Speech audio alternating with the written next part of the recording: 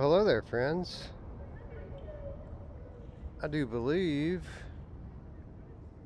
that we are live, coming to you from, well, you all know what it is. You see what the title line is. It's one of my favorite games of all time. Here They Lie, exclusive to PlayStation and PlayStation VR. So, assuming that you've never played Here They Lie, what is it? Well, it's a walking simulator. Um, it's blurry.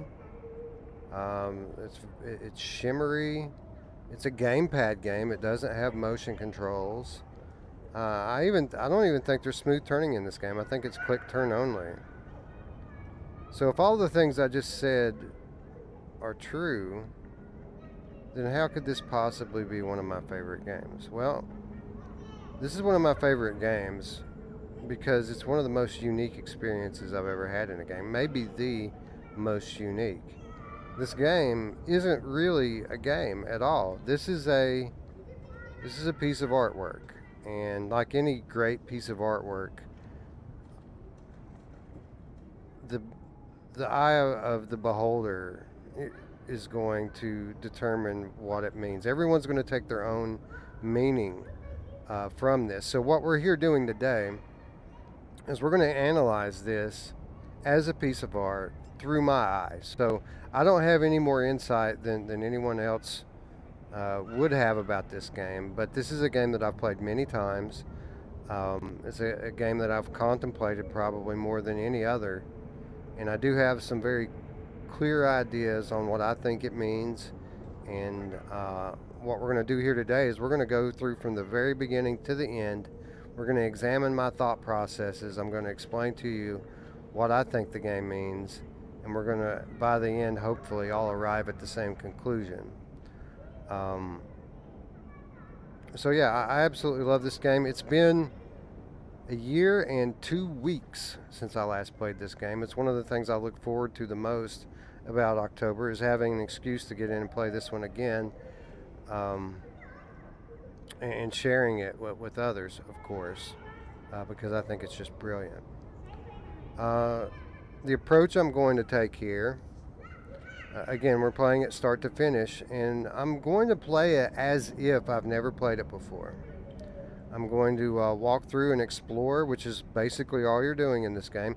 I take that back. The game itself is a bit of a maze. It's not so obvious where you're supposed to go. But we're going to walk through, and we're going to just kind of examine it as a new player. And I'm going to just kind of think out loud. I'm going to kind of explain to you all what I was thinking the first time I walked through, what it means to me, or what it possibly could mean to the creators of the game. Now, disclaimer: this is a PlayStation VR game. Therefore, unlike my usual streams, I don't have the chat in the headset with me. Now, I'm going to take breaks and look down at my phone and look up at my screen, so that I can, I can interact with the chat. But these are going to be periodic. Like, I'm not going to be able to just see it all as I go. So if you make a comment and I don't respond to it right away, just be patient. Maybe repeat yourself if you have a question or something that you want the answer to. I'll probably stop every, I don't know, 10 or 15 minutes and look down at my phone to interact with the chat. So let's do that. Let's shout out who's here tonight. Space Denison, what's up? He says that there is smooth turn, but there's forced blinders. Oh, well, that kind of sucks. What's up, Techno Glitch? Thanks for the comment. What's up, GB, the oozing game cat like mass? What's up, Gray Matter? Good to see you here. You all can thank Gray Matter that I'm actually doing this today, because I got such a late start on my day that I was actually considering waiting till tomorrow so that maybe more people could watch live. So like, I woke up at 8:30 p.m. and I'm thinking, man, it's so late. I don't want to start at like 9 p.m. then gray matter messages me to make sure I'm still going on the day, and that lets me know that people are still interested. People are going to stay up and watch. So I decided to go on even though it's 9 p.m. And I click into my YouTube and MASH has just gone live with this Quest Pro unboxing. This was at like 9:30 or something like that, and we end up watching that. And now here we are at 1 a.m. getting the start. So the good news is I just woke up at 8 p.m. We're not going to fade. We're going to go till daylight, no problem. But anyway, everybody thank Gray Matter for actually motivating me to do this today. GB says there is smooth turning, but it's too slow. Yeah, maybe that's what it was. Is that it was just unusable. Mr. Lord Beavis is here. Says another game I've played 5 minutes of. I gotta insist that you at least play through the first, we'll say 4 chapters. Well, you're gonna see. Just watch the stream. You're gonna see just how special this thing is. Who else is here? I see the light is here. Well, you're about to see some darkness. I see the light. D1360 VR is here. Questmas Day is almost over, thank God. My inbox just bombarded with all these Quest Pro videos. Salvador is here. What up? Let's see. Anyone else want to say hello? I think Zayla Maru says, caught your last stream of this game. Well, my last stream of this game is exactly the last time that I played this game. Again, a year and 2 weeks ago. And this stream is going to be pretty identical to that one. We're taking the same approach. We're going to be pointing out the same things.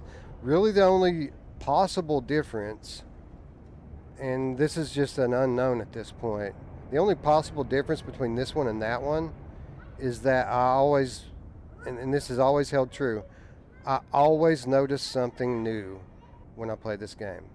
And I didn't think that there would be anything last time. Like I thought, I've seen it all, I've noticed it all. But sure enough, in the second chapter of the game, I found another one of those images that if you stare into it, a hallucination sequence starts. One that I'd never noticed before and one that I'd never seen before. So there's always something new when I play this game. I don't think we'll find anything new this time around. But, you know, this would be the first time if we don't, right? What's up, ET2K9.now? What up? There is so much to notice. All right, so let's do a little mental exercise here before I start the game. Some of the themes that we're going to be touching on as we play through this, some of the things that are going to kind of tie in to my analysis here. First of all, psychedelic use. Anyone who is familiar with or has used substances like psilocybin mushrooms, LSD, what else? Mescaline, DMT. This experience, some of the things people say about it, this is going to kind of tie into what we're talking about here today. Death in the afterlife is going to play heavily into some of the themes that we talk about here today. The concept of creationism, a creator, or if that makes you uncomfortable, science people, simulation. So if you're uncomfortable with creationism, we're going to be talking about the simulation. If you're uncomfortable with the simulation, we're going to be talking about creationism. Guess what, people? It's the same thing. It's the same thing. If this is a simulation, then something created it or someone created it, right? And conversely, if this is a creation, if there was a creator, a God that created all this, what we're living through here is a simulation to that being. And really, this steps outside of any one particular religion. Like if this is a simulation, if this is a creation and we're running out a simulation, really the only debate is it a use once and destroy type simulation where, you know, what happens only happens once and then it's the end? This is the kind of philosophy that the Western religions subscribe to. The Eastern religions will tell you that the simulation runs on a loop. right? Reincarnation, that it plays over and over again. And for what it's worth, this, our computer models, our simulations that we run here, um, with today's technology, we always run stuff on a loop, right? So that lends a little bit of credence actually to the Eastern religions and the idea of reincarnation. But anyway, I digress. These are the types of themes that we're going to be talking upon as we play through this game. One more thing um, that we're going to touch on briefly is the Divine Trilogy by Dante, the Inferno specifically. So those of you out there who have had secondary education, those of you who have had English literature, you might want to start, strolling through your mental notes about Dante's Inferno, because we're very much headed down that path. Anyway, that's enough psychobabble from me. I See the Light says, I actually believe that we're living in a simulation right now. Well, guess what? I See the Light. If you believe that, then you believe in a creator. Because simulations don't just happen by chance. Simulations are a construct of an intelligent force, intelligent creation. It just cracks me up how the science-minded people are so unwilling to accept the idea of a creator or a god, so to speak, but they're willing to accept the idea of this being a simulation. If it's a simulation, what started it? How did it wasn't by chance, right? There had to be a creator. People crack me up sometimes. Who created the creator? Well, the Big Bang. I don't know. Shades of Grey Matter says, it's been a minute since I read Dante's Inferno. Well, if you have any knowledge of it whatsoever, you're going to see the comparisons that I draw. We're not going to go heavy into it. This is on a real basic level, something that might have inspired the level designers and the artists in the game. We're not going deep on it. So just the fact that you've read it is enough, and you'll see what I'm talking about shortly. Mr. Lord Beavis, I've never done psychedelics, but I'm guessing mixing that with VR would be very bad. It depends on what you play. So I hear. It depends on what you're in. You probably wouldn't want to play this on a trip, for sure. Who watches the Watchers? I don't know. That's a good question. Redditors, probably. Okay. All right. So that's enough. We'll take a break and we'll discuss the philosophy in a few minutes. But if I sit here talking about this stuff all day, we'll never get the game started. And we are we've got a good 3 to 5 hours ahead of us. I probably will take one break about halfway through. I'll probably take a 15-minute break or so, but I won't leave you guys high and dry. I'll put on some Rush of Blood footage for you guys to watch while I use the bathroom and get a drink. Anywho, we're going to start a new game because I think if you do the level select, that it just makes you play the level and then pops you back out. I don't want to do that. I want to play through the game in its entirety. So we're going to do a brand new game. Really quickly, I will show you the limited options that the game gives you.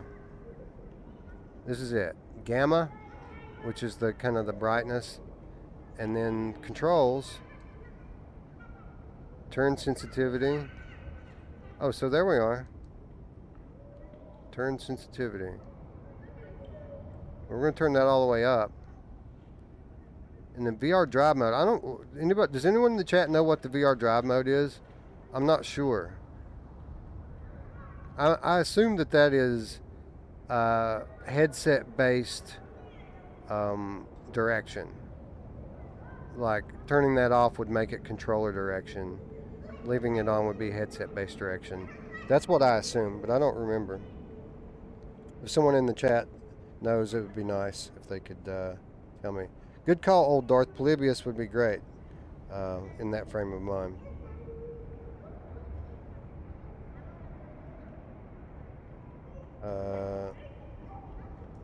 You can watch it tomorrow, I See the Light. I understand.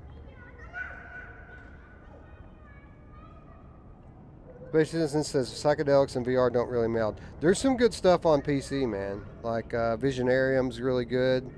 Squingle on Quest is really good. So I hear. Yeah, yes, gray matter. That's what I think too. It means you turn where you look, which is good. This is something that you're going to want to do playing this game. Um, you're going to want to make sure that you're always looking straight ahead when you move.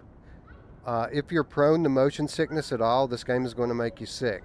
So the way that you're going to combat that is by, yeah, we'll reset our progress.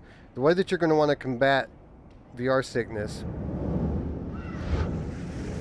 Tick tock, 12 o'clock. Time to go to bed. Tick tock, 12 o'clock. Remember that. Anyway, the way you're going to want to combat motion sickness is by always looking straight ahead. And when you want to look around, which you'll be doing a lot, you're going to do a lot of looking around. Just stop. Stop moving and look around. Stop looking around, then look forward and move again. Tick tock, 12 o'clock. I thought I was over you, but I have to admit, it was great seeing you after so long. Maybe I was wrong about us. I think so, baby. I don't know. It's a big decision. Come see me when you've made up your mind. I think we've made up our mind. Where are you going?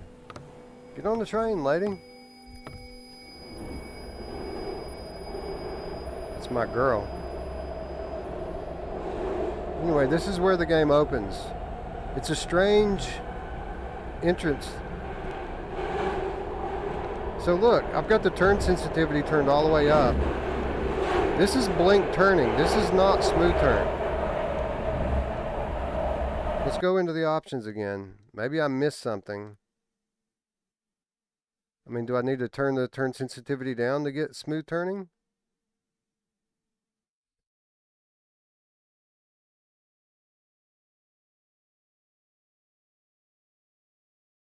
Looks like 40-degree increments.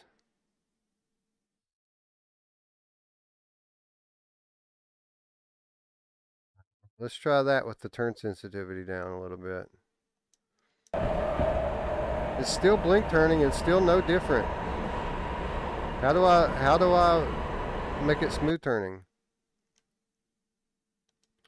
Let's go back to the controls, turn that turn sensitivity all the way back up again. Let's try it with the VR drive mode turned off. Maybe that'll enable.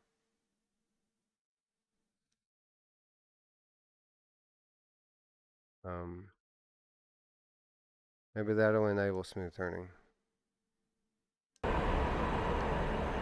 Oh, that's it.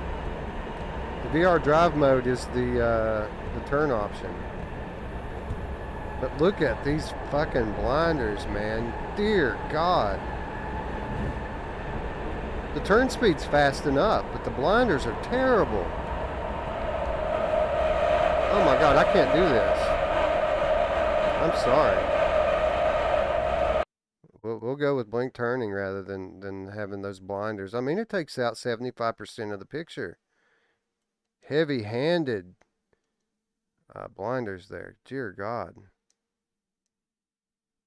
Yeah, we'll just deal with the blink turn. I had to turn that down. It was a little loud in the headset there. You guys, if you would please, in the chat, if you would let me know how everything looks and sounds. Is the audio balanced, game versus microphone good? Is the crop on the picture good? You have to crop the edges with PlayStation VR, or else you're going to get black bars. So if you guys would just let me know how everything looks and sounds, I would appreciate it.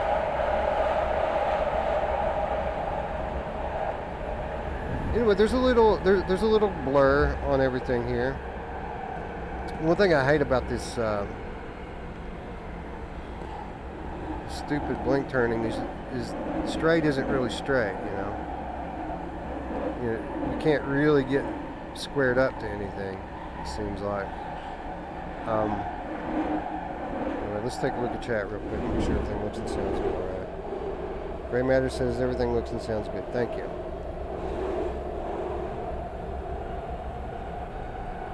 All right, so let's start with our analysis here. So, coming into this game, much like any other, campaign structured game, you're coming in and you're trying to figure out what's going on, right? This is the first basic rule of any game. What's going on? What am I doing? What's the objective? We have a few clues. First of all, the title of the game, Here They Lie. What does that mean? I think most of us would agree it sounds like an epitaph, like something that would be carved into a tombstone, which alludes to whoever they are dead, right? That would be a safe assumption. So what is this game about? Is this about how we died? Is this game about the afterlife? What's it about? Another clue, again, as we were loading into the game, tick-tock, 12 o'clock, time to go to bed. Time is a theme that we're going to touch upon in the passing of time as we move on. Anyway, we start off the game by talking to what appears to be a girlfriend who we're considering getting back together with. She says it's a big decision, though. That was kind of weird. And then she leaves you as you get onto this train, and then everything turns like extremely ominous and scary. Black and white. Everything looks decrepit and run down. We do have some advertisements on the train here. One says, held over, the verdict is in, not, K-N-O-T, not, to be missed. Here's another one. It says, we all need alone time, and there's a tree. The Eternity Spa, wash away the cares of your life. So here's another clue that maybe we're dead, maybe we're in the afterlife, because we're looking at the Eternity Spa. Here we have the peephole. You can't unsee what you like. How true is that? When was the last time that you had a good time? And then there's a picture of a train wreck there, which is kind of funny because we're on a train. Or maybe that's a shipwreck. Book passage today aboard Kerwin Cruise Lines. Be prepared for the voyage of a lifetime. The voyage of a lifetime.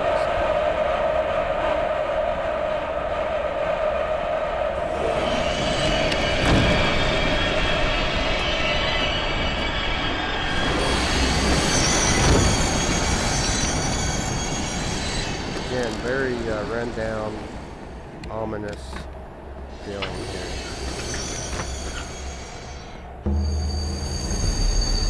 Holy shit. You guys notice the animal head people that flashed up right before the blood?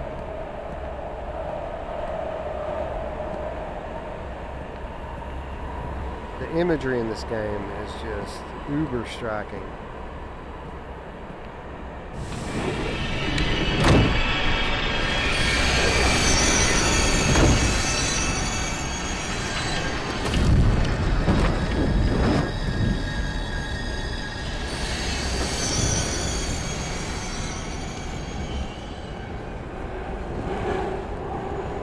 Again, already very hellish. Like if we're in the afterlife, I mean, is this hell? Is this the train to hell? You know what I mean? Looks like this might be the train to hell.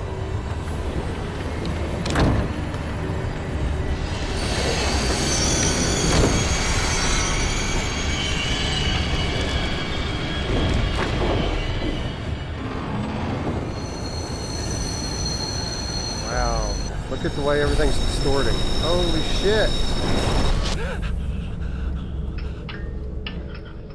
That was intense, He's coming man. for you. You have to hurry. Alright, so in case you didn't hear that, she says, he's coming for you. You have to hurry. And we couldn't really make out what that thing was, but it was like this big fire guy climbing out of a portal in the ground.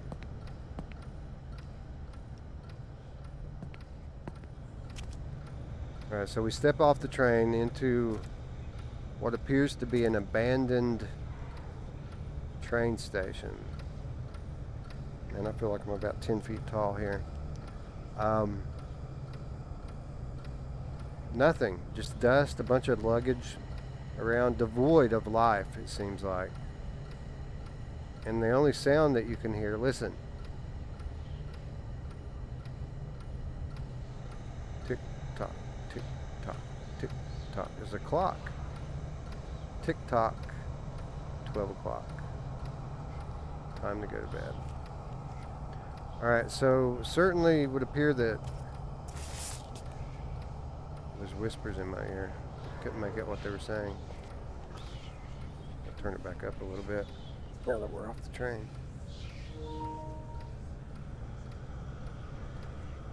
Anyway, wherever we're at here, be it the afterlife or otherwise, it appears that we're alone. But it doesn't look like we're the first to have been here. This image, whatever it is on the wall here, is whispering at me.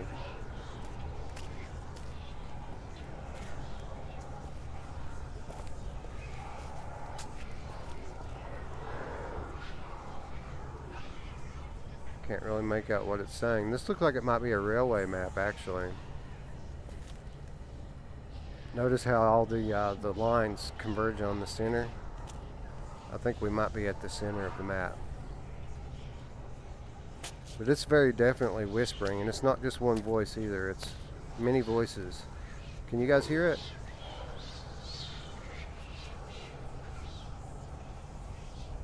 Can't make out what it's saying, but there are multiple voices whispering.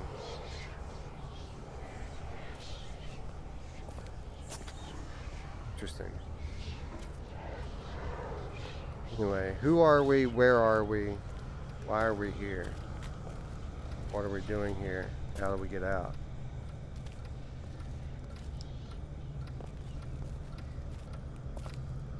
By the way, everything has a very old look to it. Like this looks like something from the 1940s or 1950s. Which I love, by the way. I absolutely love time traveling in VR. It's one of my favorite things. Oh, there's a trunk. Oh, there's a letter in the trunk. The thing crawled, shivering, into his bed. I love you, it said. You are mine, and I am yours. But its mouth was a dark hole, and its skin hung loose on its bones. That is disturbing. I don't want that thing getting into my bed. Oh, there's the clock. Look at that old school. What the hell?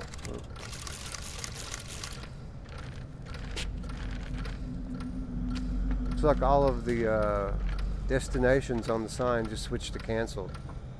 Just for me, because I'm here. What jerks. But there's the clock. Look at this old school clock post here.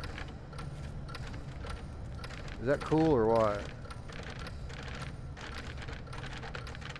Now I want to show you something here with the clock. Because you'll see a few of these in the game, right? You'll come across 2 or 3 of these as we make our way through it. But look what happens when you get close.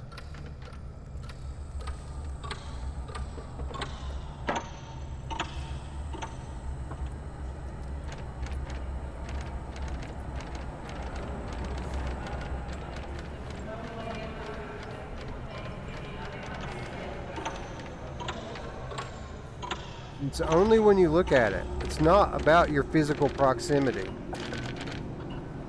Like, you can stand next to it, but if you look away,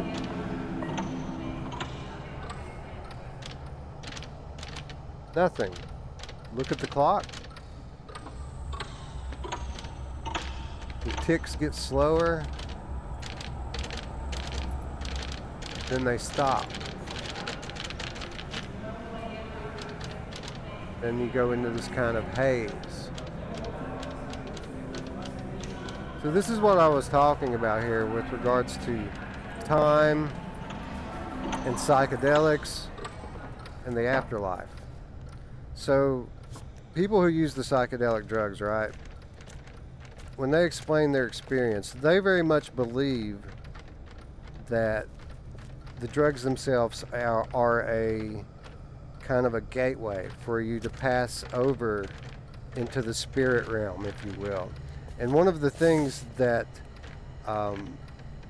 is commonly reported on by people who use these substances is that once you get into that frame of mind to where you can pass over, the fact that time is just an illusion becomes apparent.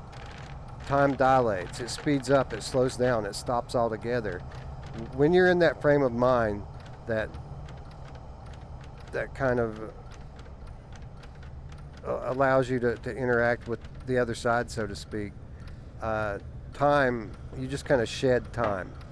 So I find it interesting here, while we're here debating whether or not we're in the afterlife, anytime we try to pay attention to the time, we look at it and try to discern what time it is. Anytime we do that, it just kind of stops, right? As if we're in the other side, as if, you know, the illusion that time is, the illusionary nature of time becomes apparent. So I always found these clock posts very interesting. Anyways, typewriters coming from the office here. Somebody going to town on the fucking typewriter in there.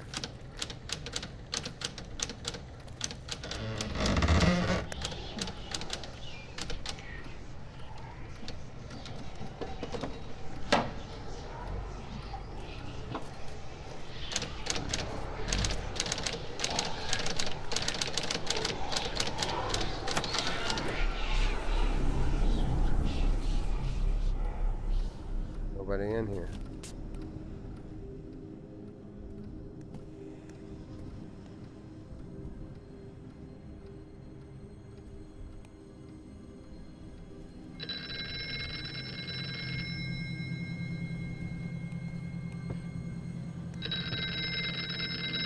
Did we answer it? I'm kind of afraid now. I'm afraid they might be telling me the directions to continue my journey to hell. Buddy, when'd you get back in town? How you been? Man, if you're here, we have to meet up. You know, spray the town red like the old days. Huh. I just have to figure out where the hell I am. The streets don't look the same anymore. Apparently our friend thinks that we should go spray the town red. Someone closed the door behind us, by the way. Let's see what this dude was typing. Or lady. Could be a lady. Look what I made for you, the maker said. It was a thing of spit and filth and ash, and it turned its pretty head and smiled with teeth that were not its own. Again, very disturbing imagery.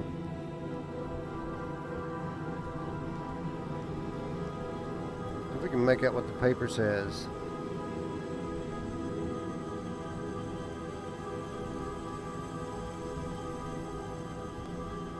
Something by sorrow, death unleashed.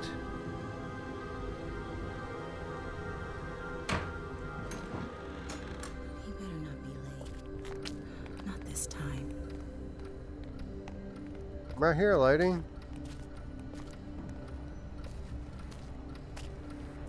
Says I better not be late. Not this time. Again, her staring at the clock.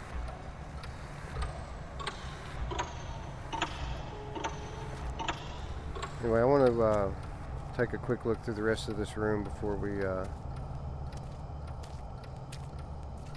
move on. Can I not move faster than this? It seems like I'm moving slowly.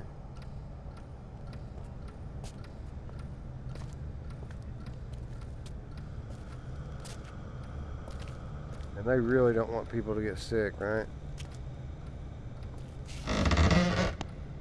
Devastating reports from Dead City. Victims too numerous to be counted. So at least right here, it seems very much like there's been some sort of big accident and a lot of people are dead. Witnesses stare motionless, stunned at the mouth of cave. Hammerhead shark spot. Okay, so here we are. How far are we in here now, guys? 5-10 minutes?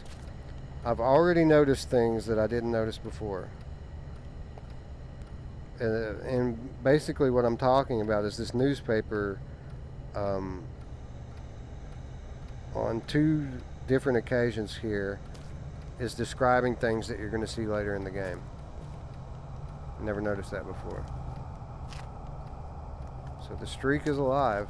New shit. If I've noticed it before, I don't remember it. I guess we can go back and watch last year's stream and see if I noticed that. I remember like the main headline. I do not remember those sub-headlines referring to specific images from and scenery from later in the game.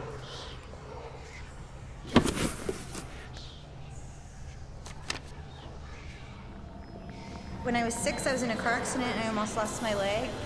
I bit my tongue off and broke my jaw right down the middle, and I think that's made me who I am. People telling me you'll never walk again, or telling me this or that about yourself. Overcoming that through my early childhood probably shaped and molded me. I really don't like looking at video of me when I was a little girl, because I look at that really disturbed child, and it bothers me that I had to be so serious at 6 and 8 years old.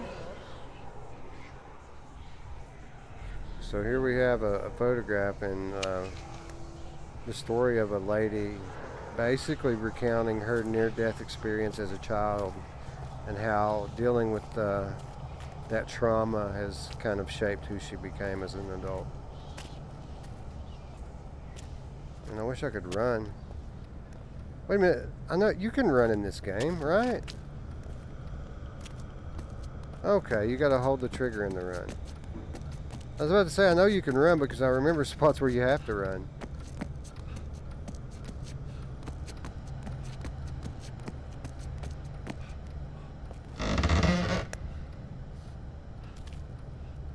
Glasses.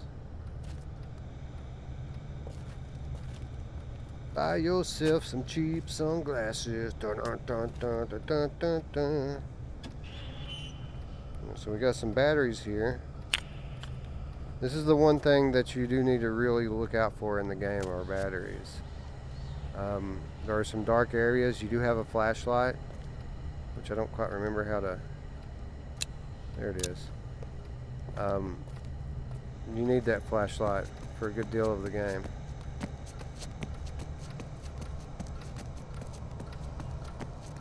Anyway, let's follow our lady friend down the tunnel here.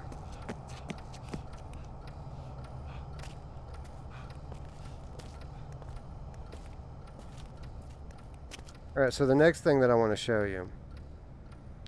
Anyone who's ever used psychedelic substances before will all recognize this effect that happens whenever you stare at something for a long time. And it doesn't matter what it is. It could be your hand, it could be a photograph, it could be anything. If you keep staring at it, after a few seconds, maybe a minute, it starts to morph into something else. And you start to be able to see it in a new way, as a new thing even.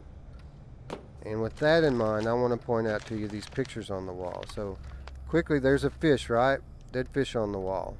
Goldfish. Look what happens when we stare at it closely. See, the picture begins to morph and melt.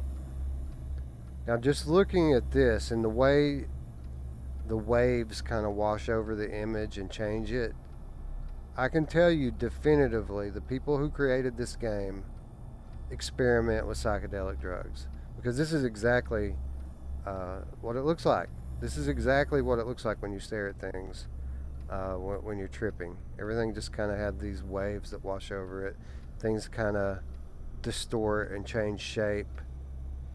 So again, 2 plus 2 equals 4, right? If we're experiencing these kind of psychedelic effects with the images, with time, and if we're experiencing these sort of effects, and people who use these types of substances believe that it allows you to kind of cross over into the spirit realm, so to speak, the other side, then 2 plus 2 equals 4. Maybe this is more evidence that we are on the other side. Right? Makes sense to me. What was that? Something closed.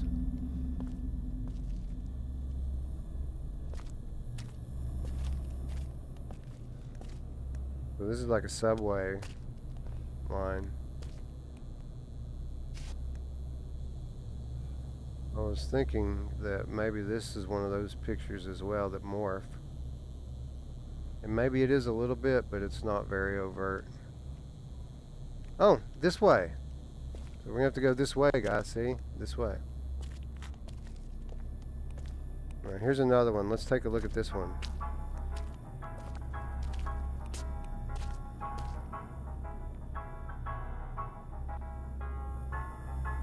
Notice it? This one's a little slower than the last one, but it's definitely changing. Look at the dark areas, how they're starting to kind of melt out like a tie-dye shirt. The big dark area on the bottom specifically is very obvious. Trippy. What is that, by the way? Is that like a cattle skull? That's what it looks like to me. Like the teeth are on the top and the skull's on the bottom. Those are two big eye sockets on the left and right. That's what it looks like to me. I don't know. There's music coming from in here, but it says no entry. The door's open. Well, what's our other choice? We can go down the hall.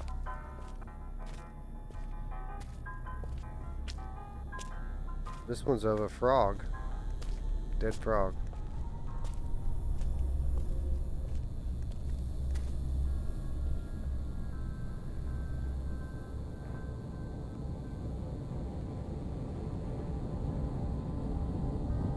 Again, very slowly melting. More of the frog's skeletal system becoming visible and then becoming invisible. It's like you have X-ray vision. Listen to the sound, guys. Listen.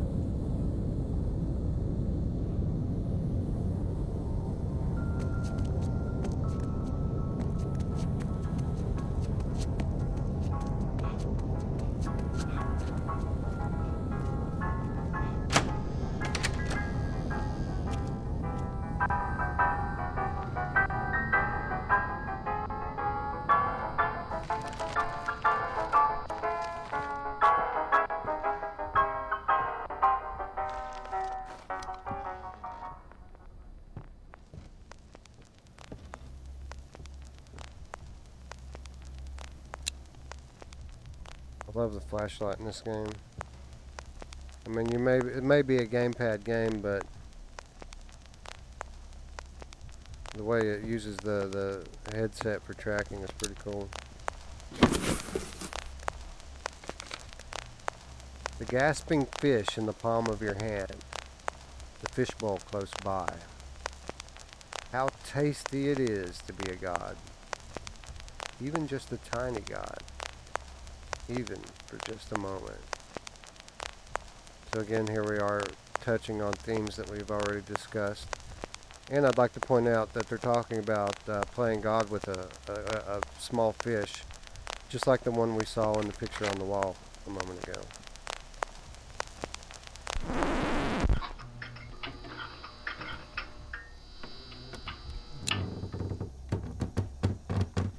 Let us help you find your true potential. The Department of Information.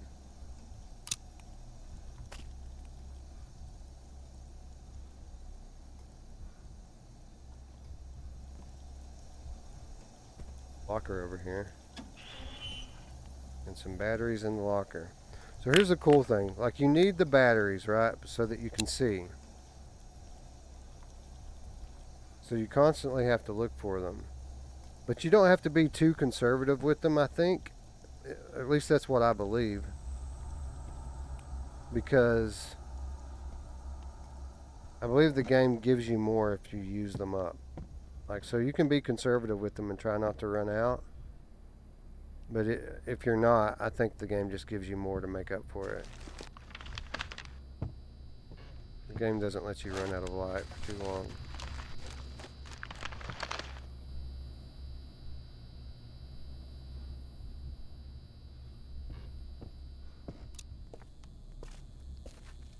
Let's see what the chat thinks about it.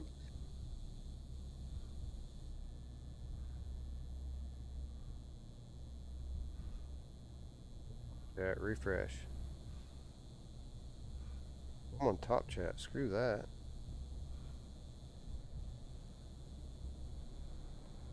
Well, Z-Storm couldn't hear me for a minute. What's up, Z? Have you ever played this before?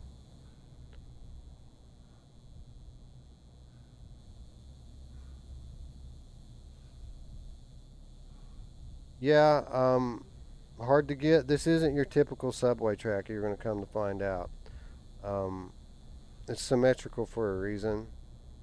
And I just think that map is another version of a map that we're going to come across at some point. You get more batteries when you die.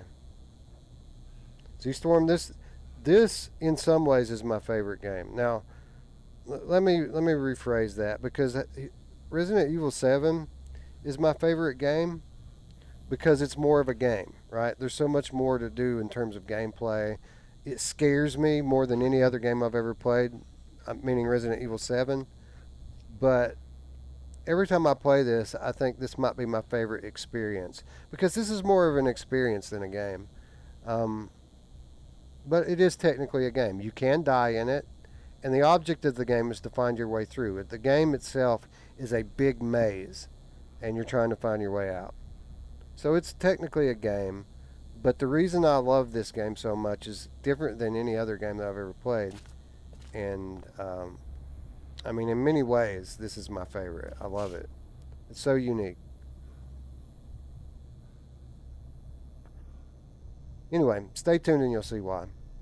We're going to see some crazy shit, yo.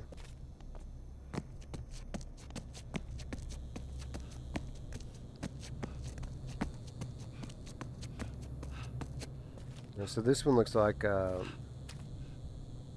pachyderm or something. Some tusked animal. Again, watch the picture melt as you stare at it.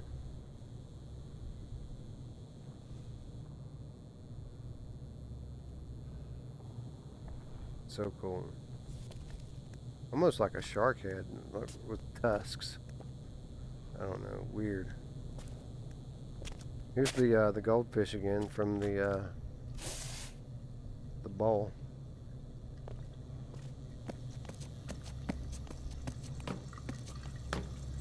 But yeah, it's very symmetrical. Almost maze-like. I mean, so many ways to go, right? Here's some water running somewhere. Hear that?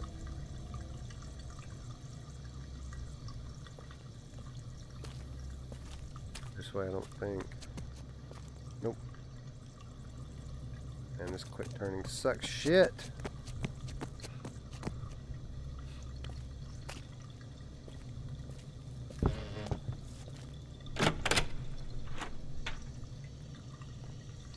Oh, I know why. This is the bathroom. Crowned by sorrow, death unleashes fury. There's a spiral staircase in the picture and a skull in the other picture.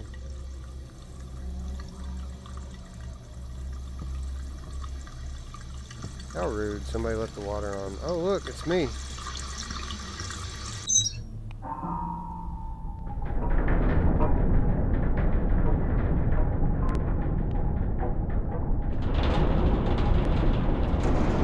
Oh shit, maybe we should lift the water on. The pipes sound rough.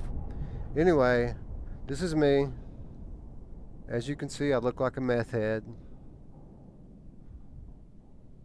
Do not look like a hippie at all. I look like a meth head. Alright, so on the wall, you can buy a ship, a bull, or someone on their deathbed. The deathbed costs 20 cents more.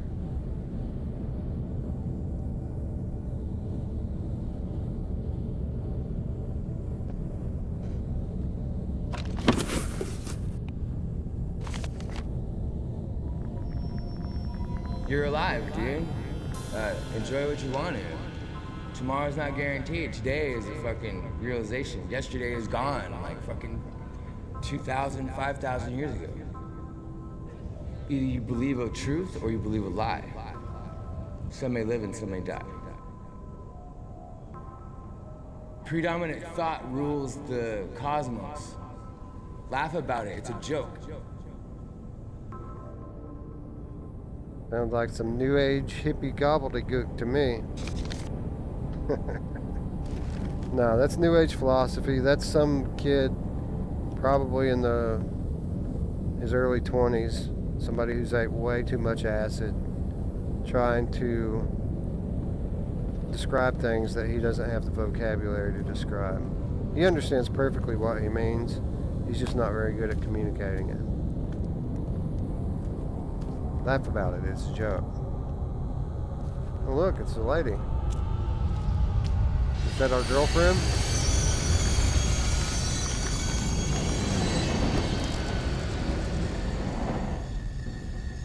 Did we die in a train wreck? That's what I'm thinking at this point, is like maybe me and my girlfriend died in a train wreck.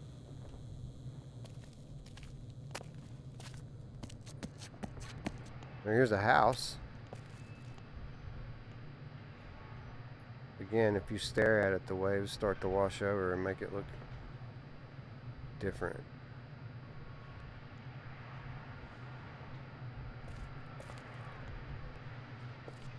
Got an antenna on the roof, like, again, 30s, 40s, 50s probably. That's a television antenna.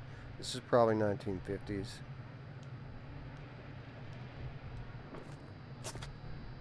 Anyway, the way out. Look guys, we found the way out.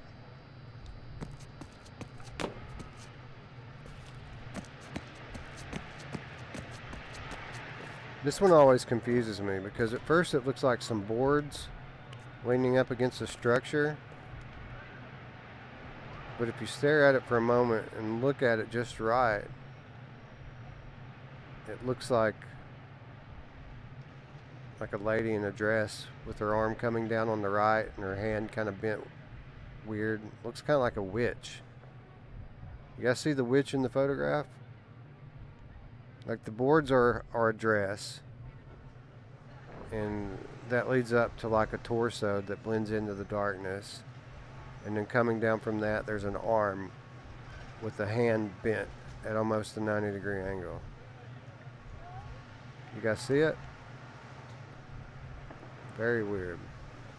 I don't know what that's supposed to be. That's just what I see when I look at it. Oh, I like this one too. Look at this.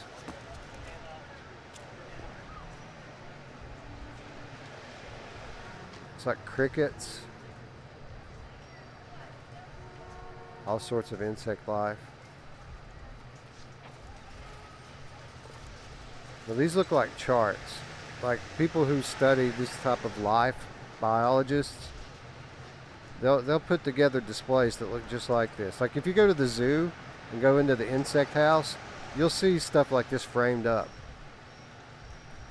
Again, kind of going back to that concept of us playing God from the letter that we read earlier. Oh, it's the way out, guys. Did we make it out? Did make it out.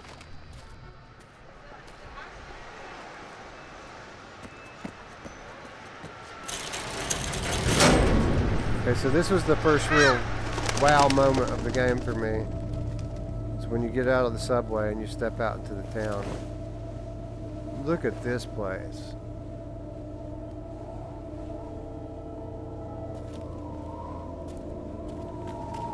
I mean, outside of the residual blurriness that comes from PSVR, like, this is an extremely well rendered 1950s urban area. It looks like Depression era downtown set. Well, not maybe downtown, but like Skid Row. You know what I mean? Anyway, like most areas in this game, this place is large and winding. There are multiple ways through it. We just need to start looking around.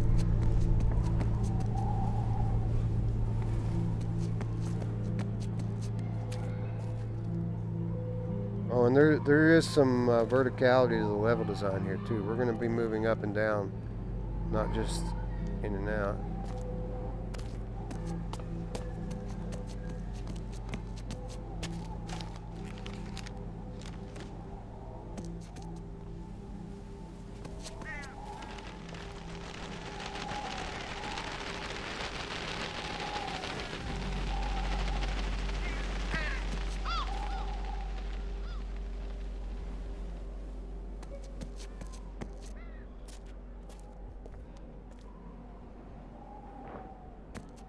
Tell me how you're supposed to find your way out of this damn place. Look how big this place is.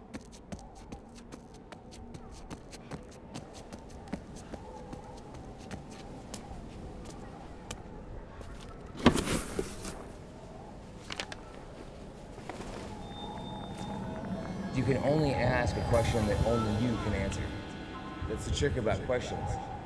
You contemplate things before those who told you what to contemplate thought. When you're born, you don't know. So you come into this place. But it doesn't replace like knowing or thinking about a seed being planted in the ground. We were seeds being planted to grow into sons. People need to hear that or they'll die. Alright guys, you heard him. People need to hear that or you'll die. So go tell people whatever the hell he was just talking about.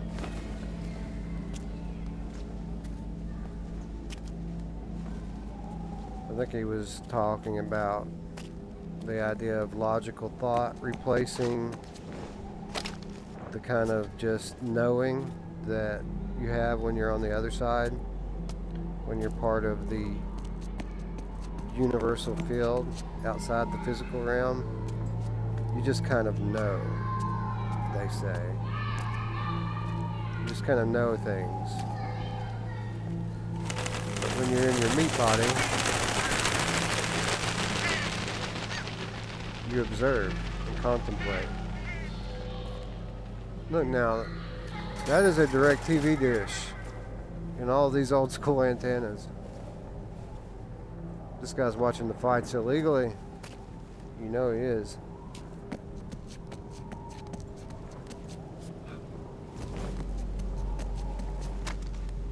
Again, just, you can tell a lot of people have been here, but not right now. You're alone right now.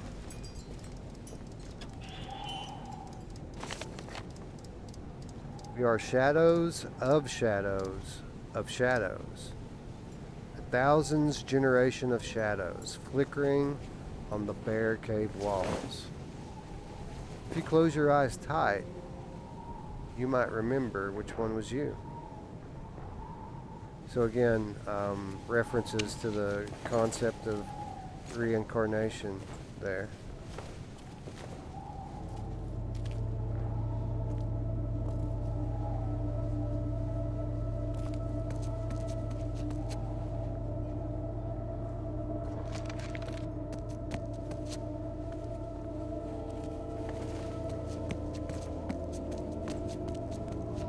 So where did everybody go, first of all? Can I get back there? Is there a dead crow on the table back there?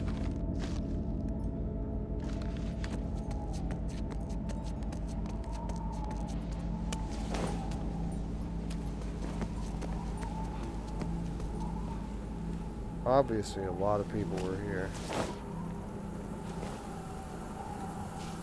Look at this steaming pot of whatever the fuck that is.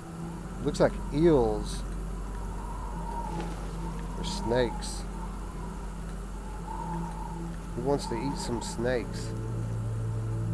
They're hot. Hot and ready, just like Little Caesars.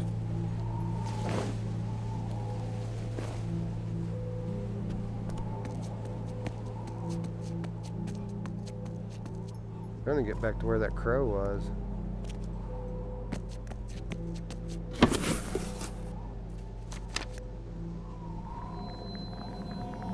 Some people are closer to that consciousness than others. There's vibrations, there's thoughts, there's contact, and some people are just in tune with that. And when they allow it to happen, they can hear and see and help those spirits pass on, move on, continue on, or give them a message or take a message from them. That definitely could happen. That definitely could happen. Huh.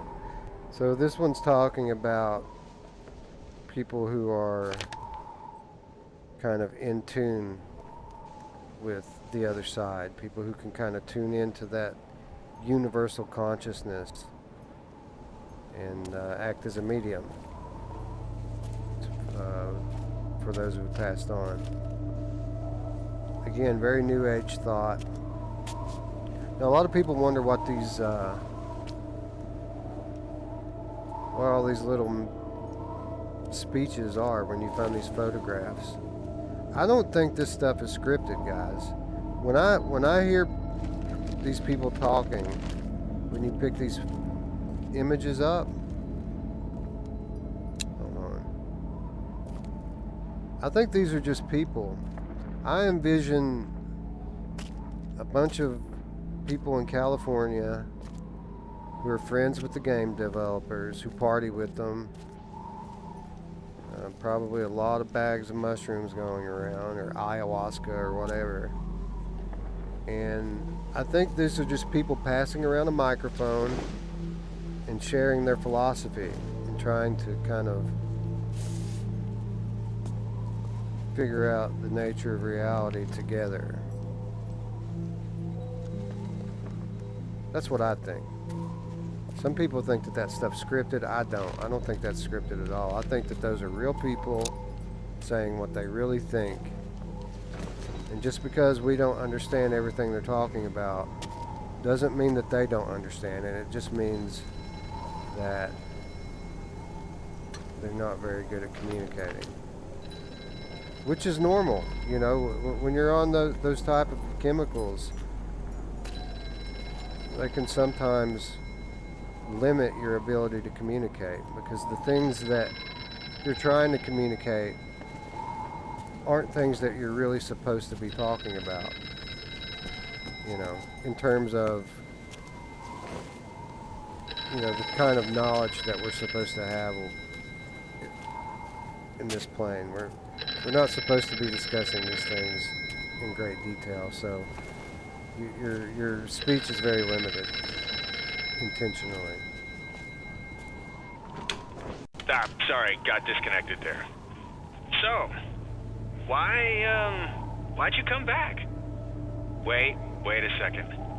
You're here to see Dana, you dog. What, you gonna get back together again? What was that? Is there someone there with you? Okay, so our friend called us again here. Said a couple of interesting things. First of all, why'd you come back? Again, you come back. It's could be interpreted as another reference to reincarnation. But he says, I know. You're here to see Dana. Who's Dana? Is that our girlfriend? Someone do me a favor.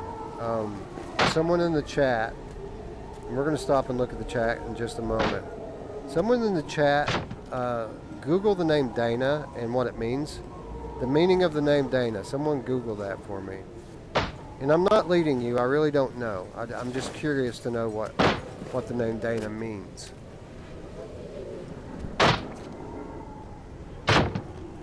Something loud coming from over here. Is that the alley we came from? Have we been this way? Yeah, that's where we came from.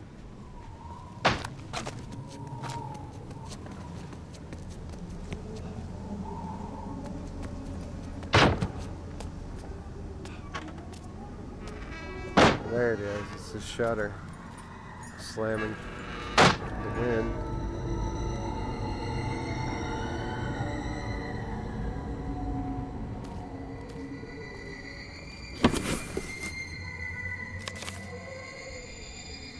"30 underneath the broken wall, 40 waiting in the station, 2,000 in the streets, 5,000 in the city, 40 million sleeping, 5 billion breathing."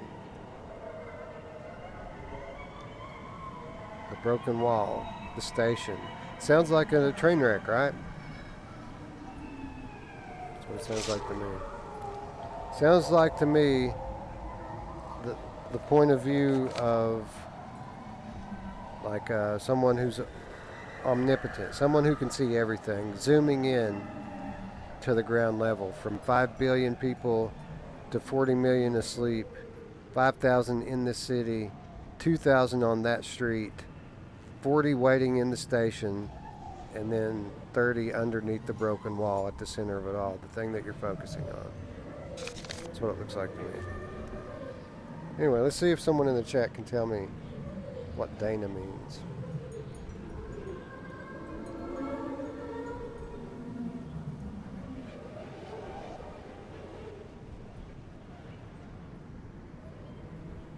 Dana means arbiter, or God is my judge. In Sanskrit, it means generosity.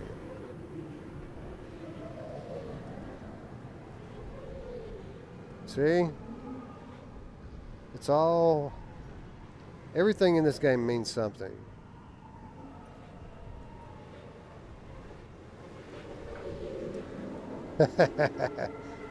That's funny, Glitch.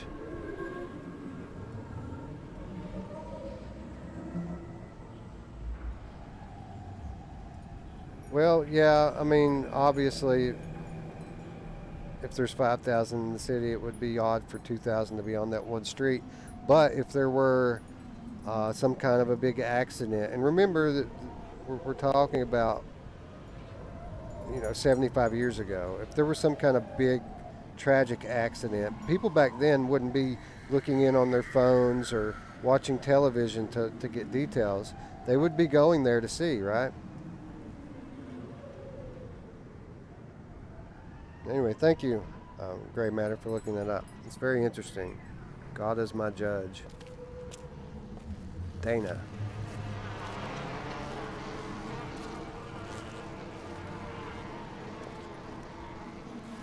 Again, the amount of blurry detail in this game is incredible.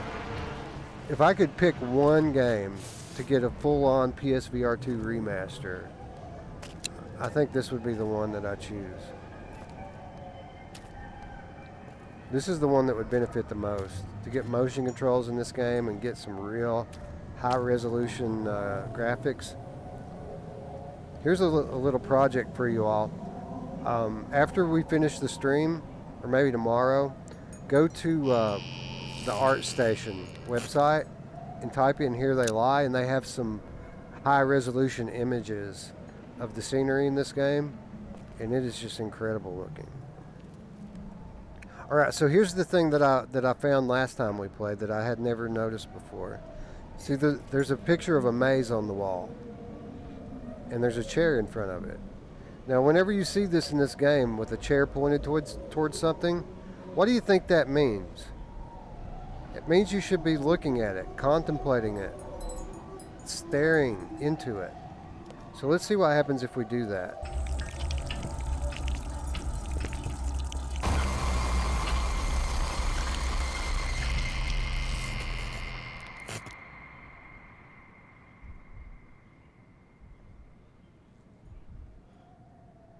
So you just trigger that sequence where there's cockroaches all over the wall and then the lights go out.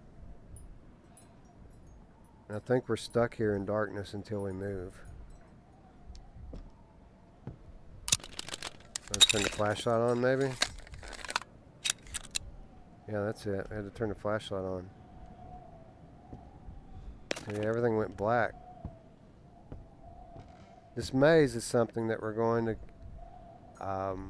continue to run across as we move through the game. You're going to keep seeing this thing pop up time and time again.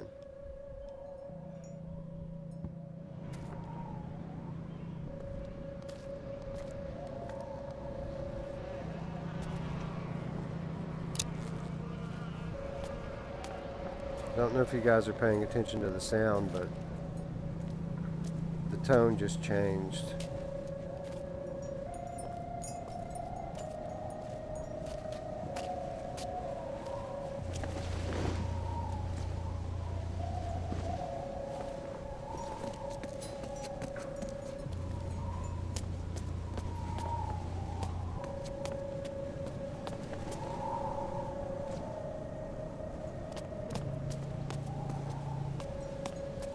But now to try to find our way out of this place, we're going to start moving downward.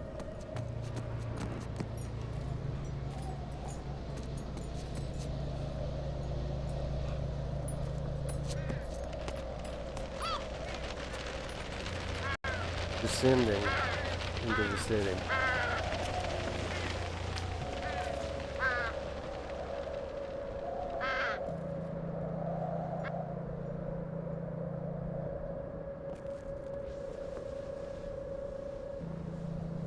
Now, I found it very interesting that from the time that we came into the train station, got off the train, we've been moving downward. We've moved downward through the subway tunnels. We walked up one flight of stairs to get into the city, but now that we're in the city, we're moving down again. Oh, look at the buildings growing.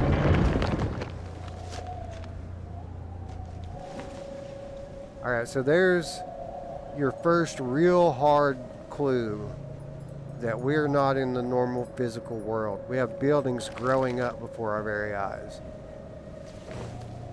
Anyway, we're moving down and down, and as we start to move down one layer, we're at the bar. You guys think it's open? What was that noise? Is the bar open? Shuttered to me.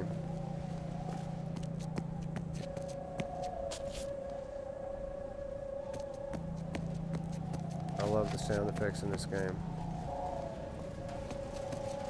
Or the music, if you can call it that.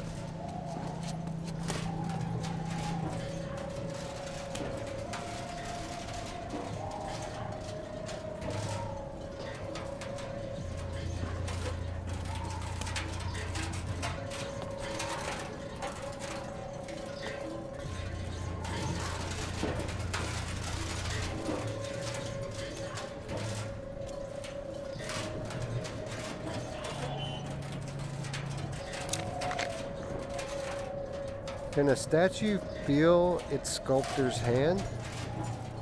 Such an intimate touch. Blinking back tears as the chisel does its work. Crude lips, half-parted to answer the unasked question.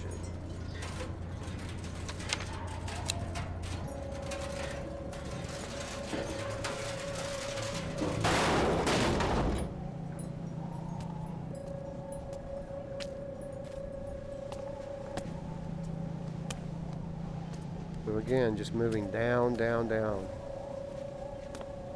So if you're sitting here contemplating, am I in hell? Am I going to hell? It's certainly very unsettling that you keep having to go down, down, down, downstairs, downstairs, down tunnels, downstairs.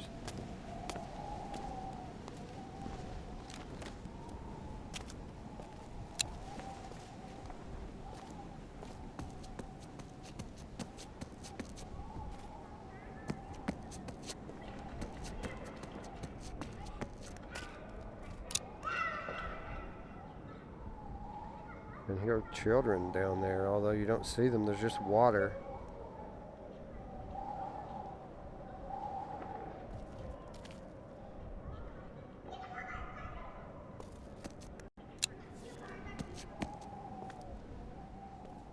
So on the topic I was talking about a moment ago,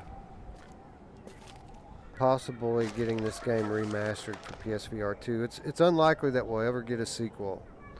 The Tangentlemen, the group that made this game, have largely dispersed. They're not together anymore. However, the studio itself is still around. It's a studio called Tangent Games, and they're still making games. Very different games than this. It's more mainstream stuff now. But that studio is still open, and they could, if they wanted to, remaster this game. If I ever become rich, I'm going to buy this game and have someone remaster it. Anyway, there is still hope. By the way, guys, should I walk into the water? I don't know.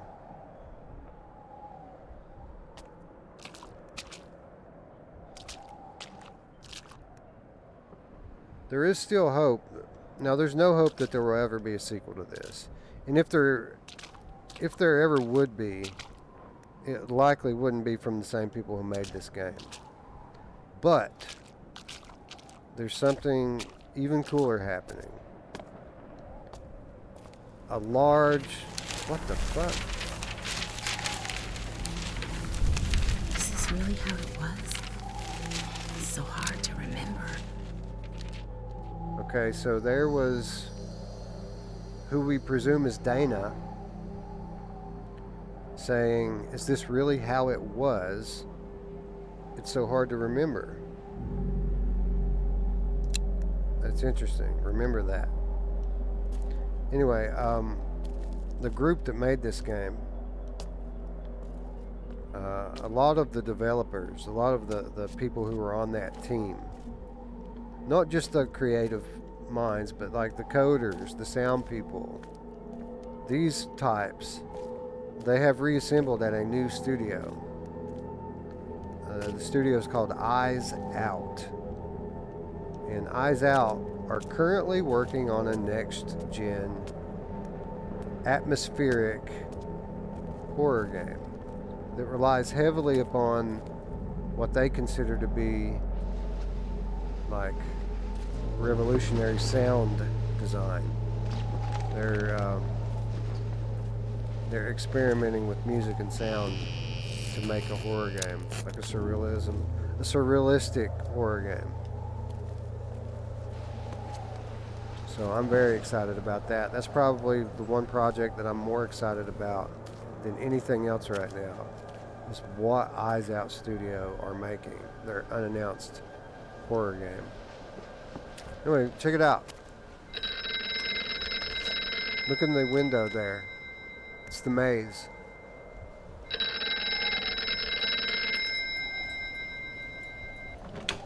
Hey there, buddy.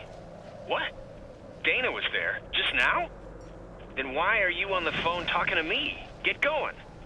You're gonna miss your chance. So that, our lady there, that's Dana for sure. It's confirmation. There she goes.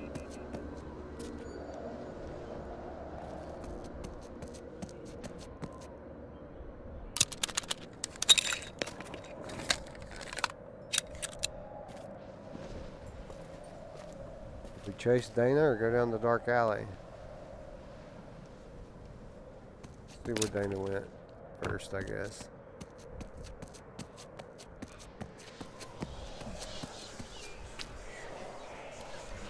Can't get across.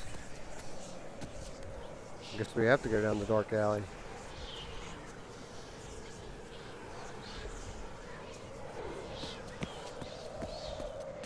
But the head of the Eyes Out studio is the creator of Here They Lie. And he's teaming up with Robin Fink, the guitarist from, most notably from Nine Inch Nails, but Robin Fink's also played with Guns N' Roses and done some solo stuff. It's an interesting collaboration, to say the least. And again, the one thing that I'm most excited for, there's no VR um, confirmation as of yet. We don't know if they're going to put VR in the game or not. All we know is that it's a horror game, that it's heavily sound focused, that it's from the creators of Here They Lie and Robin Fink, and a large number of the team, probably 75% of the team that I saw working on the game, are people who also worked on Here They Lie. While we're paused here, let's take a quick look at the chat and see what they think about it.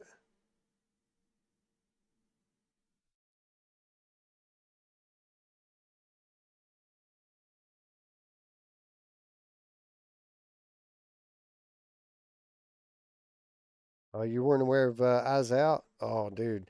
Look at some of the trailers for Eyes Out. No, the studio's still open. Tangent Games still exist. They're not the Tangentlemen anymore.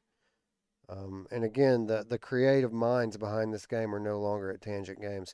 But Tangent Games, who owns the rights to this title, are very much still alive. I think they were working on NBA 2K or some stupid bullshit like that. But if they wanted to, if enough people made enough noise, they would remaster this. And even if it were still a gamepad game, I would love to just have it with crisp visuals, you know. Get rid of all this blurriness and shimmer, and give me a proper smooth turn without blinders. That's all I want. Oh, we're on intermission. Can you guys not see the words on the screen? Progress saved, take a break, face forward, hold the options button to continue. No, they force you to take breaks in this game.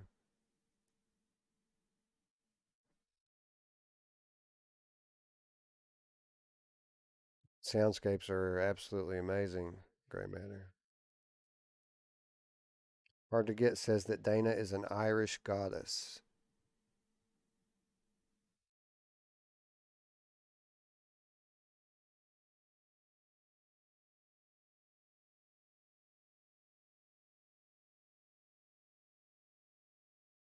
What's up, Wolveraza? What's up, Gamer Tag?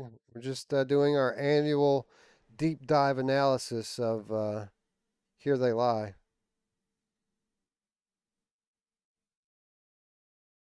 Raza, Tatum, Gray Matter, Gamer Tag.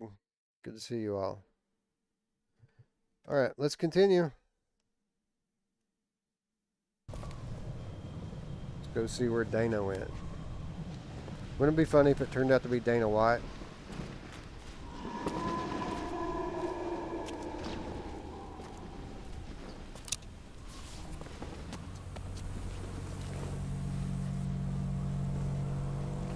And there's no shortage of dirty fucking mattresses in this town.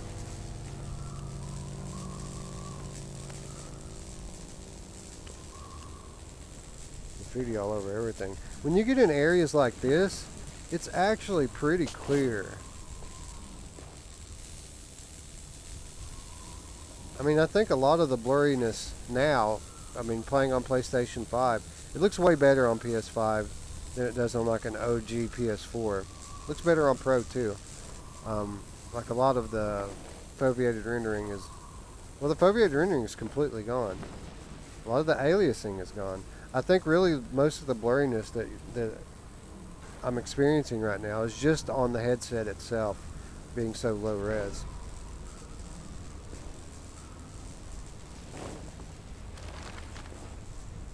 Yeah, let's continue on.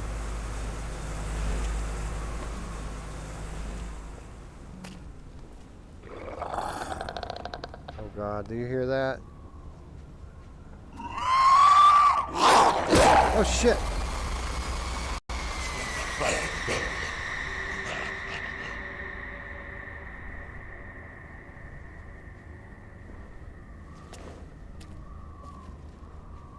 He pushed me across. I wanted to go up the stairs. Can I not get back across now?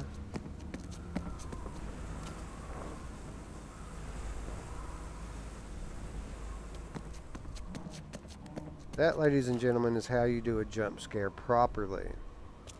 That's the first living thing we've seen in this game, other than Dana.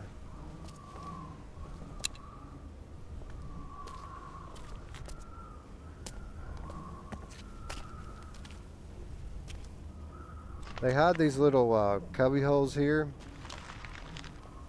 throughout the game. These are actually spawn points. If you die, you just walk up some stairs and you come out a door like that one right there, and you're right back in where you left off.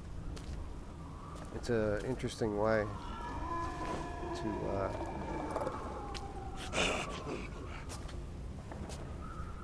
where's he at? I hear him. See him.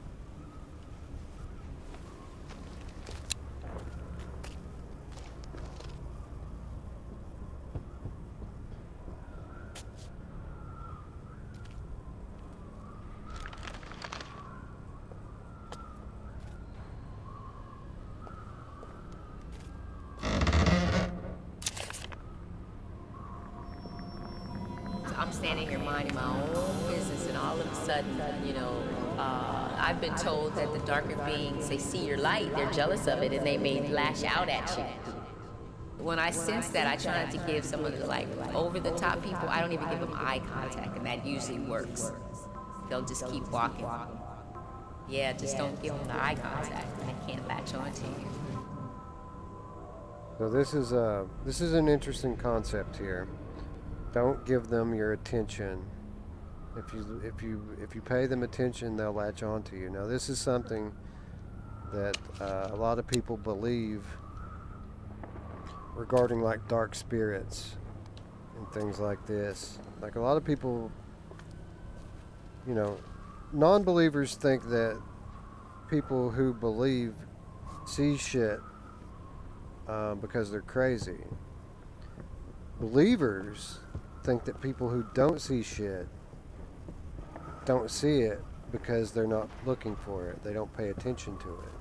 And a lot of people believe that you empower these dark spirits by giving them your attention. Now, it's also interesting, this concept, because they literally put that to work in this game. These enemies, they attack you if you look at them. If you don't look at them, they leave you alone. Some of them, not all of them, some of them. The ones with the big bright eyes. If you look at them, they'll come after you, but if you look away, they won't bother you. Again, just interesting how they're tying in real life philosophy into this game design. I don't know which way to go. We can go that way, or we can go up these stairs. Again, this game is very maze-like.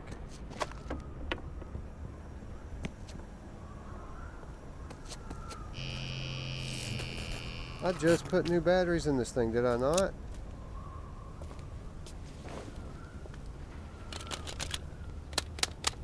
I don't have new batteries, that's what's up. Whenever you run out of batteries and you don't have any more, you just have to kind of shake it. Shake it, man. Put a little insanity on your potato.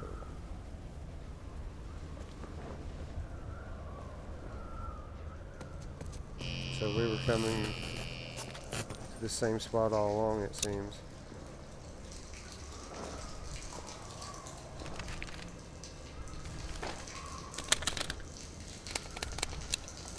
Find some effing batteries, yo.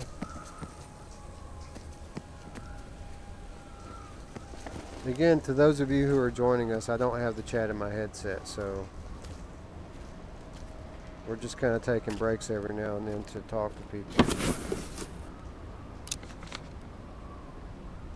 Bucking is one way to do it, but if you just open your eyes, there it is.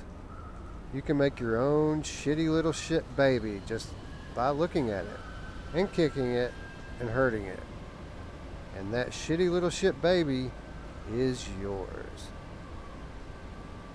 So this is a very, again, a very California way of thinking.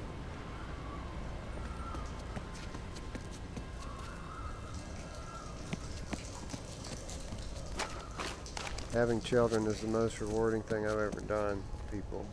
Changed who I am as a person dramatically. And you don't realize it and you can't understand it until it happens to you. It's the scariest thing that ever happens to you, and it's the best thing that ever happens to you.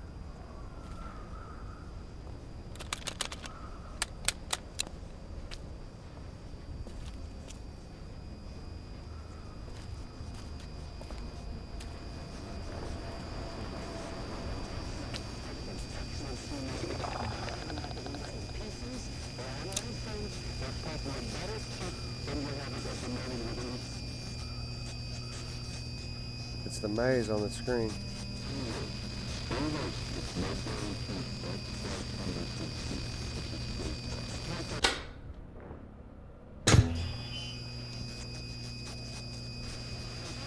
Batteries down there. Jeez.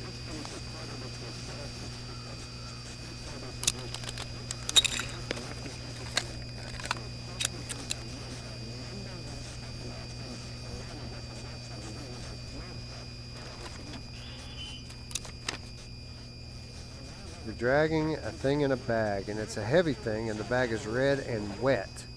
And when you try to remember how long it's been, you realize that all you can remember is the bag, and dragging it behind you forever and ever and ever.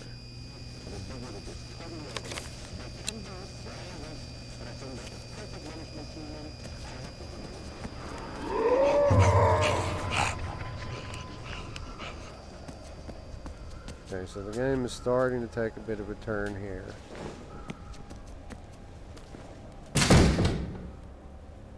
Shit is going down.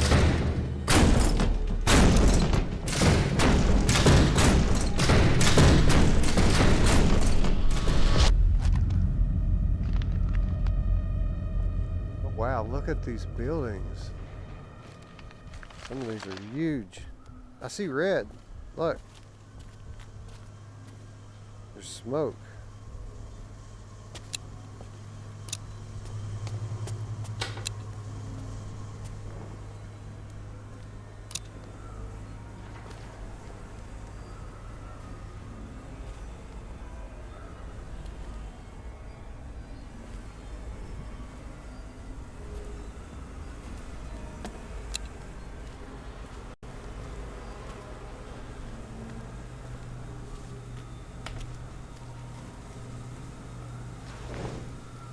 Thing's burnt. It's like burnt people, like charred people down there. Look at that.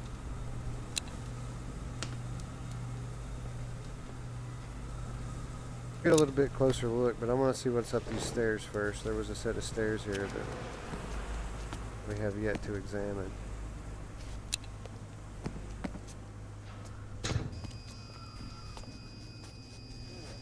It's another TV.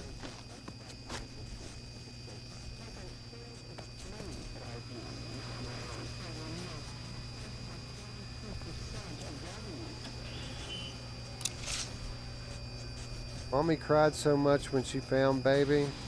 Chop, chop, chop. The chopper had chopped him up good. But kisses made baby all better. Everything right back like it should be. All yummy and sticky and new.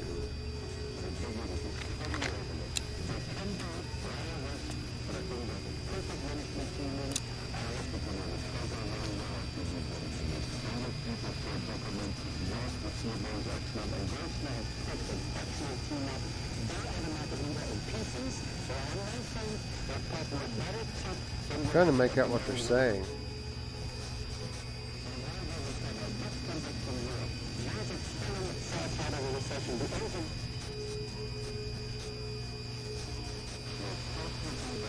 Yeah.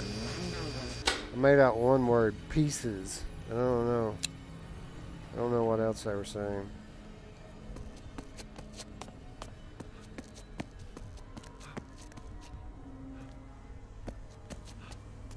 So let's go down to where the charred people are at.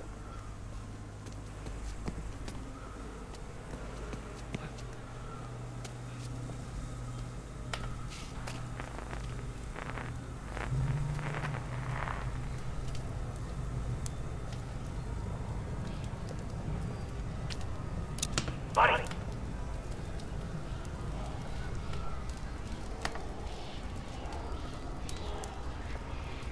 Come on, buddy!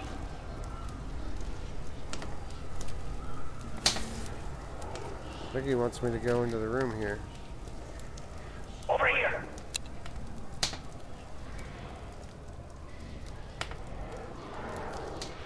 Inside the shop!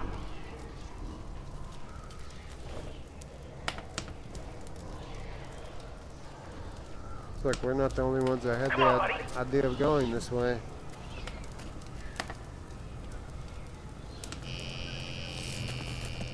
Buddy!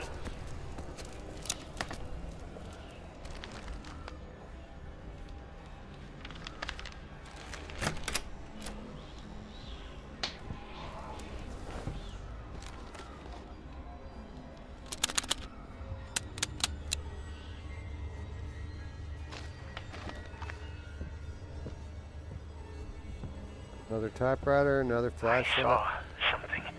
Someone in the streets. I got out of there quick, but my God, it was like a furnace.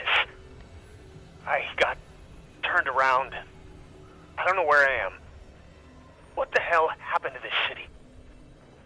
And why can't I remember? What happened to the city? Why can't I remember?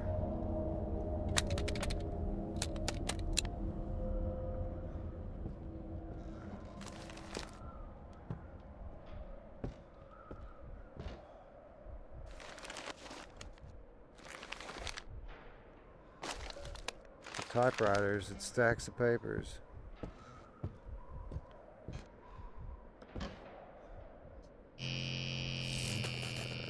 Of course, I'm out of batteries.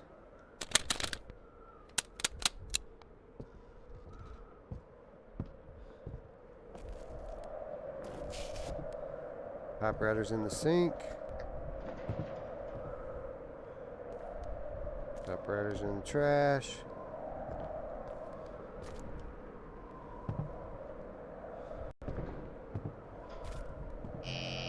Oh, jeez, what the friggin' light.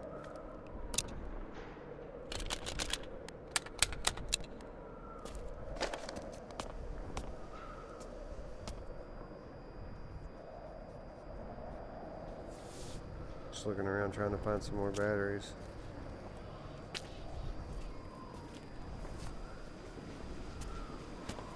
Again, descending down, down, down, down.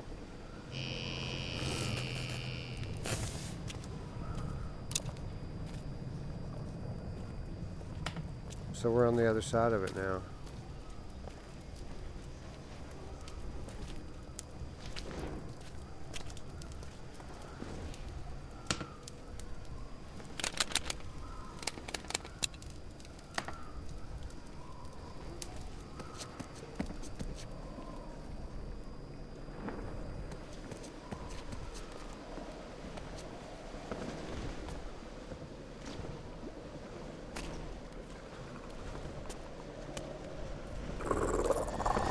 Don't look at them.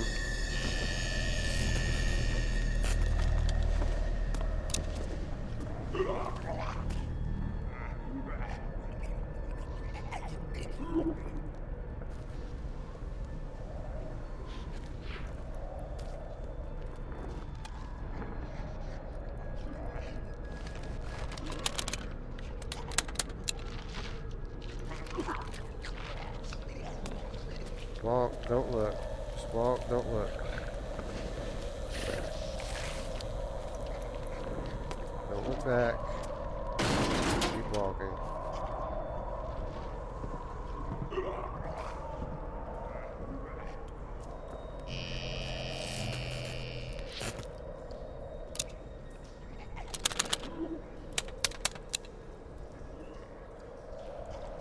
Aha! Urethra. I found it.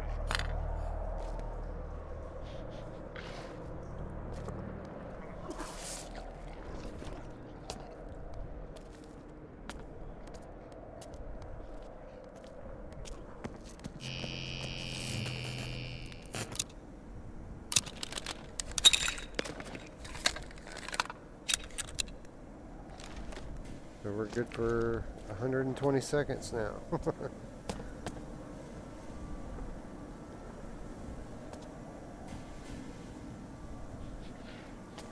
What is?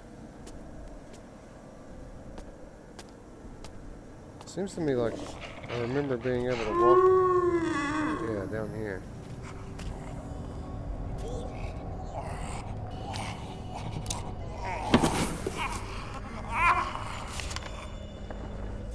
I killed this asshole for wearing my face.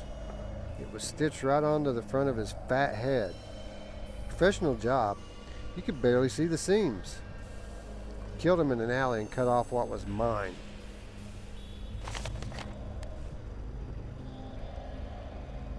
Yeah, of course. What else you gonna do, right? Oh, he's hiding up there behind the trash can. I saw you up there, you little prick.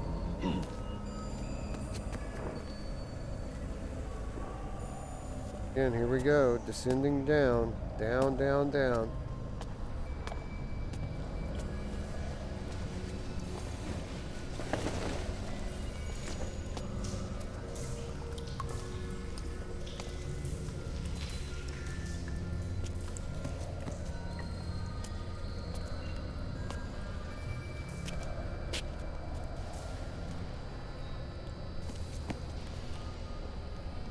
Cigarette machine, that's pretty cool.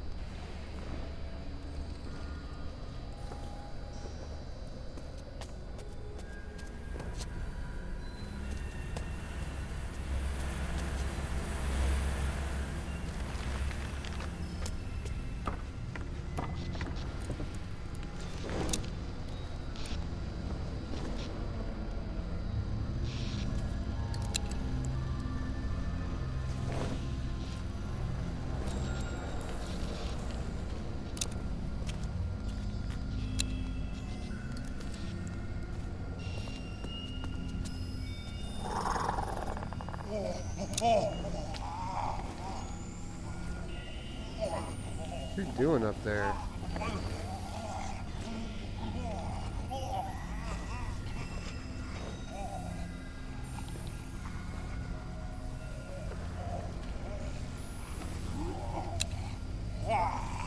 Let me see.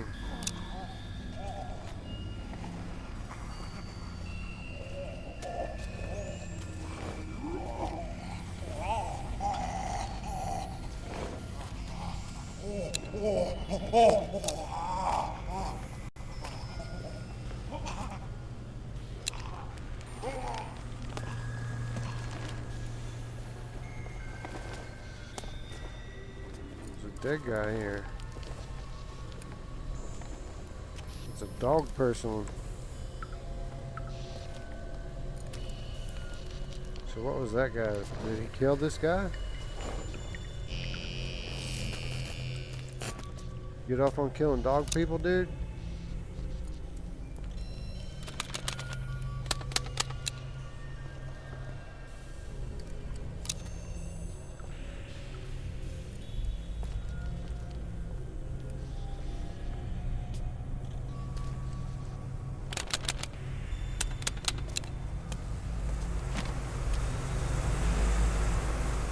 So this is where I knocked that trash can down.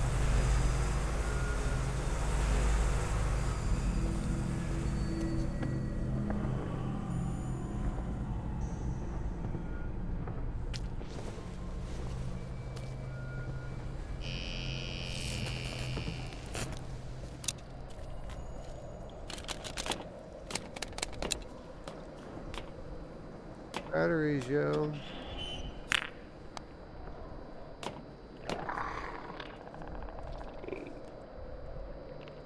Hear you.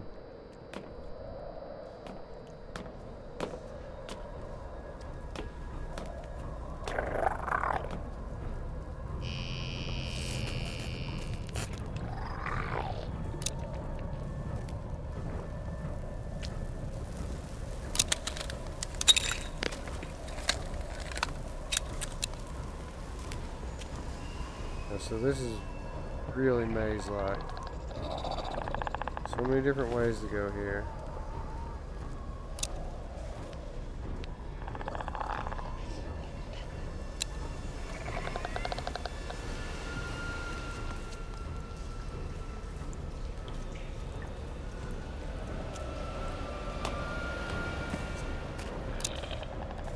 at all this blood.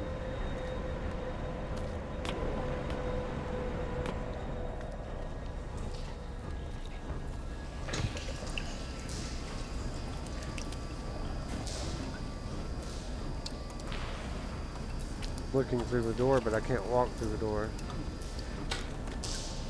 I wonder what's in there.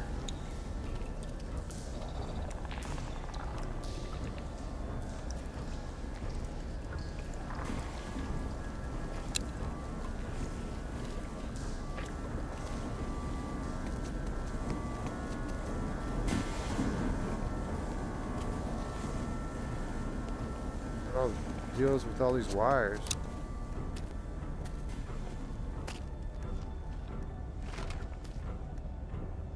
He's been sleeping over here.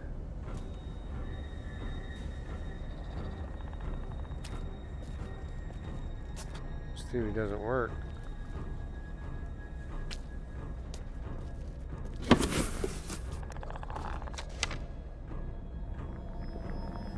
I had a toy, like this little glowworm toy, and I put it like on the lamp, help to like light it up at night, and it'll stay warm and it wouldn't make the room so dark. I didn't really like dark rooms, but it was more of like scary movies, which I knew was fake, but as a kid you still have this imagination and everything. I don't know where my little glowworm is. I guess he got lost. Alright, whatever, lady. That's how you're going to spend your 30 seconds? Talking about the glowworm. You guys remember the glowworms? The little toys that light up?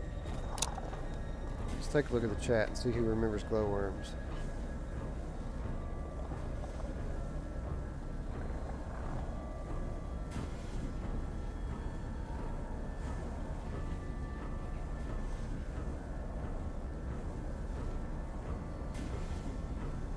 What's up, Mash?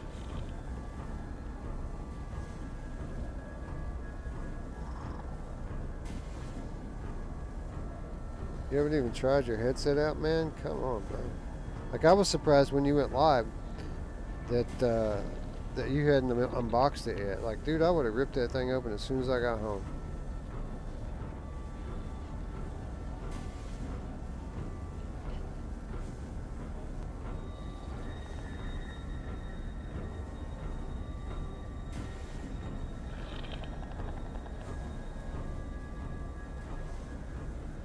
Gray Matter remembers glowworms. Corporate Zombie, you can get a 30 series pretty cheap now. I was talking to the Handy Capable Gamer last week, and they found an open box model from some store or website. Still new, still under warranty. Comes with a manufacturer warranty. $500. 3080. I mean, that's pretty damn good for a 3080.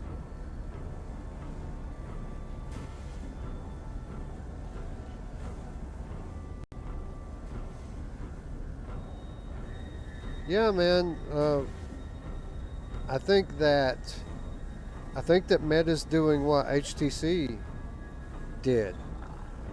They're using that enterprise tag so that they can have an excuse to overcharge people. People aren't going to buy this fucking thing. I mean, a few enthusiasts will, but with Pico putting out a comparable competitor with their Pico 4 Pro, what's it going to be, $800, $900? Nobody's going to buy this shit 6 months from now. It's going to be dead. I guarantee you that by the time Quest 3 comes out, that they'll have to price cut the Quest Pro significantly.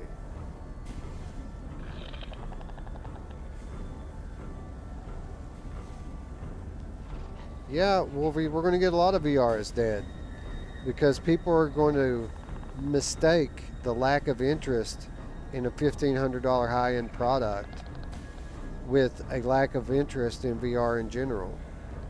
Like, this was the problem with VR before. People didn't adopt VR in 2016 and 2017 because it cost too much. So even though we're getting some cool features in this new headset, in some ways it feels like we're taking a major step backwards with regards to mainstream adoption.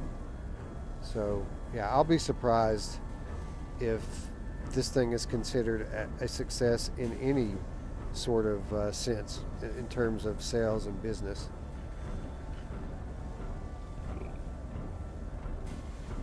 Oh no, it's really nice. The controllers are going to be cool.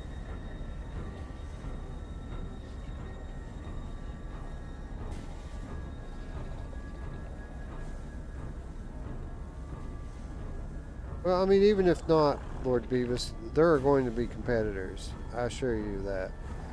Even if it's not Pico, it'll be somebody else. This headset, this is not a $1,500 headset. There's no OLED. It doesn't have like off-ear audio. Like, there's, I could keep going. I'm not going to. I'm going to play my game, but it's not a $1,500 headset. If it were less than $1,000, I might would consider it. I mean, it's not even going to have its own games. It's just going to play Quest games.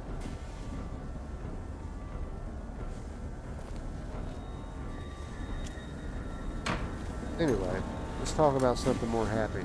Like Here They Lie. Oh, the door's open now.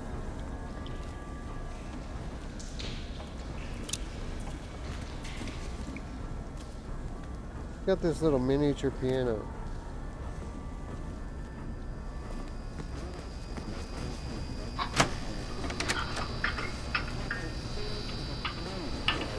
I don't remember this.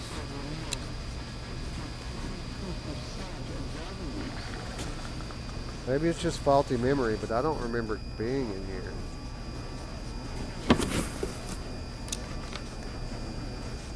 Finally make it home and it's all fucked up. Someone's been in your place, touching your stuff, leaving shit that's not yours lying around. And the girl at the door is like, "No, baby, no, it's cool. You just forgot. Please, baby." That's funny. You just forgot. This really is your stuff.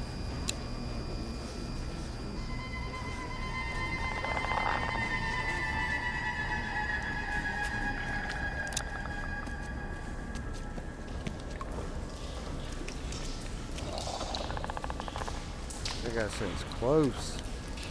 Well, there he is. Don't look at him. You make eye contact with him, you're a dick. Oh, this is a respawn point here. That must mean that we're in danger.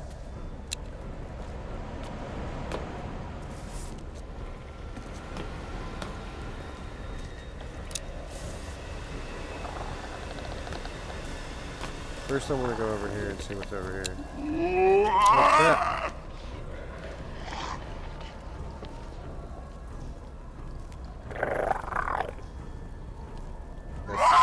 Shit, don't look at me.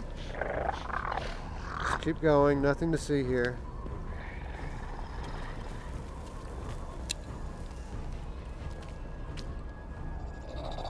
Look at his butt.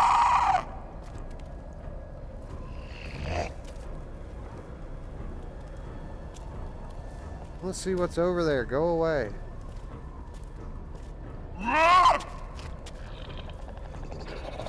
Maybe if I don't look at him. I don't see you.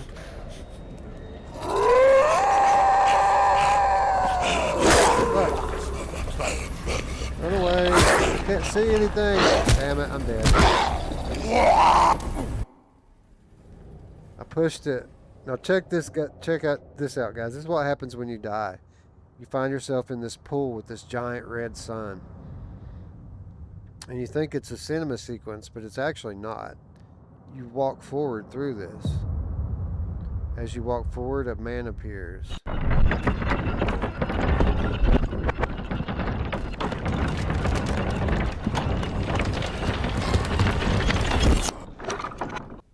How cool is that? This is where we came from. And this is where we're going. Through the door and right back out. Right through that respawn point, just like I told you guys. That's the respawn point.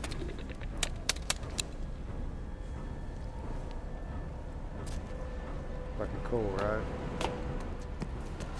I wanted to see what's down there, but I don't think we're going to be able to. Maybe we will.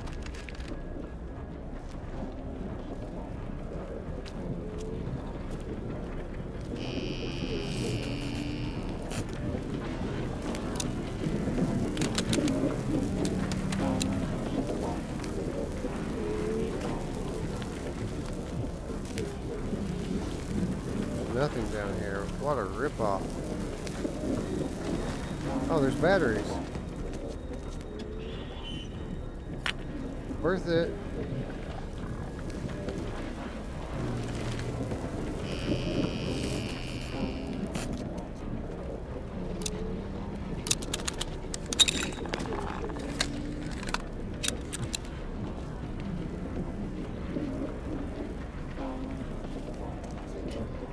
Wish I could climb these ladders. Alright, only one way to go. Follow the cables. There's a dude right there.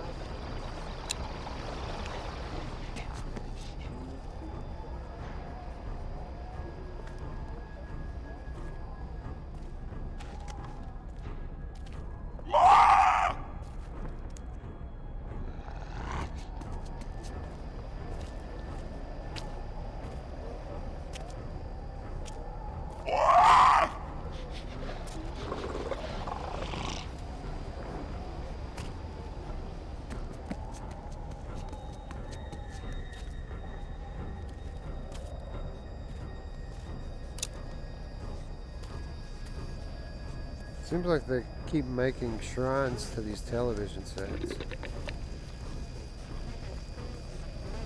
Keep finding them with candles all around.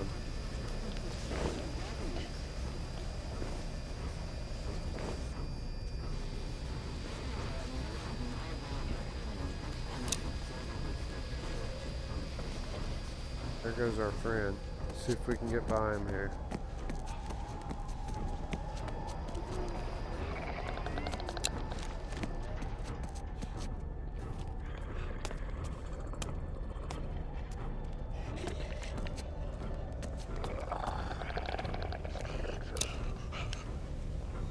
They sound close.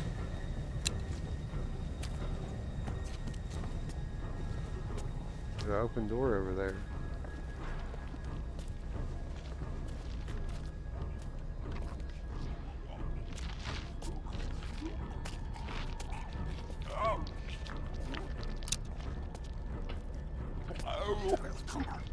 There's one of them in here.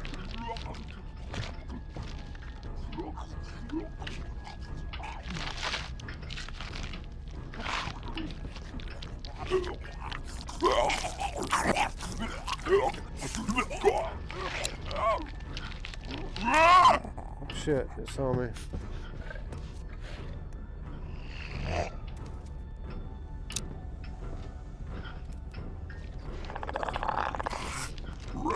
It's eating something. Oh, the light bothers it, the flashlight.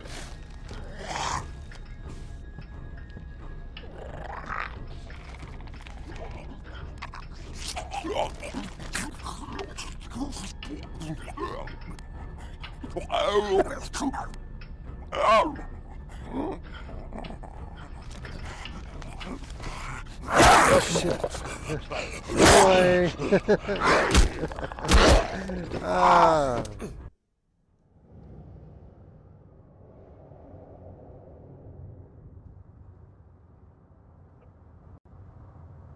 Okay.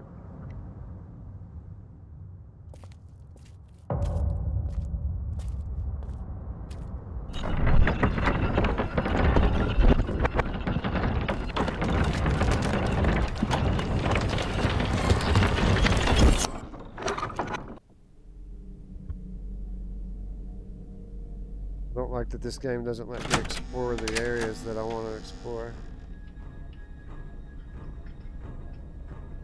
Hey, what's up, Tom? Good to see you.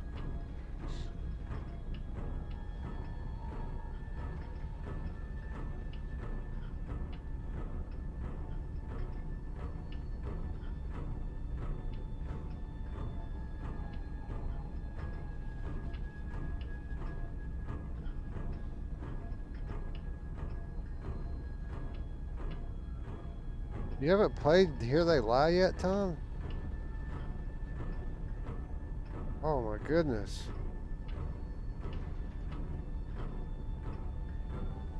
Yeah, I know, right, Rogue? I can't help myself. Alright, let's push a little bit farther one more time. A little bit too far. I don't even recognize where I'm at right yet.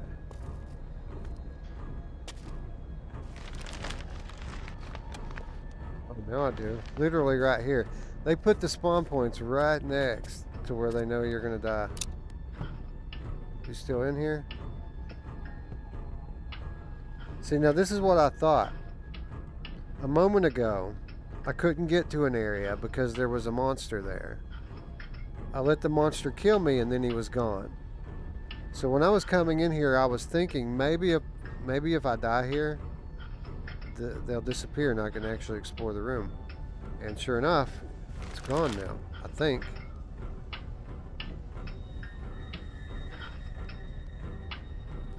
That's interesting to note going forward. Like if there's an inaccessible area because of an enemy.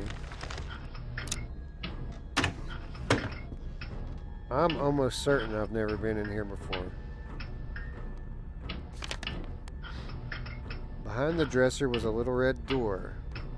Behind the red door was a narrow hallway. The little girl opened the door and crawled all the way down where it was narrow and tight and stuck and never. And oh God, please, oh, I'm sorry, please.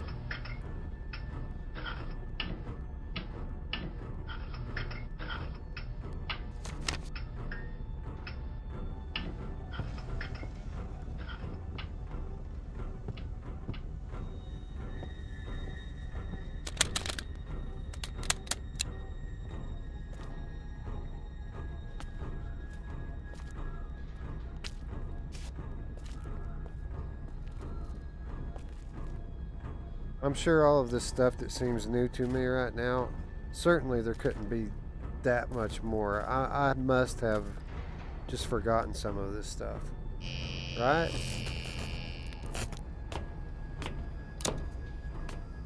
That makes me want to go back and watch my old stream just to see how much of this stuff is actually new to me.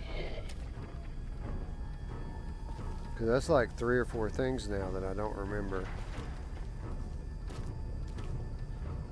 Typically I find one, you know.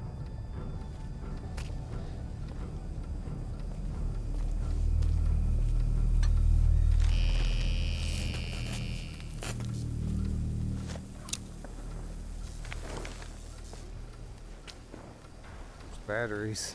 Right out on the ledge next to a candle.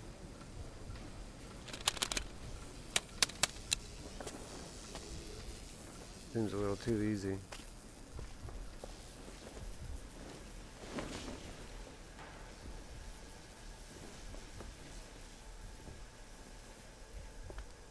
We have 2 ways that we can go. One of them gives me batteries. That's the way we're going.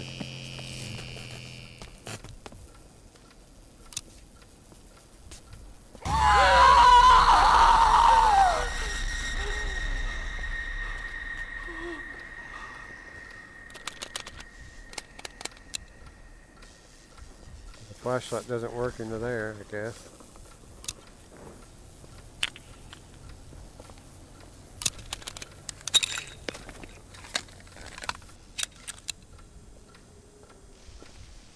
Got a clock.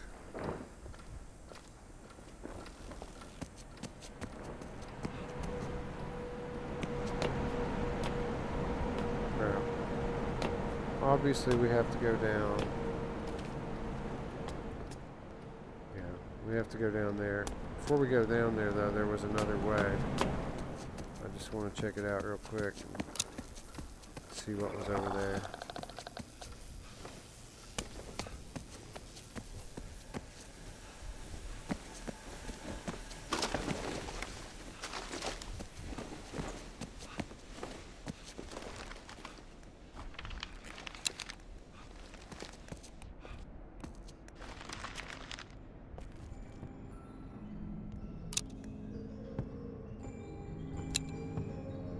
Really just, oh, there's a toolbox. Just say, really? Just nothing?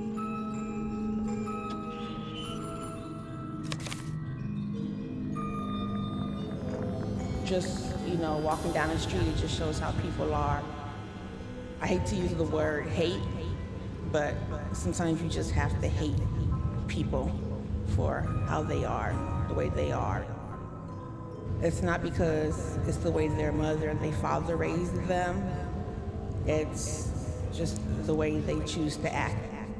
Even though their mother and their father treated them well, they choose to be mean and evil because they don't get things their way. Okay, so you're talking about spoiled brats growing up to be assholes. Spare the rod.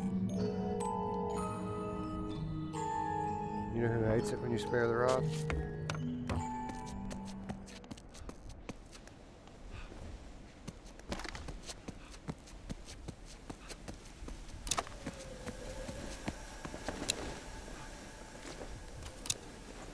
Alright, so now we're going down.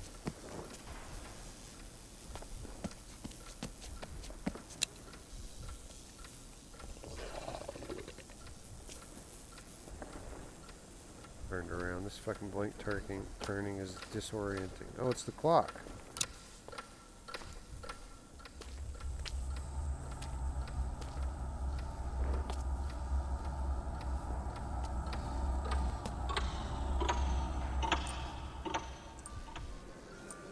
Seems so bright now.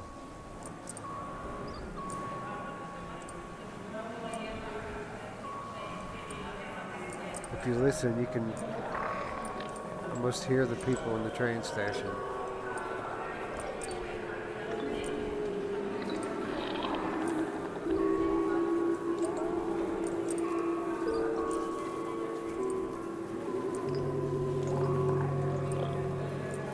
Oh man.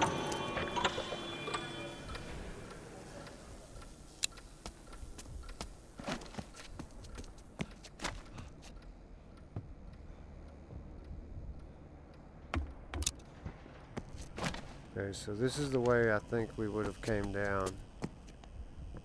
That's where we came from. Just another way to get to where we came from. Here are batteries. And here is a trunk.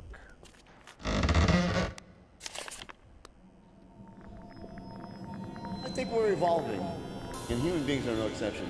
We're always evolving, and we're at a stage now that we need to grow out of. Right? Humanity is just on a crash course to, oblivion, But people, everybody I talk to, everybody seems to know that, but nobody seems to be able to do anything about it. I just kind of accept the fact that, we're all going to die one day, and might as well make the most of it while we're here. Once you accept that life and death are just two sides of the same darn thing, people don't have to live in fear anymore. That's a very sensible approach to it all, huh?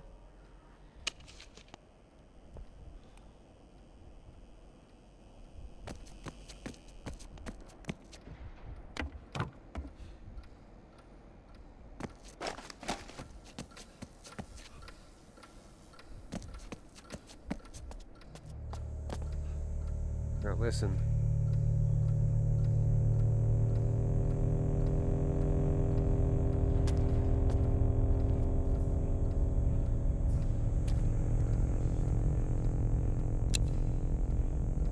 Things are deteriorating fast.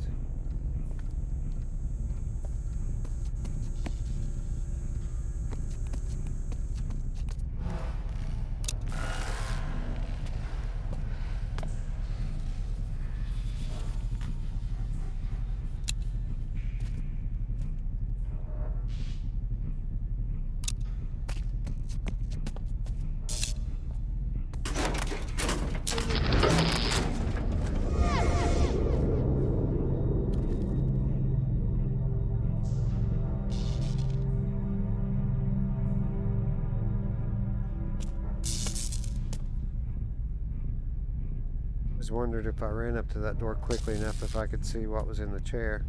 But there was nothing in the chair. It was just an empty chair.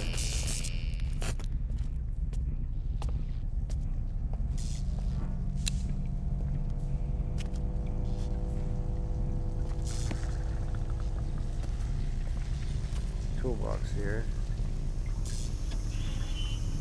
More batteries, that's awesome.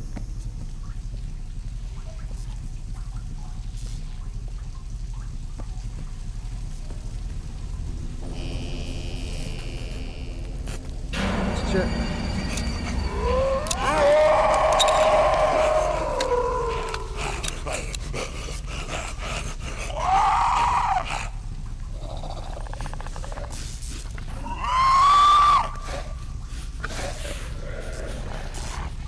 Stop looking at me. Oh crap, it's coming after me. Run away.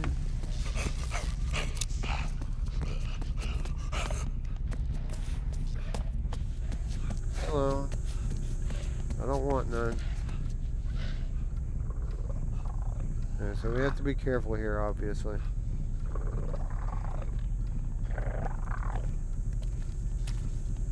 There's multiples, so there is no letting one kill you to get around it, because there's just going to be more.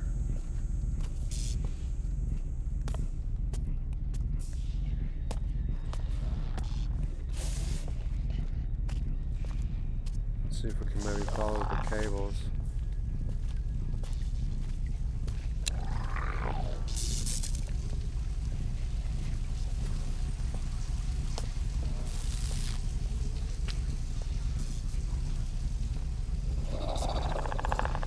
Definitely a lot of little turny spots here and hidey points where you just stealth your way through.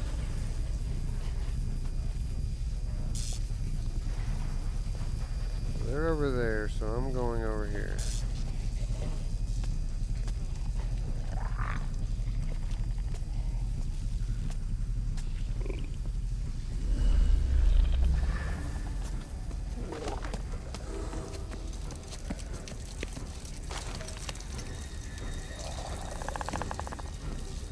Look at all these papers stacked up.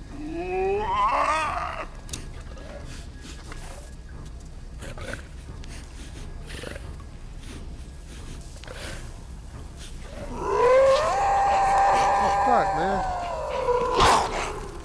What the hell? Shit. I didn't even see him until it was too late. That's not fair.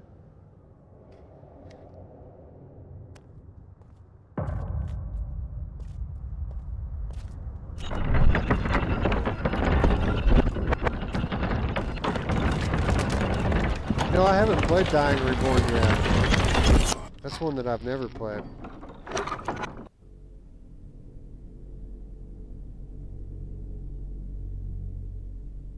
Brian says it's alright. He tells me it's worth playing.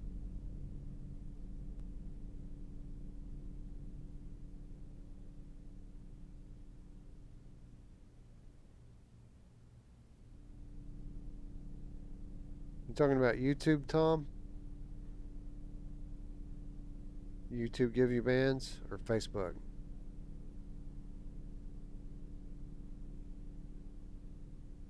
Oh, that sucks. Well, the cool thing is now is that with that you don't have to be. There is no more Facebook requirement if that's what you're talking about for the Quest.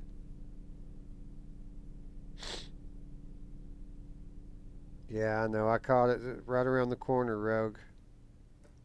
Just a bare little glint.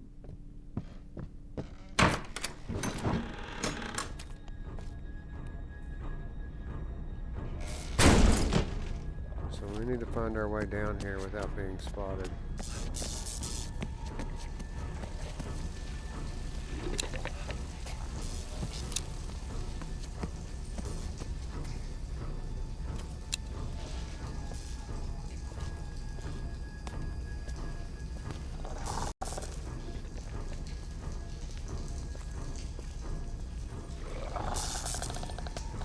Thing is, I know the way to go, There's other stuff here. I don't want to leave without exploring.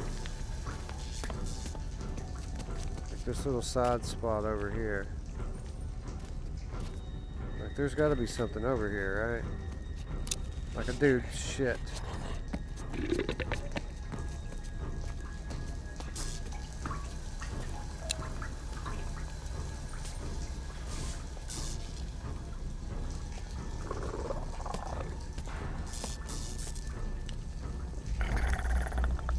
Something over here, right?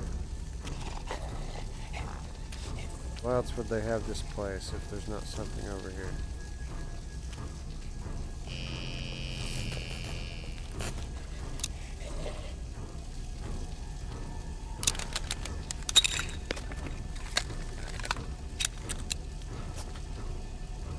Maybe there's nothing over here. Maybe this is just a place to run.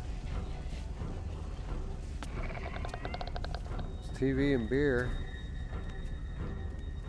That's something. Oh, I hear it. It's close. I gotta run. Yeah, I guess I'm just gonna go the way I'm supposed to go. Just down here. Follow the cables.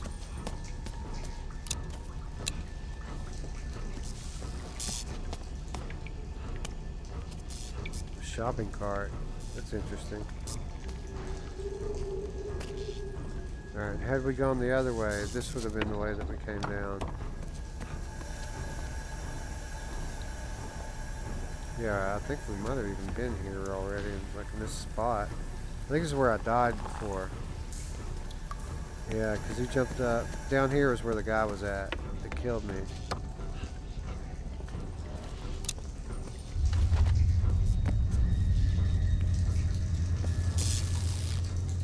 Follow the cables.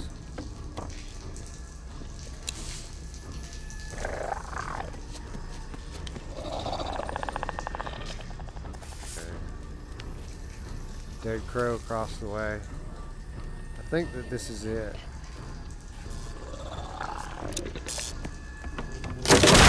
Yep, this is it.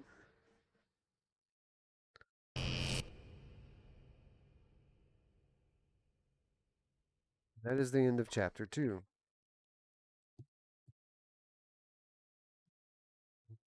Only come if you look at them, that's right.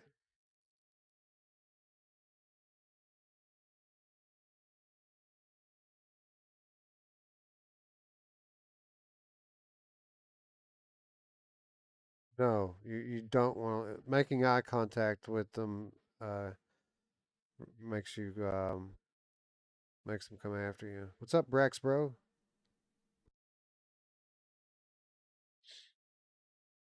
I'm not familiar with Doctor Who, Wolveraz. I never really watched it. I mean, I know what it is. I never really watched it.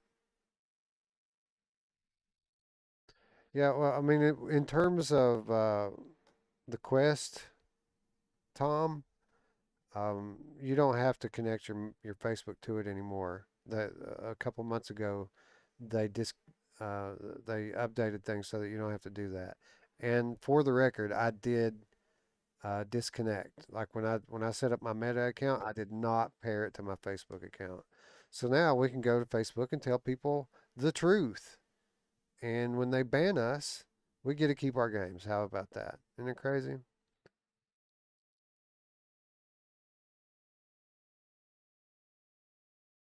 Anyway, while we're on the intermission screen here, let me bear with me just a moment, please. Oh, well, I was going to have wife bring me a drink, but wife is playing After the Fall. So if you all wouldn't mind, um, this is not intermission. I'm going to go grab a drink. This is like 2 minutes, and I'll be right back. But again, I'm not going to leave you guys just staring at nothing here. We'll give you something cool to look at. Bear with me just a moment.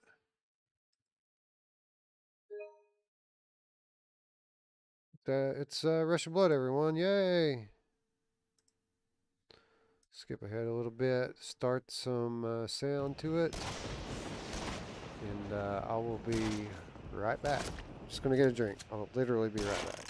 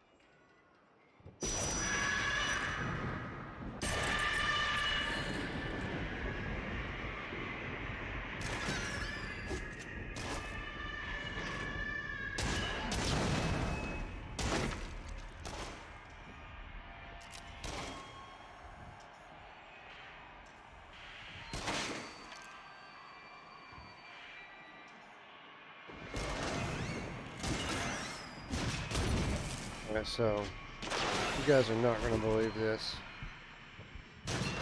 Just wait till you hear what I just saw. So, there was no cold Red Bull. Can you believe that shit? Got a case of Red Bull, no cold Red Bull. It's fucking bullshit. Gotta sit here and drink shitty plain ass water now. Anyway, so I guess we could switch back over to the game now. Just put a little pause on Rush of Blood for the moment.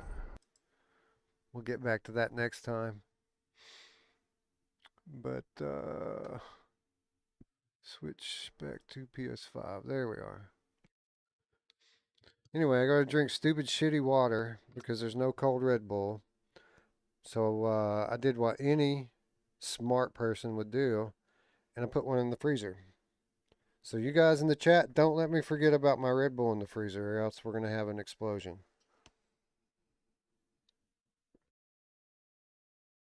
Like the next time that we have a chapter break, someone be kind and say, "Hey Wes, don't forget about your Red Bull in the freezer."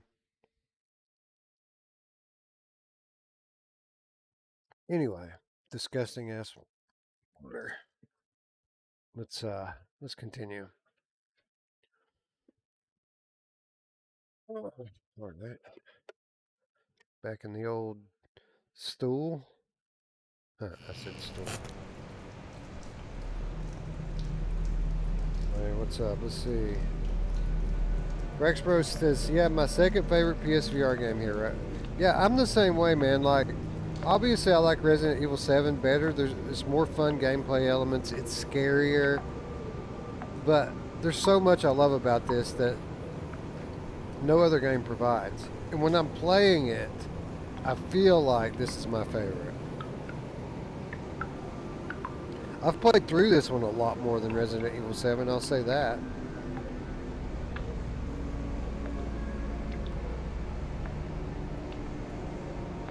Oh, what's up, Corporate Zombie?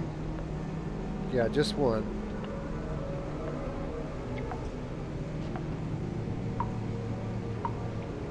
Yeah, Supermassive games suck, so that's why. Although I'm thinking about trying to play their Dark Pictures series with Reshade, so I can play it in 3D. Oh, you meant Rush of Blood's your second favorite. You've never played here? Holy shit, all these people never played Here They Lie. That just drives me crazy. You all need to play this. This is awesome. It's an amazing piece of artwork. Anyway, I assume I just slid down one of these shiny tubes when I fell. We're going to walk into the other one now.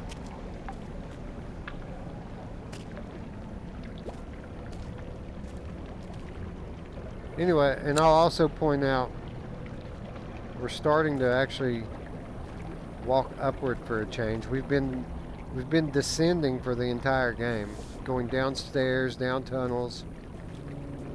Here, after we fall down, down, down, we actually start to move up a little bit, which is pretty cool.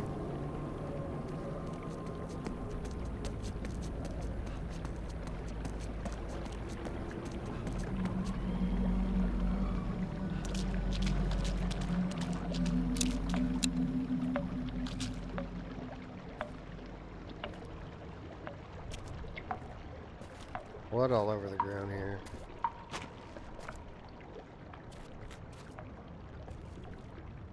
Is that bones? Or rebar? Well, guys, you all know how scale translates over into VR, right? It's impressive. Look at the scale here. Get a look at that shit, man. How huge this place is.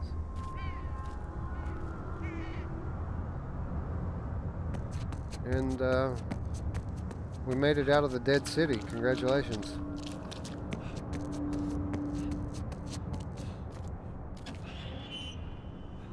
Batteries? I don't even know how many I've got now, but I'm pretty sure I've got a few extra pair.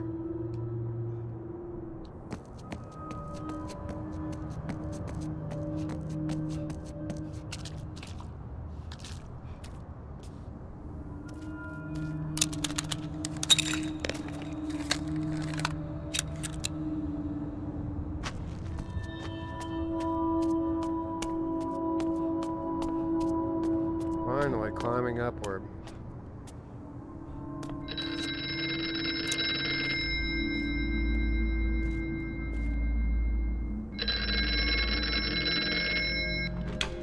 So, why'd you break up with Dana anyway? You two seemed made for each other, you know? Like the perfect pair. Can't imagine her with anyone else. But, hey, I mean, you were so busy back then. Hard to make time. Believe me, I know.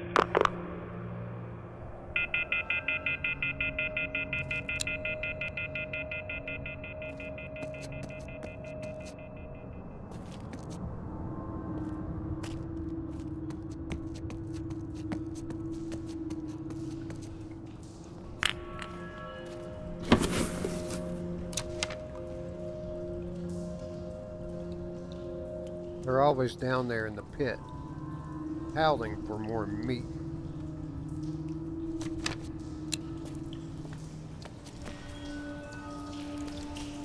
I think that's a respawn point. Yeah.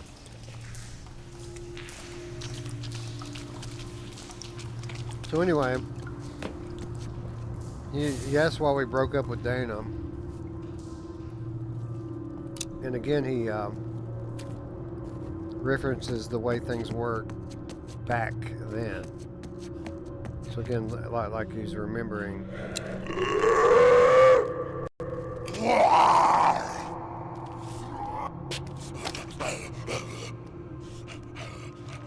Like he's remembering when Dana and I were together back then, you know.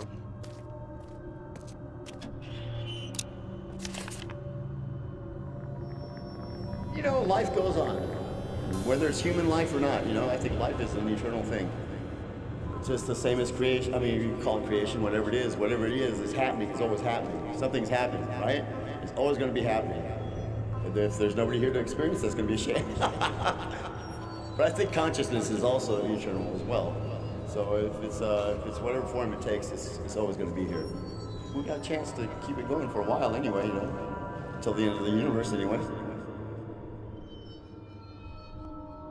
Then more thoughts on consciousness and how it exists in the physical plane.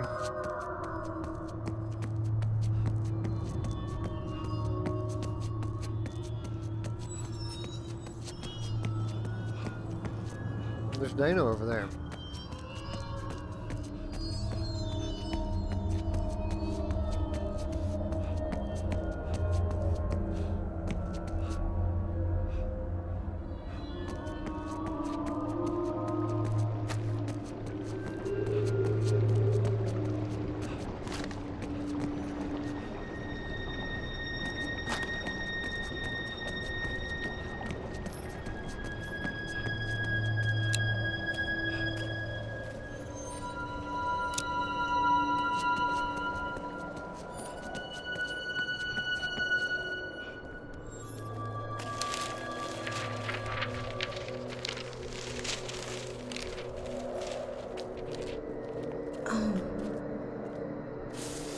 Oh no.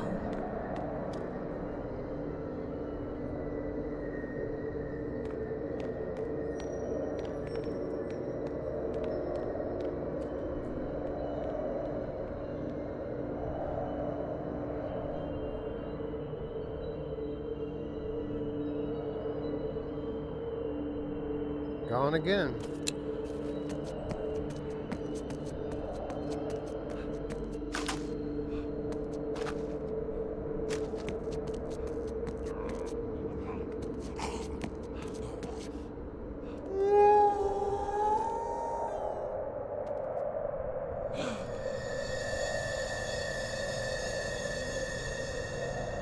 What's that guy doing?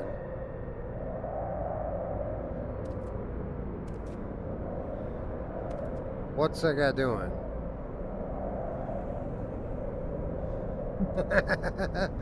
Wait a minute. What's that guy doing?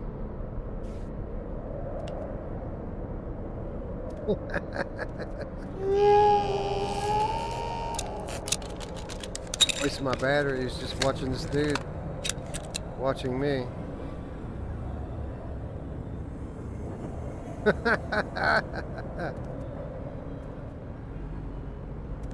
Alright, I think we need to get the hell out of here. Like now. Let's go.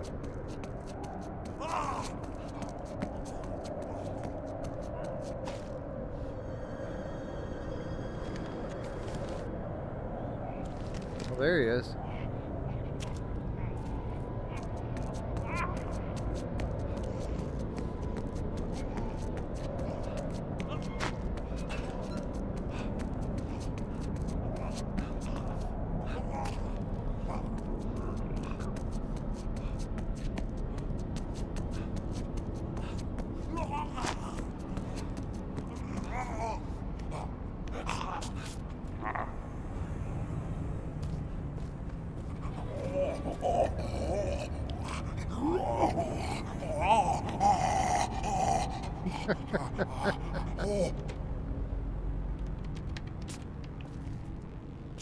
There, little fella.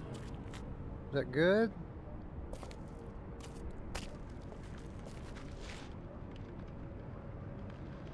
You don't have to be afraid. Know who else likes to do that?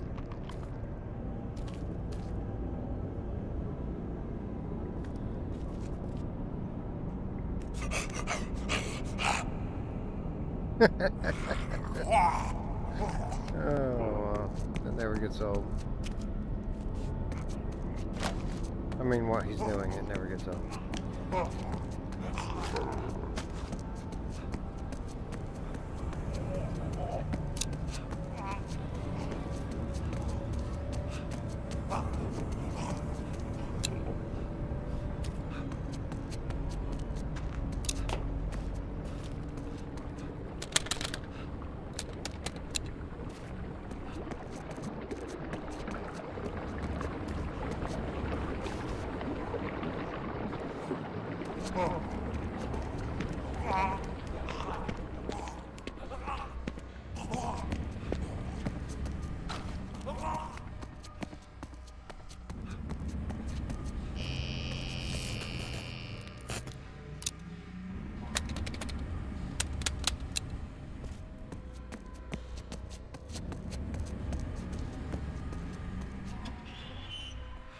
Batteries.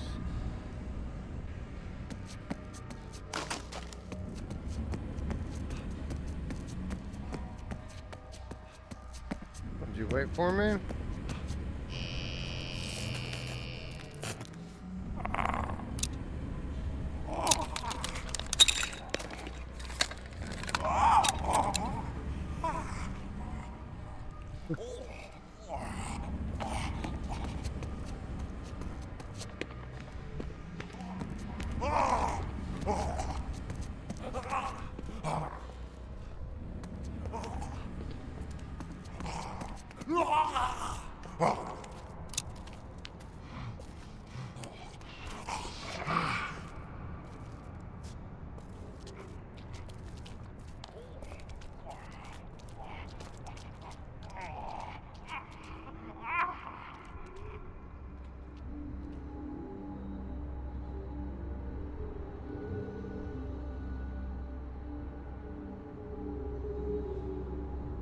Always chase her. You can't catch her.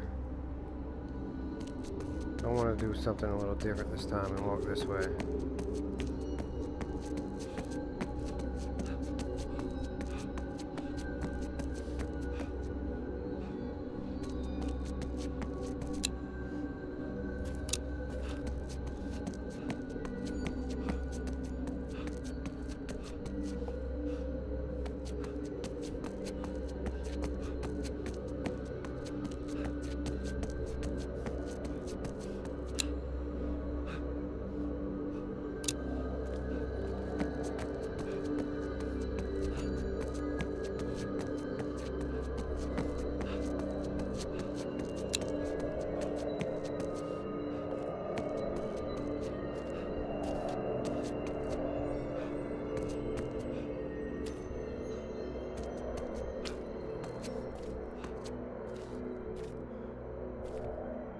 Photograph on the ground. Polaroid. Can't pick it up. There's a picture. Okay, so here's something that I definitely have never noticed. All of that stuff that Dana threw down here off of that overpass. There were these photographs that we've been finding lying around everywhere. Remember, she threw that stuff over the edge and then regretted it immediately.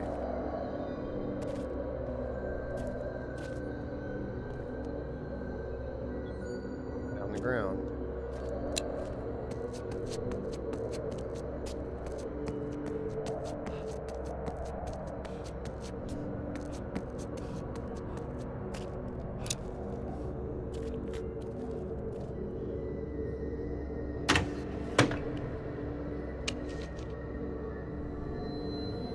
I think it's about enlightenment, and it's about the next consciousness.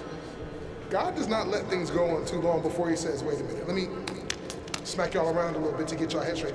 I think that where we end, another consciousness begins, that it might be the end for us in terms of our section. I don't think that God would just leave one section. I think that God continually progress in this progression, and I think that what's next is our next progression. What does that mean, though, dude?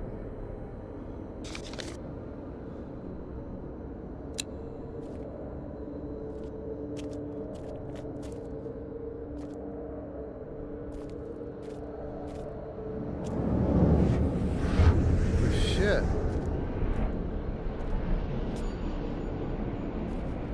I love it, man. I've never walked down here before. I always just chase her.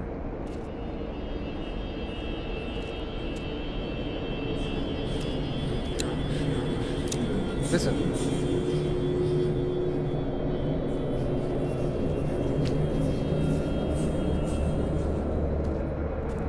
There's cattle or something up there.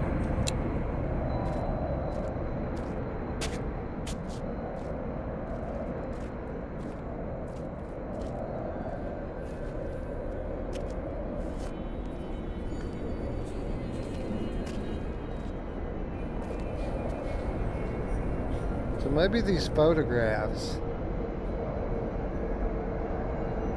maybe each one of these represents a person that once lived.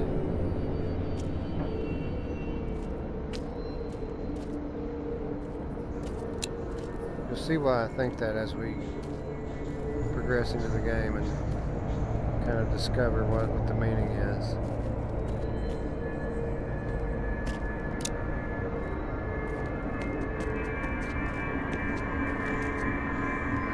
Look at this, man. This is all new. I fucking love this game so much.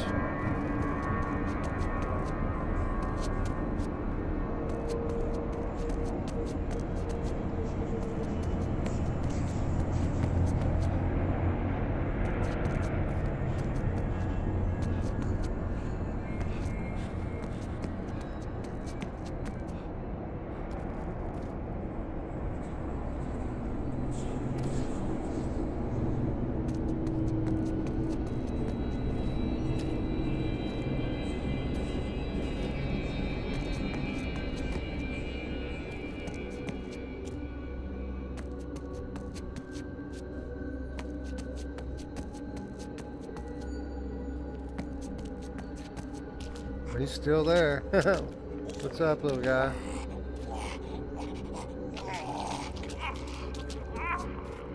You see these cars come from out of nowhere? It's cool, right?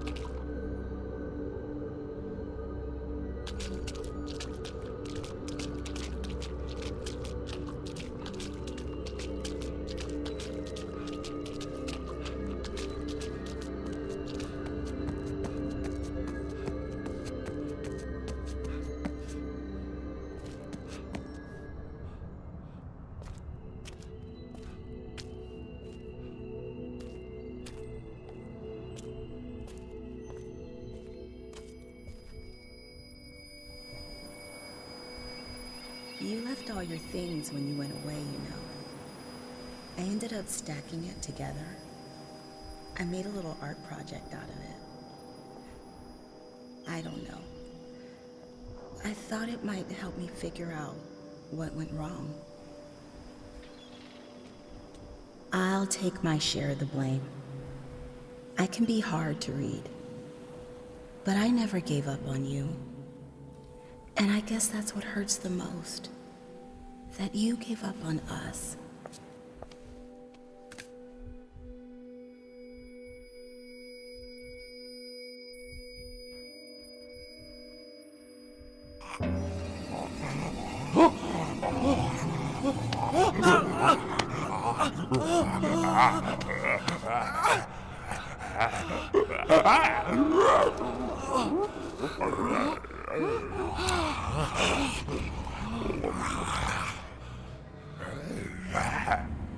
She said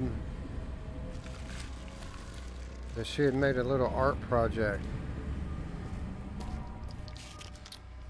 but that to try to figure out what went wrong. But that she would take her part of the blame because she could be hard to read sometimes. But she never gave up on you. But that's what hurt her so much, is that you gave up on us. Profound.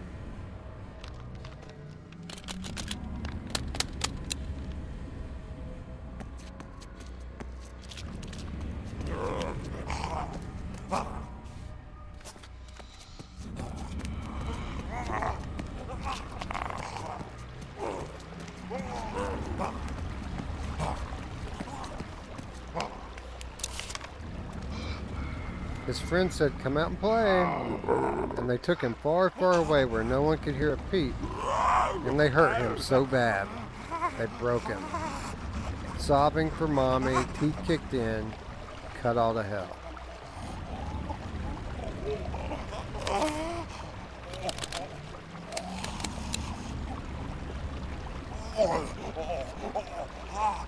They talking about you, dude? Did they hurt you?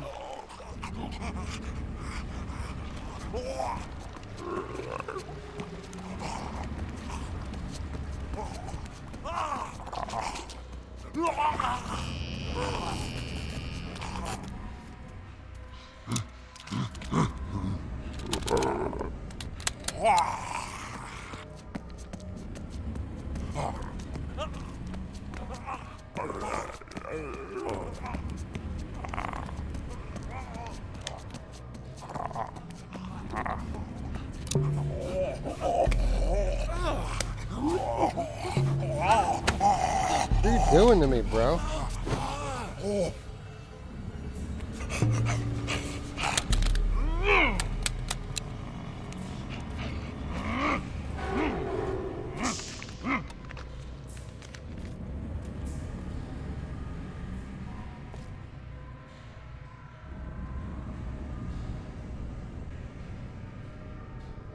Is this your bedroom?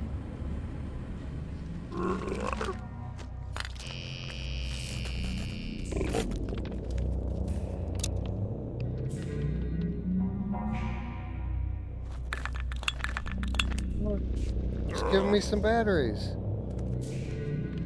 Thank you. You're my friend now.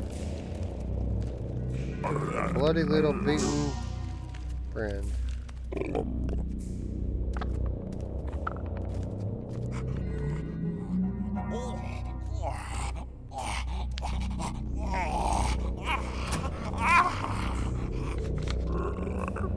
Look at all those losers acting like it's some kind of naughty party.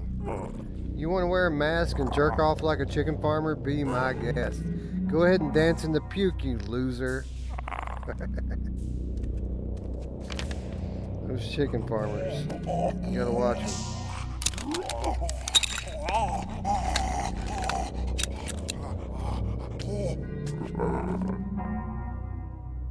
Gonna take a nap. Alright, that's how I lay down too.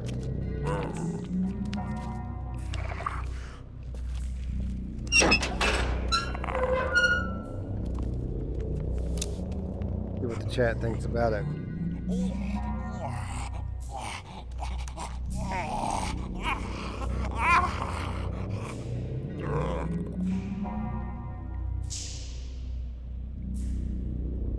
For the record, no, that's not the first time I noticed what he's doing. I just thought I would point it out. Very matter-of-factly. What's up, D? You guys have some good runs?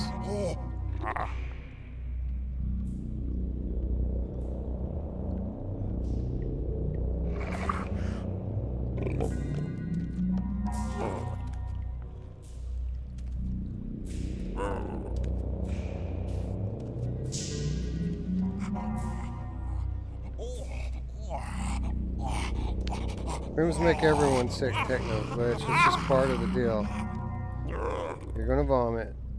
That's just part of it. It goes away quickly.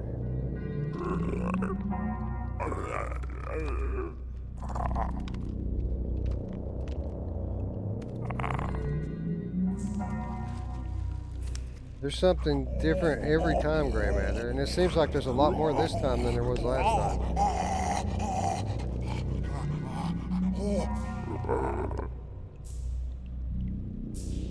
Yeah, I would, as bad as I would hate to say it, probably right. You should probably play this instead of watch, Tom, if you haven't played it yet.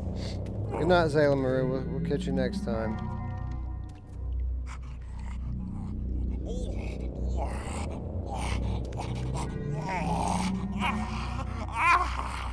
Almost, D, almost.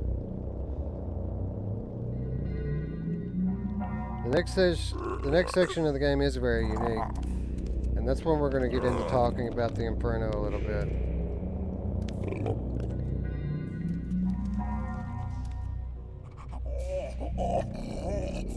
It does have a very sleazy vibe, but there's a reason for it. I assure you, this game is building to something. It's not just sleazy for the point of being sleazy. There is meaning here, and we'll get to that.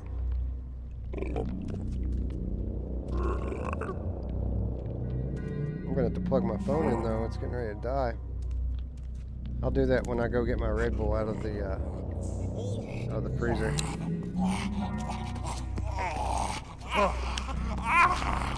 Anyway, I always thought this little section here was cool.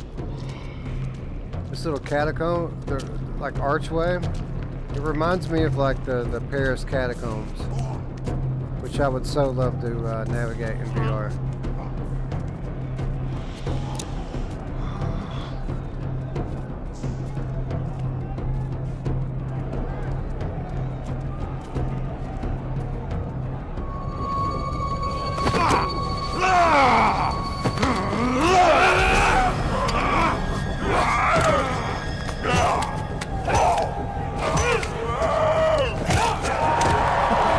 Go, me, go, dude.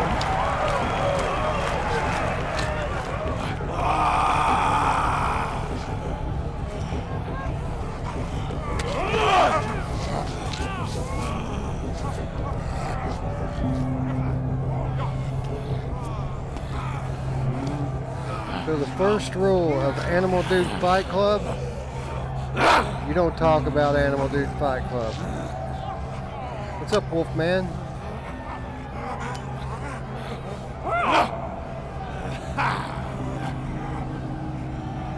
Okay, so here's really the first place where the meaning starts to take shape. You have a choice here. And there are a few other places in this game that you have choices to make. They do affect the ending. Not significantly, but there's two endings to the game. Actually, there's more than that in terms of dialogue. Dialogue changes quite a bit depending on your choices. I think the first time I played, I beat up the little guy. But every time since then, I've done the right thing. He's our friend. We're not going to beat our friend up. Fuck you, Wolfman.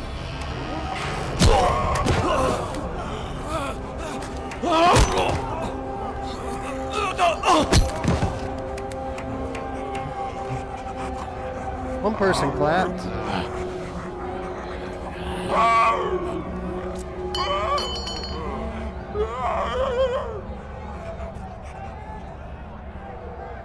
Do you remember the letter that we read? And I'm just now starting to kind of put this together. The letter that we read said that they fooled him. They said come out and play or something like that. And then they took him someplace where no one could hear and beat the shit out of him. I think maybe that letter was about that guy. And these are the people that fooled him. Notice that he's wearing, that the little guy was wearing like a skull mask, like a skull as a mask. Everyone here has like full-on animal heads. So I think the little guy is just trying to be like these dudes. Like he thinks that these people are his friends. That's why when I beat Wolfman to death here, that the little guy got mad at me. Like I should have been beating him up all along. Interesting.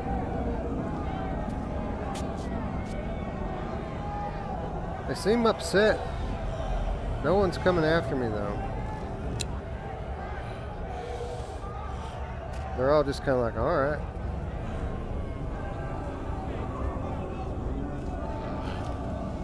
That guy gave me batteries. I'm not going to beat him up. I'm sorry.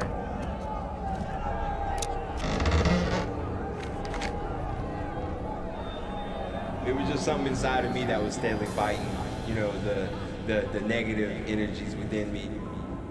I had this light that was still fighting, you know, trying to keep myself sane. Really, it was just all about, it was trying to make me be on a low level to where like I was just doing drugs and just being a sloth. I had to fight that and just still, you know, live. Bro, it's tough.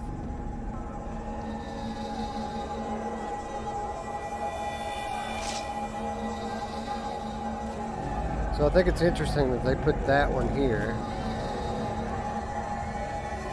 Talking about duality. How you're constantly struggling with negative forces and positive people, or or negative people struggle with the positive people struggle with the negative.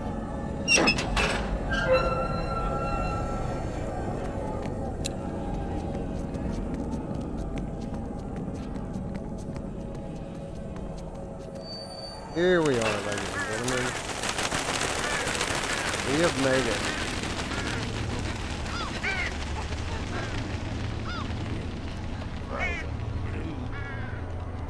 We're here.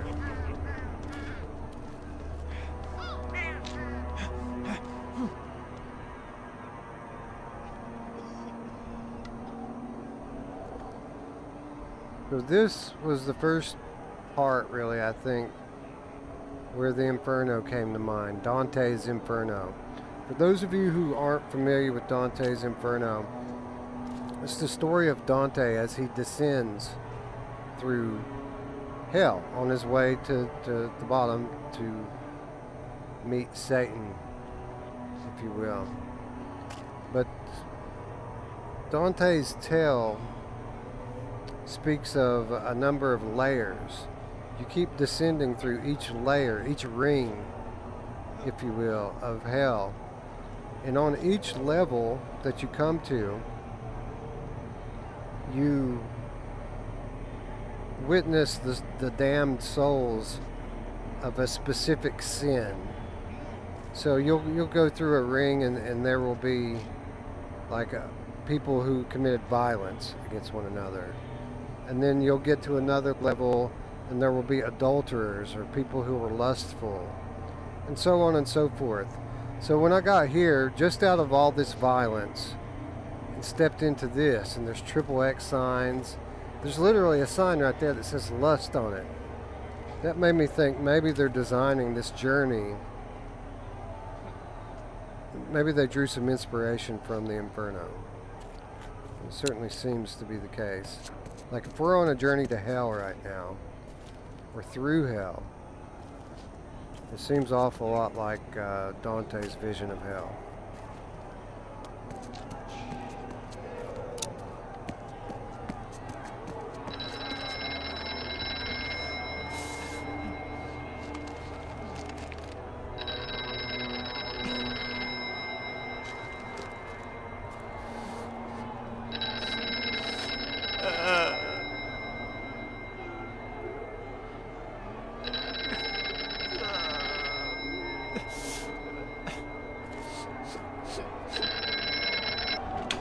Buddy, let me tell you a story. My neighbor would let his cat out every night, and it'd screech and yowl till God knows when. Whole neighborhood couldn't sleep.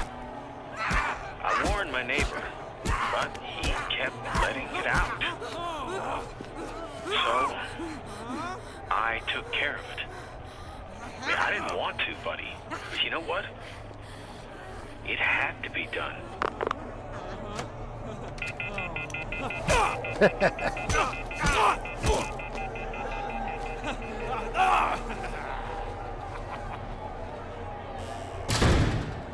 What you're witnessing here, first of all, listen. You hear all these screams in the distance. What you're witnessing here, ladies and gentlemen, are the most primal, visceral, destructive tendencies of human nature. This proclivity towards violence or lust. These are the things that really hold us down. And they are on full display here.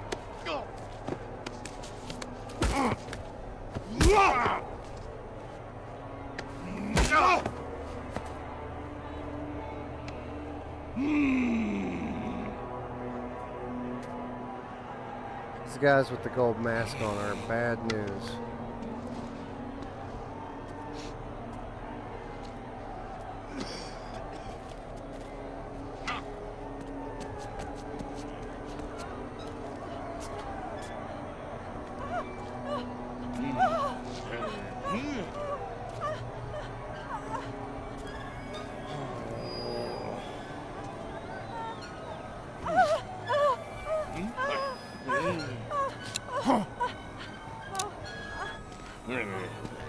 Leave me alone, I don't want none.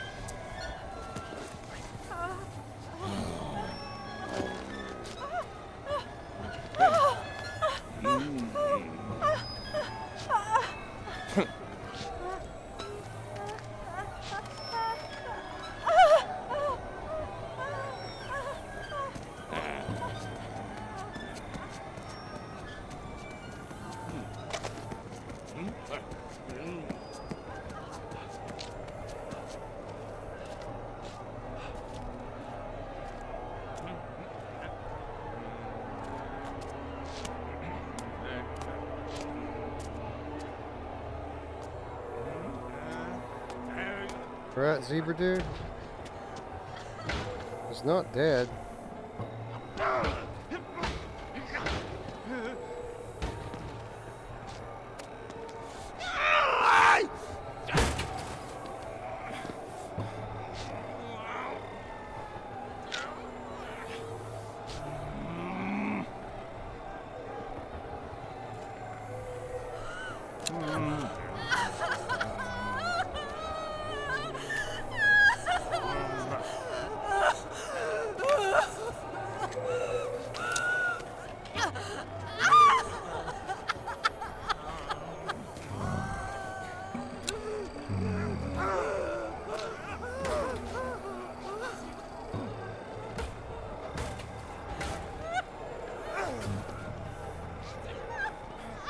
Alright, so I've got a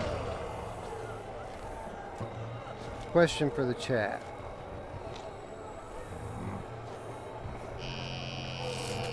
Why the animal heads? Can anyone in chat tell me why all of these people here in this place have animal heads?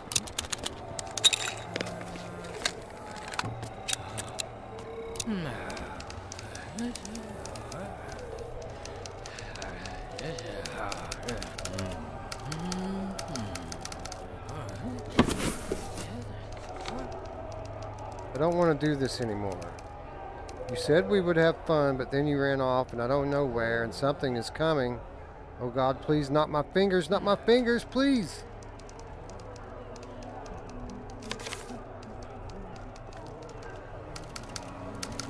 So why the animal heads? The monsters, the people here. There's zebras. There's wolf people. Horse guys. There's pigs. Goats. Let's see if anybody in the chat figured it out.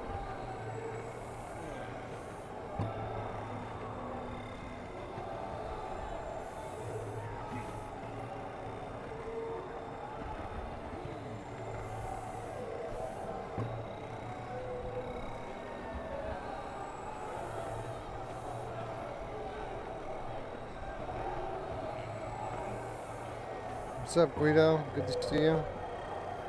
I feel you there, Snuff, with the remaster.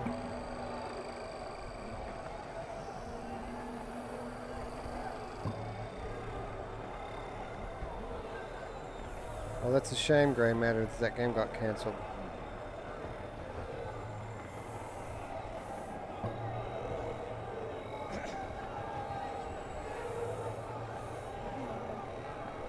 Yeah, drugs are a hell of a drug, for sure.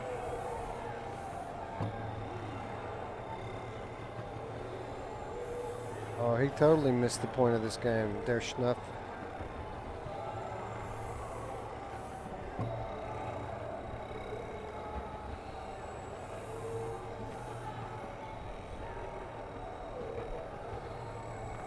Ding, ding, ding, ding, ding. Dark Angel with the win. Symbolism of animalistic nature. Exactly. We're in a place where people are acting upon their violent tendencies. They're slaves to violence and lust, just like animals. People here are detached from their humanity. And that's why they're all running around with animal heads on, or at least that's my theory. This guy's pissed off that he couldn't have his candies.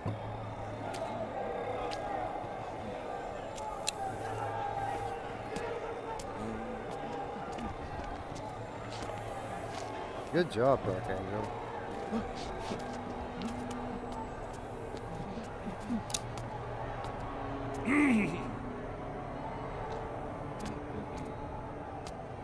It's one of those gold mask dudes. Think we can get around him?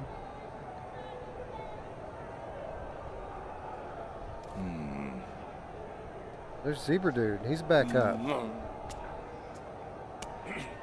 What's up, Zebra Dude? You better run away. That dude's gonna beat your ass again. Crazy how highly detailed these character models are. I would so love to have this in a PSVR headset. Even just fucking straight up back compatibility with the new headset. As long as they let it render out to the 4K, that would be amazing.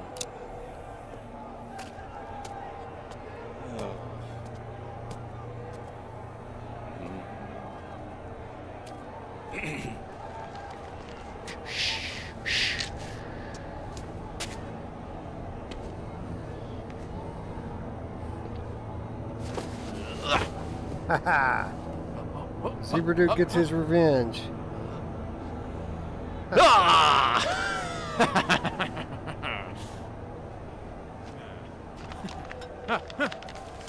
Way to go, dude. Now here's the part that I just can't resist myself. I like going through the game and just being the good guy, but we all have both sides to our nature, right? You can't be the good guy all the time.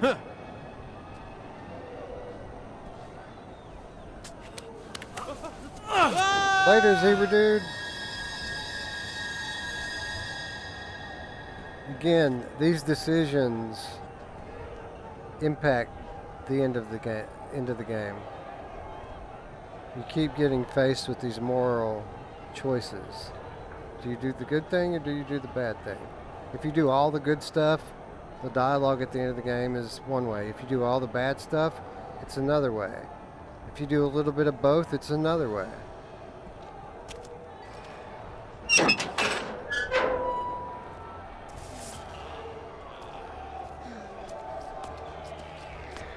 Alright, now so check this chick out.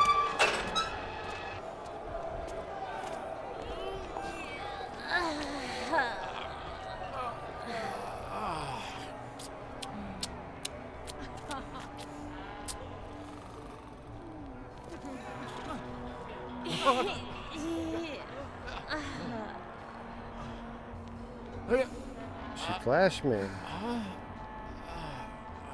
Anyway, we're moving on now to a new level. It's not just sex and violence anymore. Now we have drug abuse. These people are completely blasted. It's obvious that they're blasted. And it's not just them either, as you're about to see. Everyone here is fucked up. Except for this guy, he's at work. Oh, he's tweaking, look. Even the guy at work is tweaking. Lay off the meth, dude.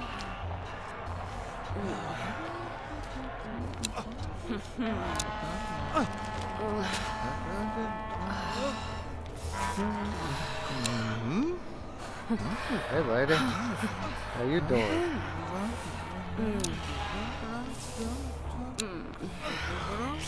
Check out this bitch. Like literally, this bitch. But you're stumbling off.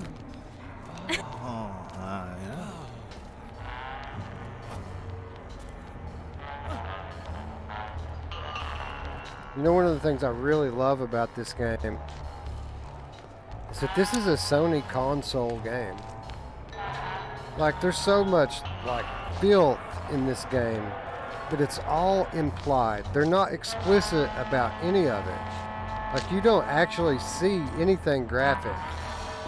It's all just implied, debauchery.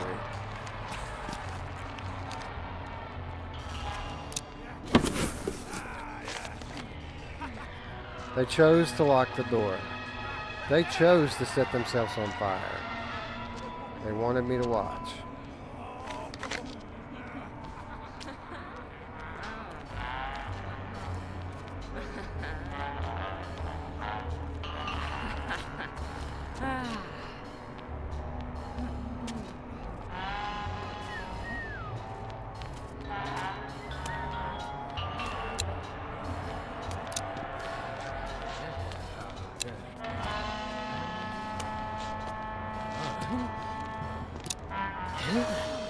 Guy standing in front of a door, painting a picture of a door.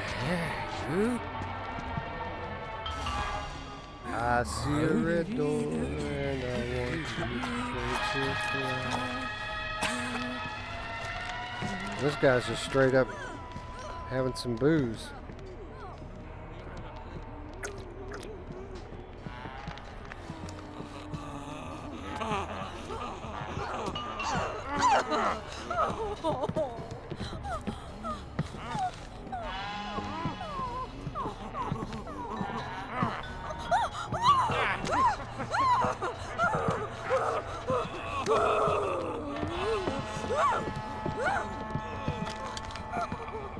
So check it out.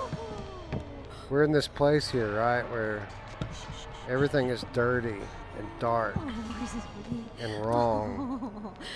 But this one lady has found this little speck of light, innocence, purity, and she's cradling it like it's her baby. And the guy just wants a little bit of it. He just wants to hold it. But obviously people here are very selfish. She doesn't want to share it.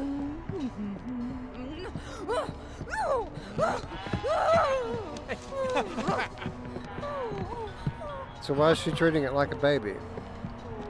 Because babies are pure. Babies are innocent.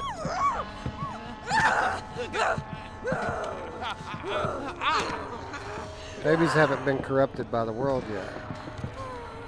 Right?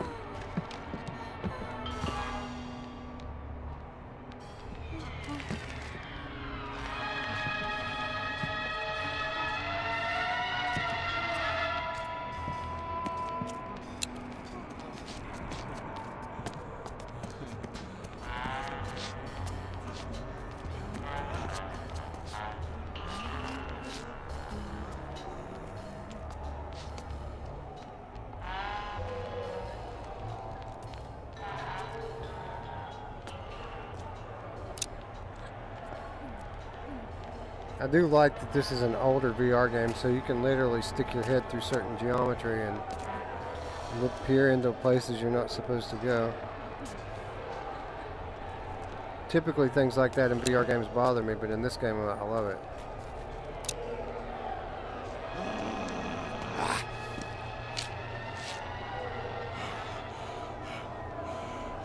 I don't want no trouble, bro.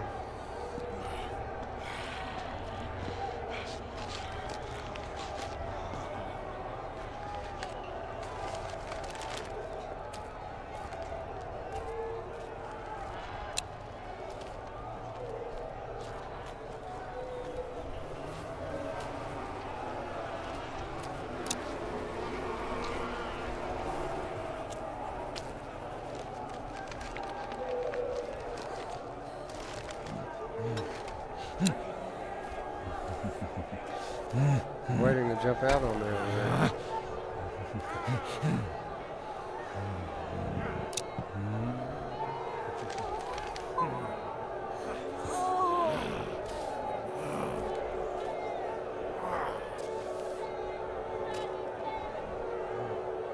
That lady was peering into a mirror. She saw herself and then she decided to kill herself.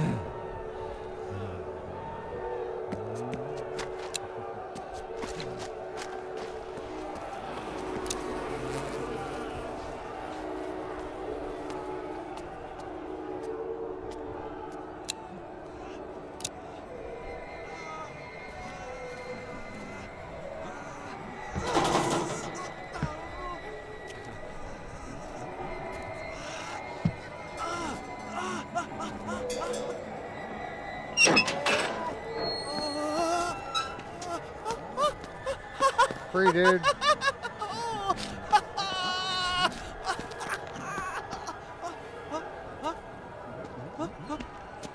Come on, run away.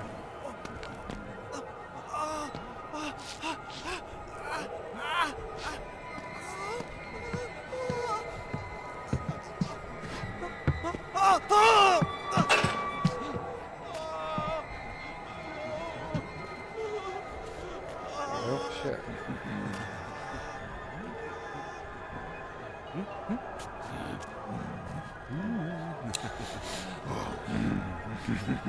You two dudes doing?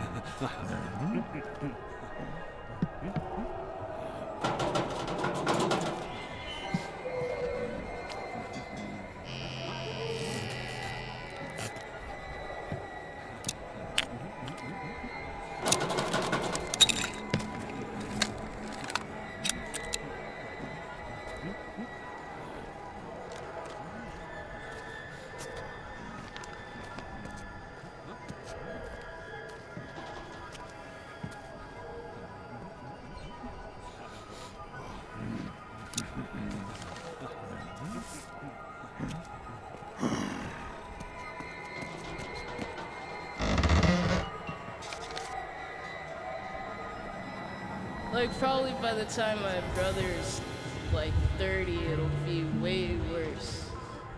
Nobody really cares, and it's just gonna get worse.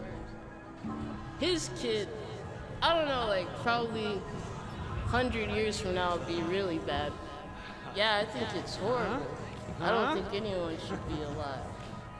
Maybe like seeing the world would be cool, or making like really great art, but I think other than that there's no real point in life. More California philosophy for you people. I don't think anyone should be alive. Maybe for seeing the world or making some really great art. But other than that, there's no point to being alive.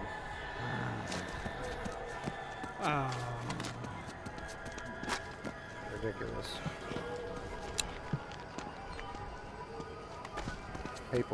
People hating culture we have these days.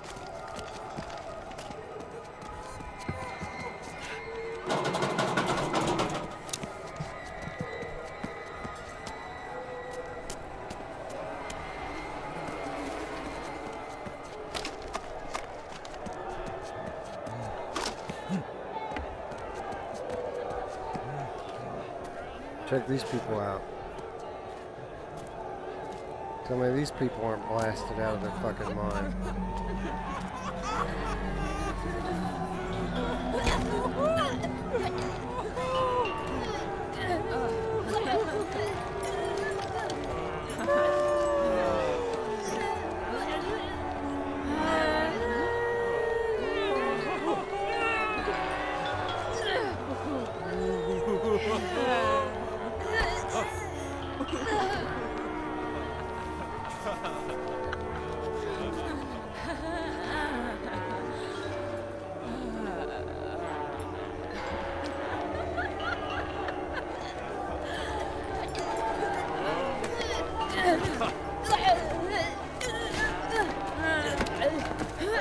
Having a good time, lady?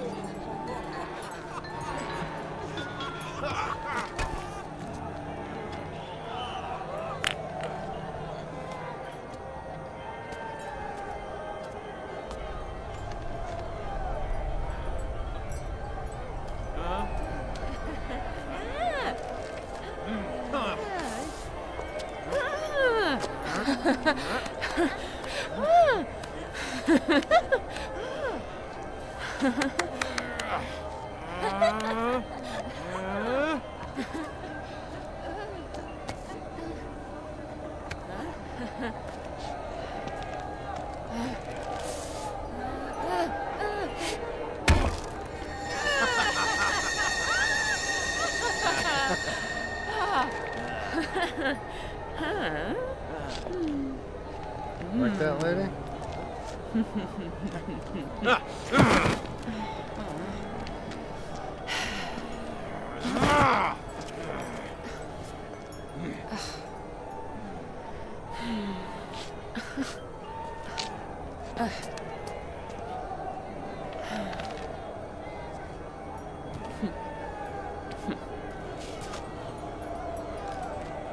Oh, Zebra Guy's back alive again.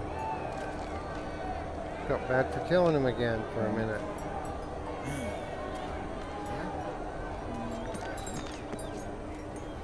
This one's good to go. What's up, lady?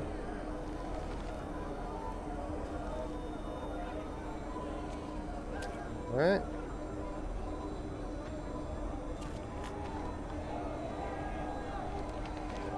Guess not.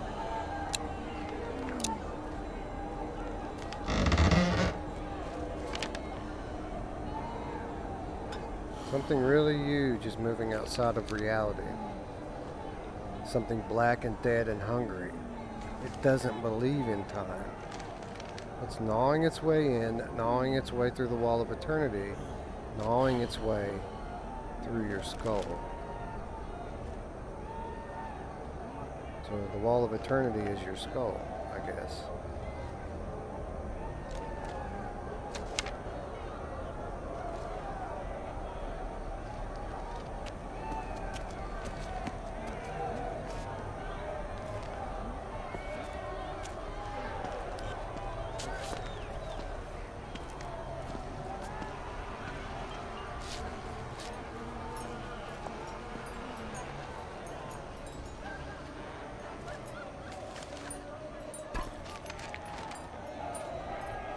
So those of you who watch the Virtual Strangers show, pay attention.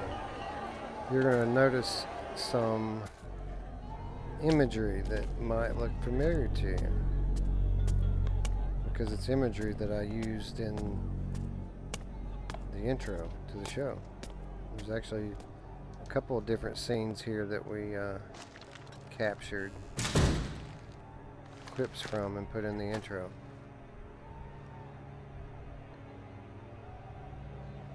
But you, wife? Just making sure it was you, not somebody else.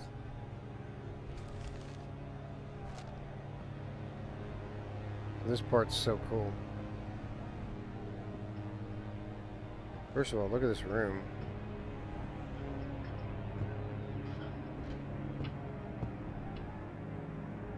Or that, whatever that is. Snakes. Looks like snakes. I don't know though. There's the maze.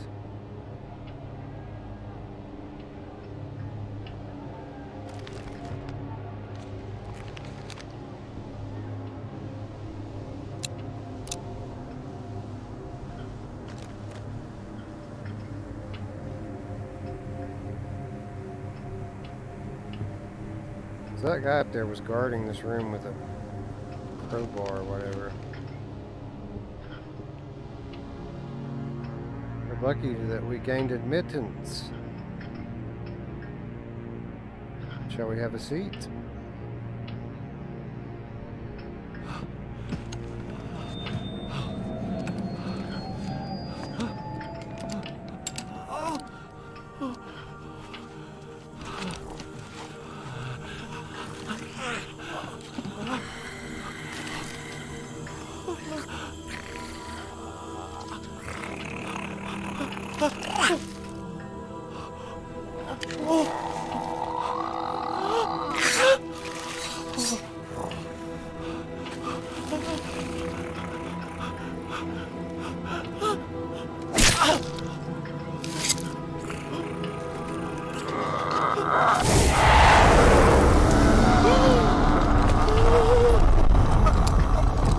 Out-of-body experience.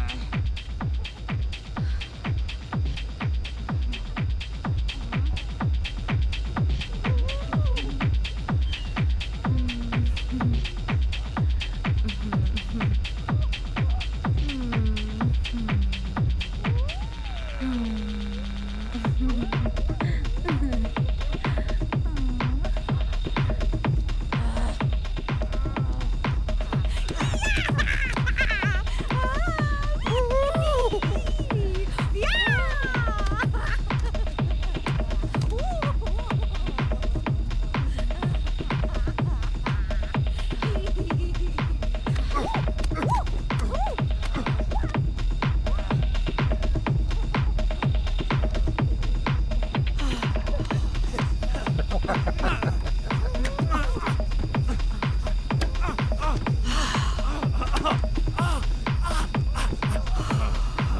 looks bored.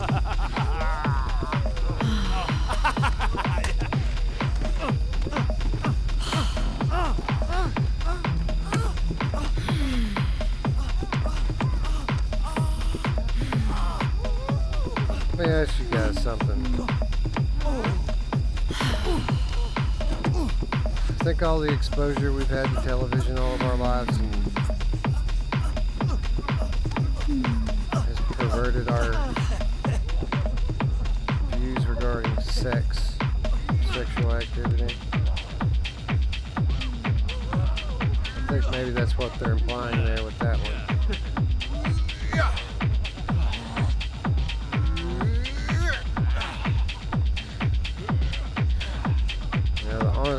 I think basically this little scene here basically represents the effects of the exposure to pornography, the effects that it's had on people.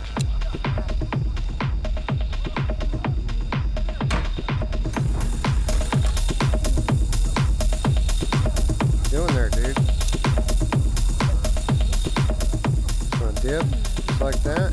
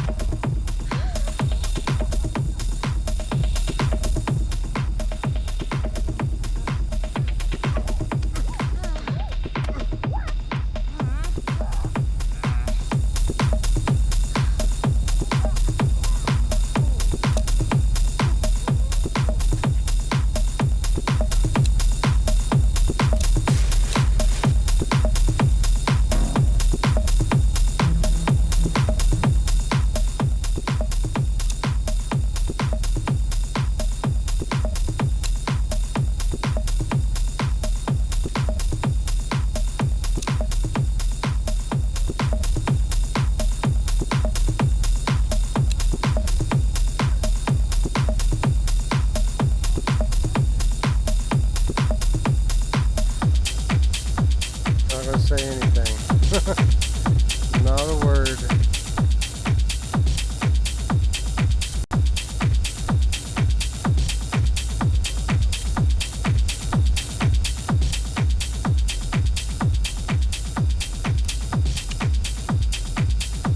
After he slit the ogre's belly, he discovered the maiden still alive inside. Still alive, but gutted by his sword. All her dirty insides spilling out onto the cold stone floor, her delicate fingers frantically scrambling to stuff them back in.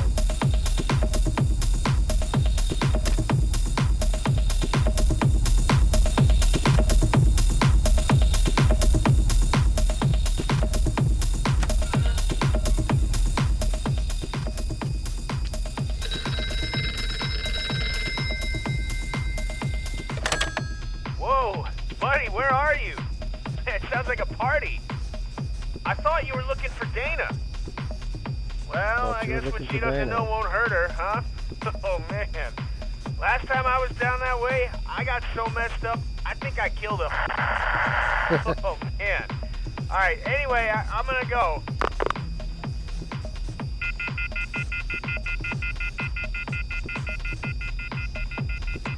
Even with nothing explicit being shown in this scene, it blows my mind that this made it through Sony quality. Right? This made it through QA like this. I mean, you all saw what that was back there, right? I'm not going to say it, but you saw what that was.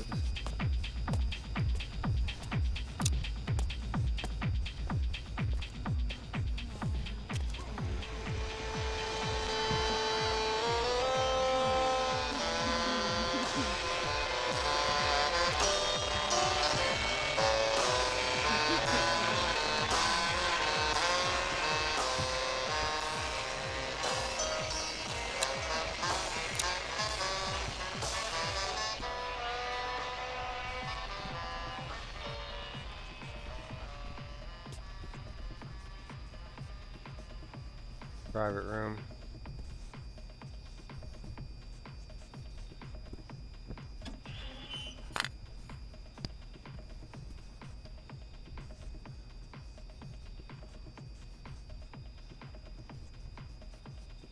just like I suspected, like the other images. Melting, morphing, distorting, just slightly, slowly.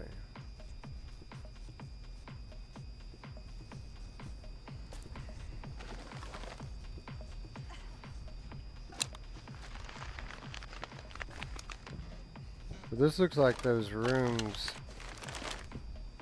like if you watch like the Nightline reports on these like prostitution houses in like Taiwan, not Taiwan, but Vietnam and Thailand. Like they kidnap kids and sell them into like sex slavery, and then they have to like live in places like this.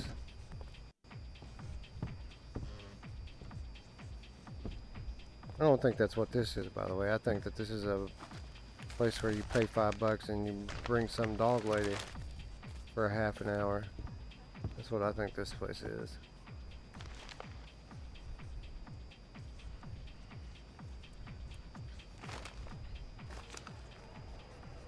What is this? Have we seen this one yet?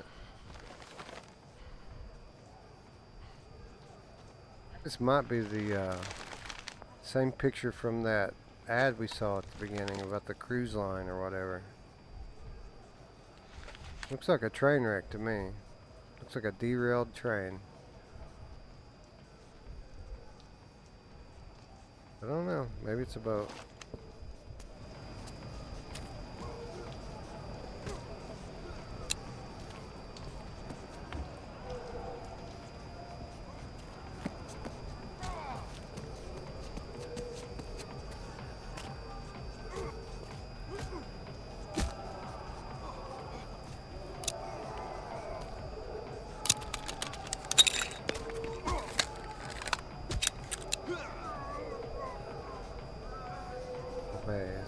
Again.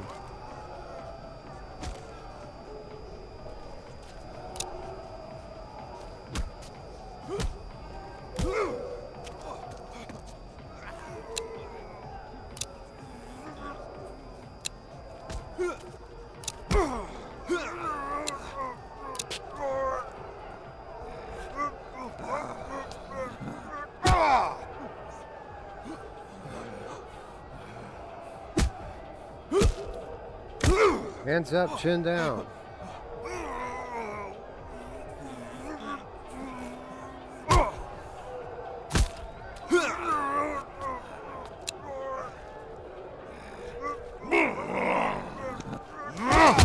Hey, you jerk.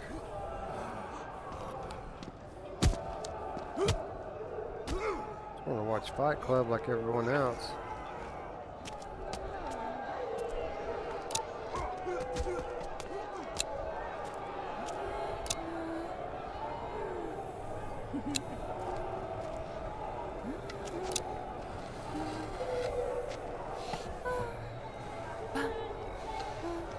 That's one of those weirdos with a gold mask.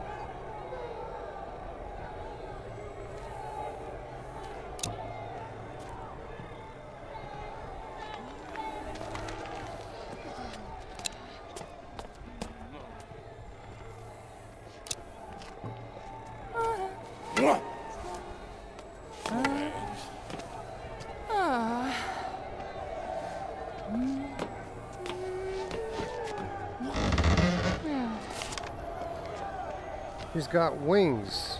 So she's an angel, right? So yeah, dummy, of course she doesn't get it. All the laughing and killing and fucking, it's not her thing.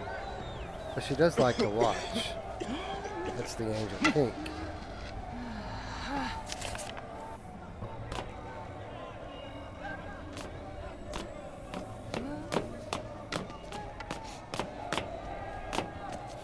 What's up, bro?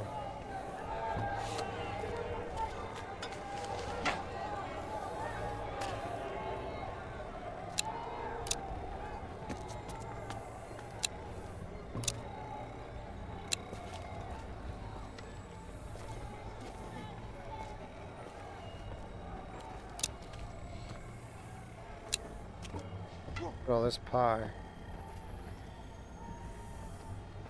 Just a corner with pies everywhere, huh?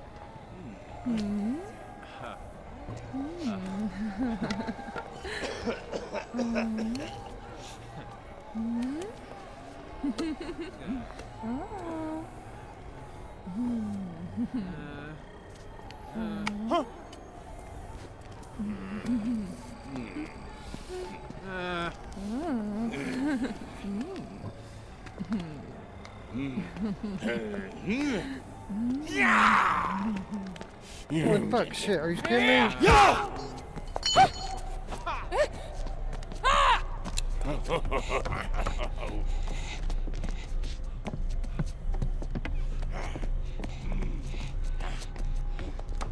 You chasing me back here, really?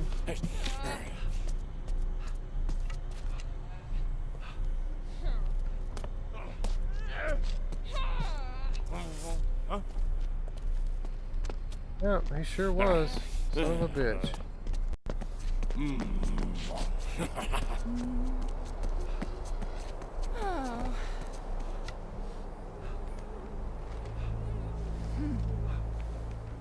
Didn't want to come up here yet. He rushed me. Pretty sure there was something down there to see. Oh, he's still guarding it. You prick. There's another one of those photographs down there, I think.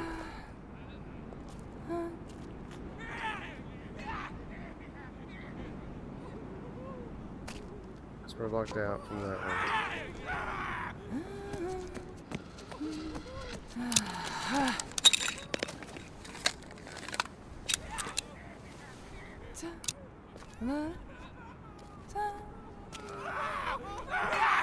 That's pissed off, yo.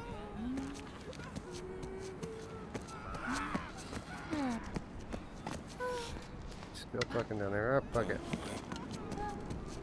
You guys want to see what that photograph has to say, then check out my stream from last year. We got it that time.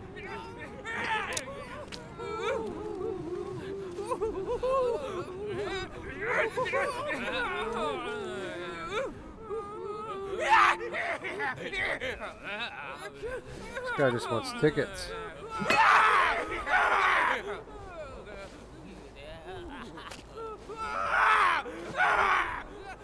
Show you what you do, dude. Walk up to the door and you open it. That's all. Don't need no stinking tickets.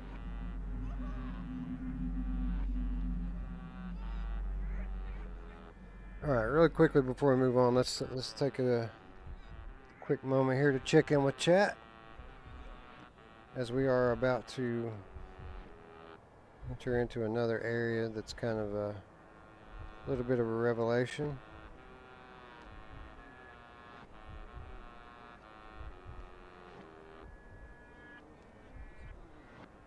That would refresh, that would be helpful.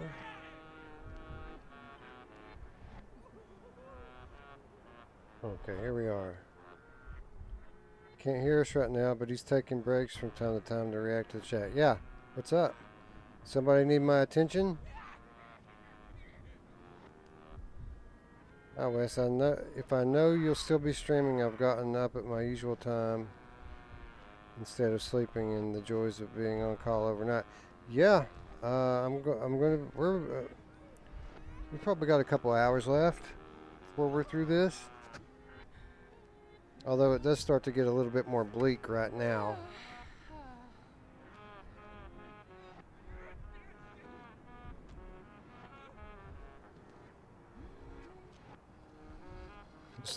Bear with me. I'm just scrolling back a little bit to see what you guys had to think about the red light district and the peephole club.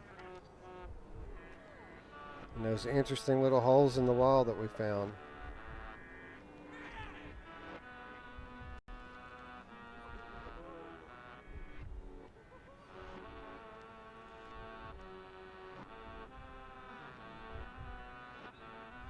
The internet certainly has accelerated things greatly. Television started it. Like, things were, I mean, obviously there's always been evil and perversion in the world. But with the advent of television, kind of the evil people that control the world were able to start manipulating the minds of the populace on a whole new level. And this same type of mind control and manipulation increased exponentially with the advent of the internet. The internet has just 100-fold what TV started. So yeah, you're absolutely right.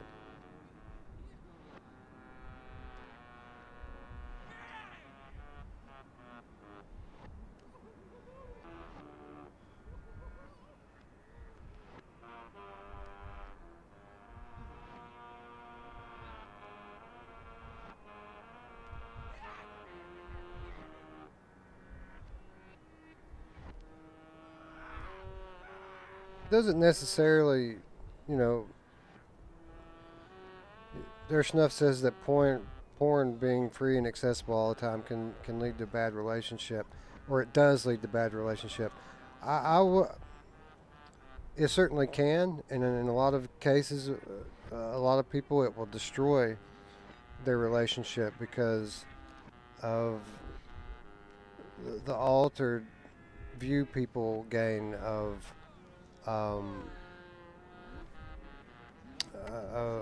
physical affection, right? But it doesn't necessarily destroy relationships. Obviously, you know, if people are like-minded, but both sides of a relationship, then people can go along just fine with it. But I think what ends up destroying a relationship is like when one side of the relationship kind of gets into certain things that the other side doesn't. But that's true of everything, not just sex, but anything in general. If your partner isn't on board with what you're on board with, it creates conflict, and then at a certain point it creates problems.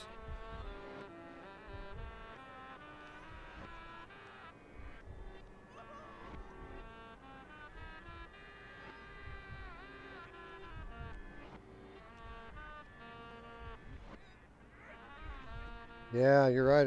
The stuff that's on the internet now certainly has an element of disrespect to it, and there's a lot of other stuff too, like with genres of pornography. They're playing with lines that haven't really been crossed yet by people. But if people keep fantasizing about crossing certain lines, then they're actually going to eventually start crossing those lines. So that's a little bit unhealthy, certainly.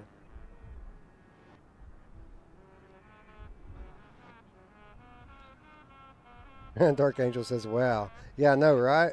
Wow.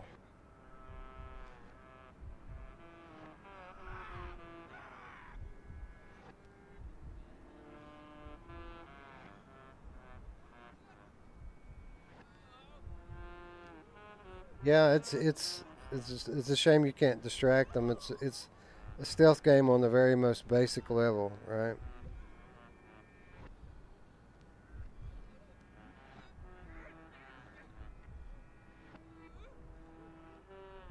People don't understand what this game is. That's why it got such low percentages. Most of the people that gave this game bad ratings probably quit within the first hour, right? When the game is like super slow and there's nothing going on, and there's a jump scare like once an hour, and people don't really make it far enough into the game to appreciate the game for what it is. And spoiler alert, this game is a mirror. It's a mirror. This game is essentially holding a mirror to humanity from the eyes of the creator. And you're going to see that as we go along. That's exactly what they're going for here. They're showing us how the game's makers are showing us how they believe that our creator sees us, or how they must see us, right?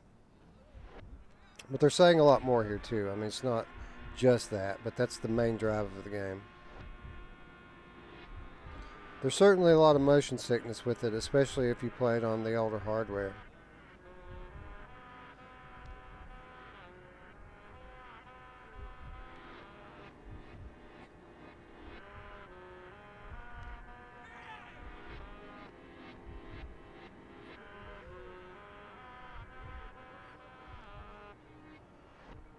Good night, Dark Angel.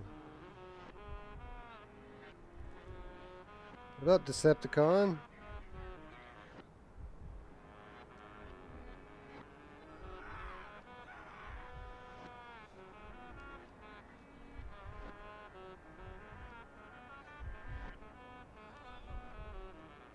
I got you there, Snuff. My bad.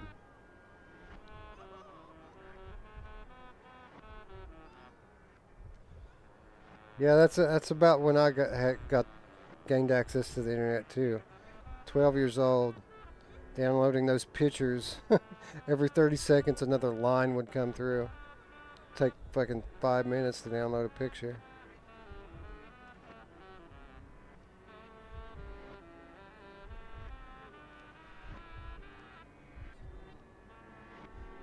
I definitely recommend, if you're prone to motion sickness, taking breaks when you're playing this game.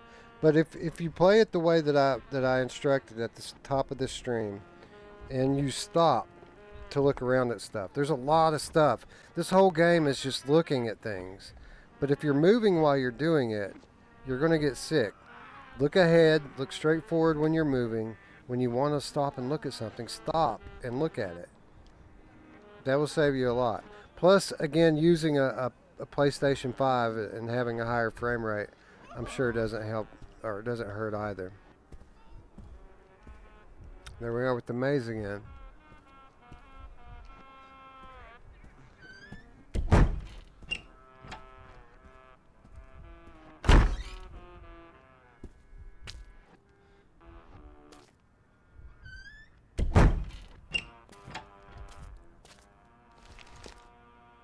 Still a crackhead.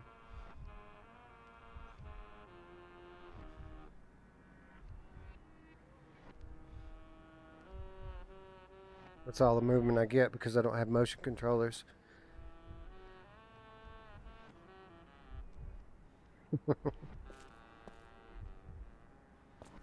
This huge ass toilet. I want a toilet like this in my house. 20-gallon tank on it. Hell yeah.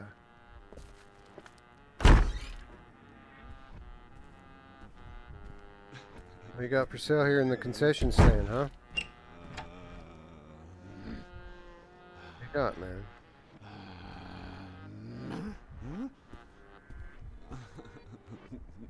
Rotten apples? Oh, there's pies. The pies were not there a moment ago, I don't think. I think they popped in.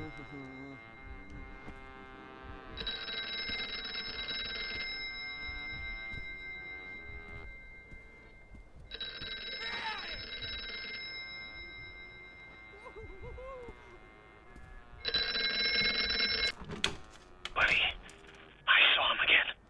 The fire. I could barely breathe. Listen, I just want you to know, no matter how bad things get, I'm here for you. buddy? I mean, if I was in a jam, you'd have my back, right? I know you would. Got it, buddy. I am here for you.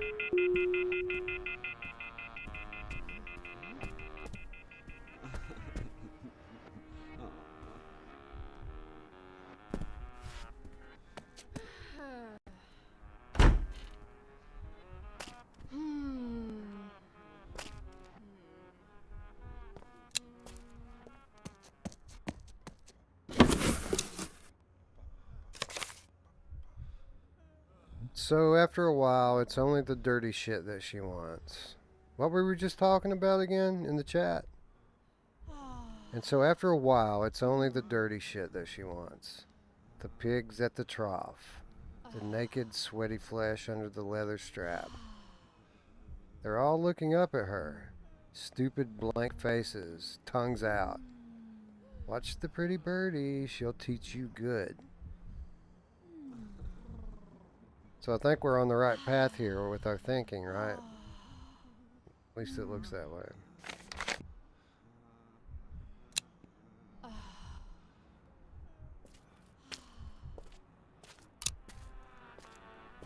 By the way, I mean, you heard the sound, right, while we were reading it.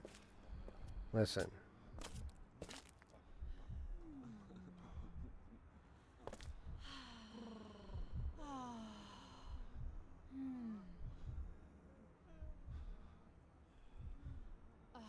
Right?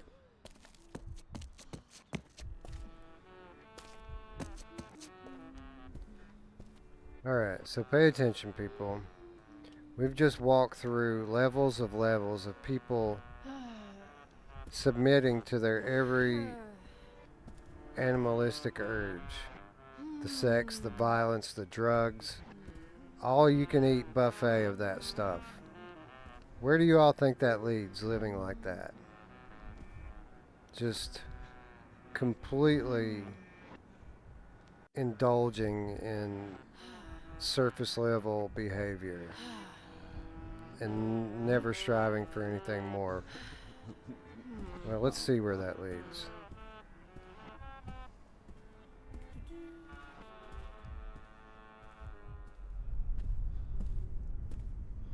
The theater.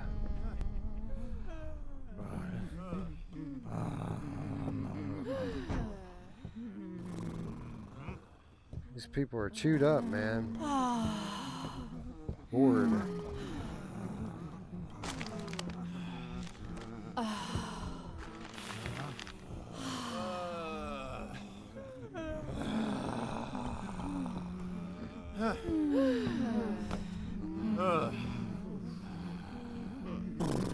Is this thing on?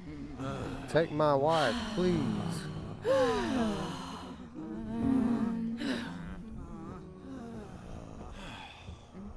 Just tired and bored, huh? Tired and bored, everyone. I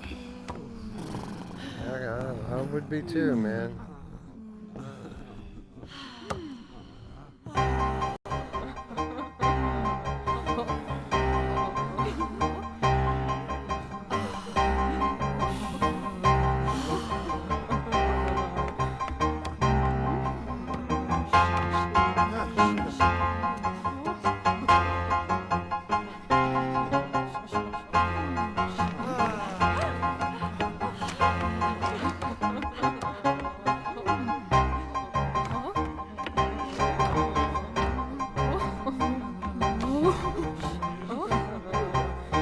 Look anxious now.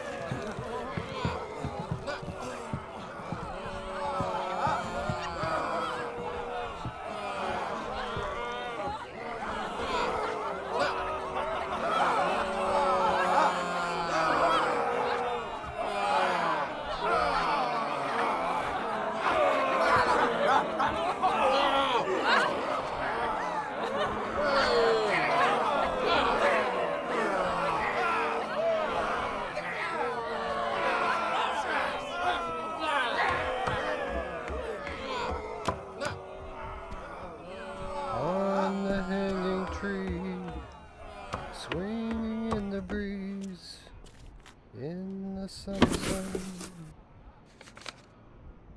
Maybe it could have worked.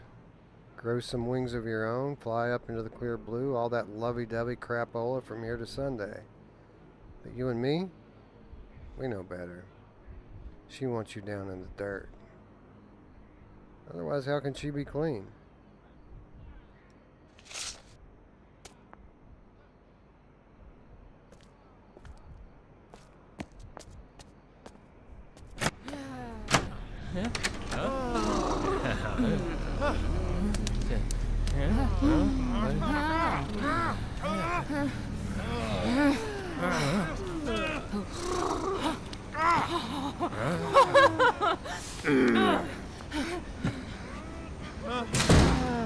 See how excited she was? Look at the line.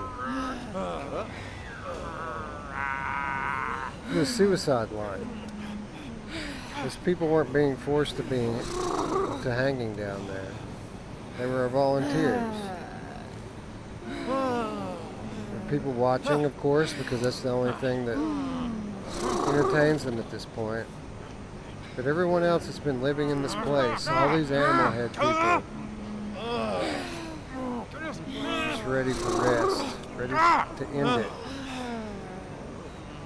You live for nothing, you die for nothing. I think that's the message of that level.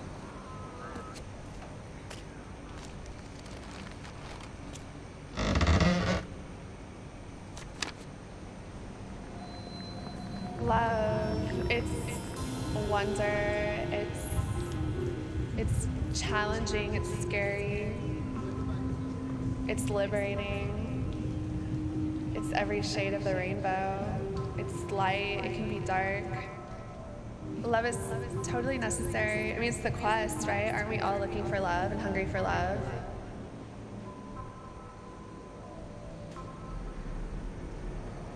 Don't you want somebody to love? Don't you need somebody to love?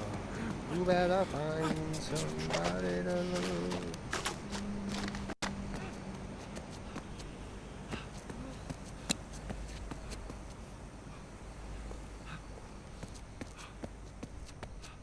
Spawn point there, respawn point.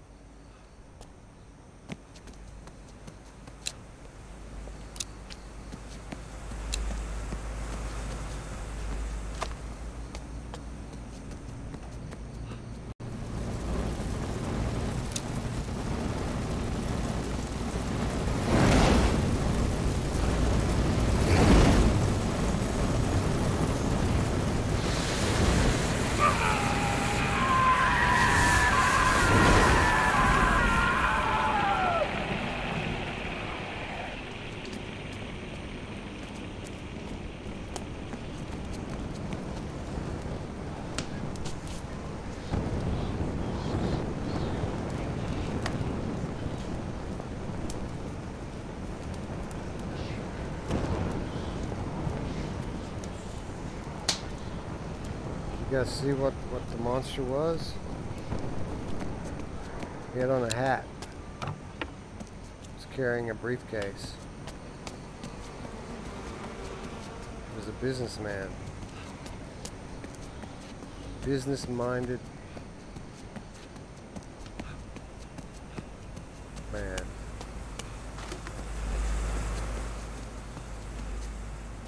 Burning all of them alive. He's getting stronger. It's starting to unravel.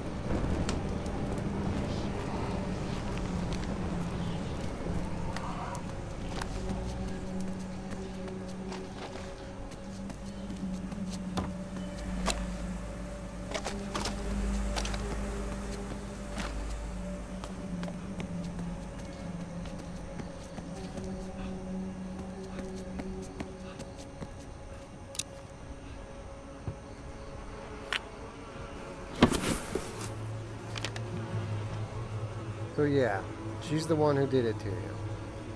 Or let him do it, same difference. But she kept the photos. A whole shoebox of them up on the top shelf. Gets them down on those long, lonely nights. Who needs the real thing anyway?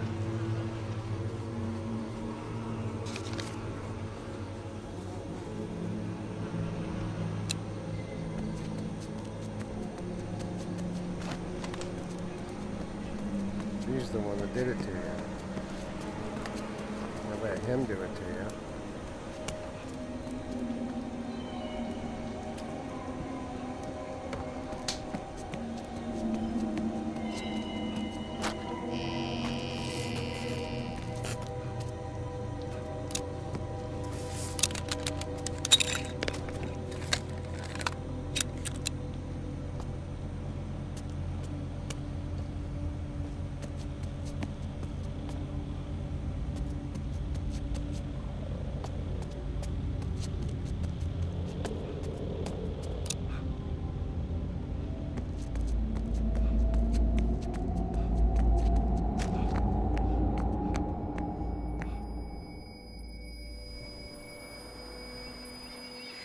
You want to try again? To go back to the way it used to be? I remember when we first met, you were gonna conquer the world. You came so close. But then you wasted the chance. What makes you think you won't do the same thing again?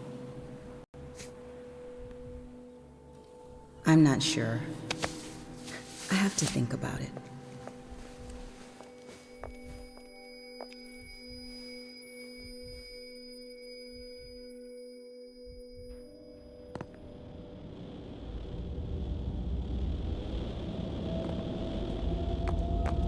Want a second chance? What makes you think you won't do the same thing again?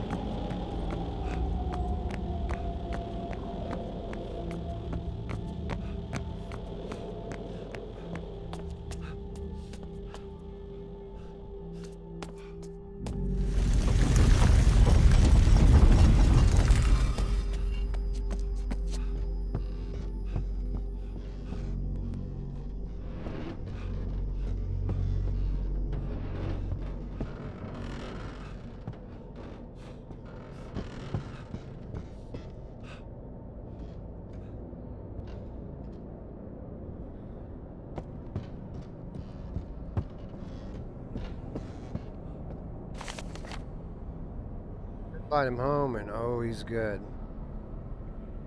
And then you roll over to coax another session and his skin is coming off like wet tissue paper, all black and rotted underneath. Sticky hot tar smeared on your thighs.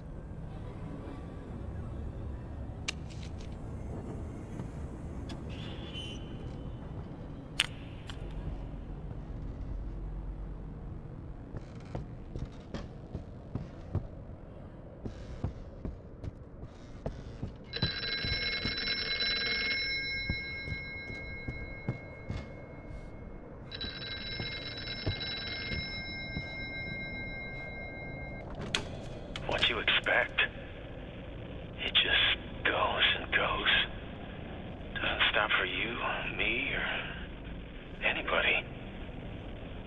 You just gotta get out.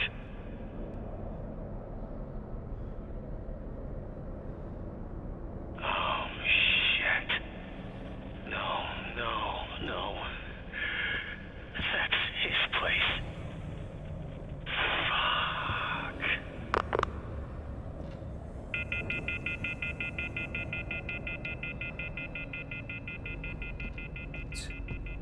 His place. Fuck.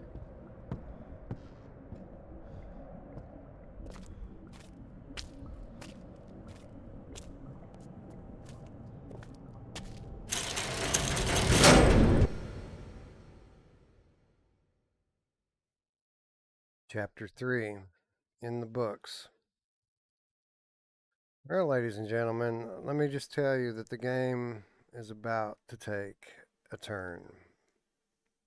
It's about to take on a bit more of a darker tone. And anyone who's played the game from this point forward and says it's boring, well, it's because they probably didn't play the game from this point forward.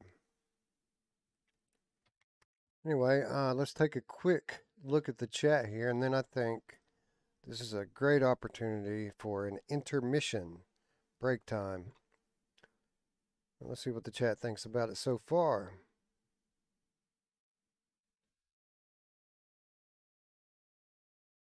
By the way, I want to thank everybody who's sticking it out with us and still here. We've carried 20 for the better part of this stream. I really appreciate you all staying up with me and enjoying this debauchery. Red Bull in the freezer. Thank you very much, Roy Schwartz. Good call.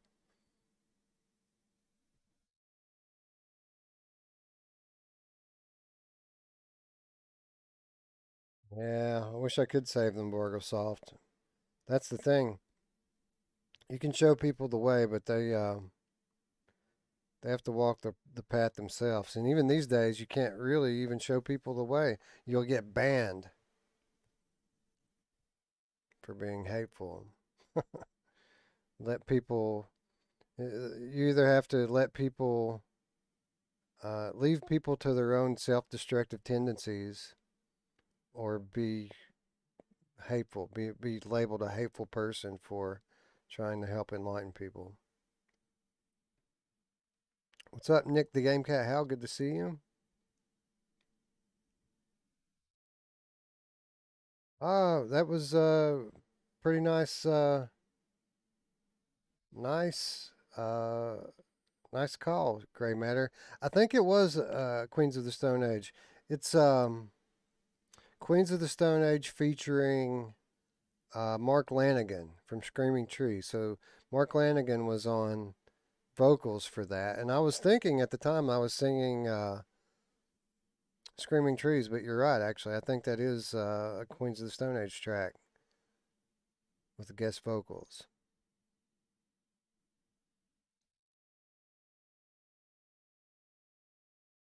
Fruitless attempt at saving people from themselves. Exactly. That's why they all stared at me when I let them down. They didn't like. They weren't happy. They didn't try to run away. They stood there and stared at me like, "You fucking asshole! You ruined it." You know.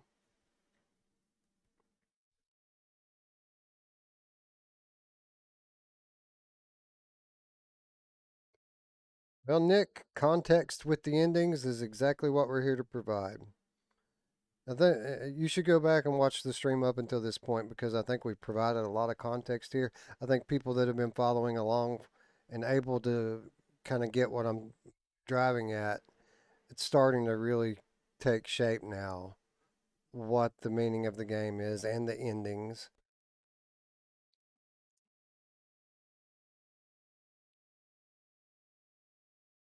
But they had to be vague. I mean, if they were a little bit more spot on with it, then, I mean, the censors, I mean, who's to say that they weren't a lot more explicit with the original version of the game? But, Sony made them kind of be a little less on the nose.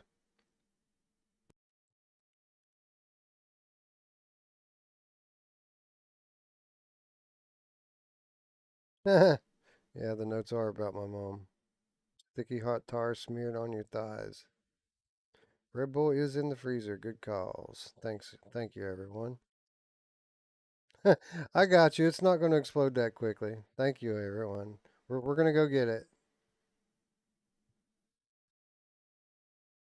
Bull in the freezer, at least is a good name for a song. Smoke 'em if you got 'em, indeed. You should play it, Rogue. This is a great game. And, even with all of the things I'm pointing out here, as I have already demonstrated many times already in this stream, there's something new every time you play it. It's like the more I come to grips with what the game is, the more I notice on the next playthrough.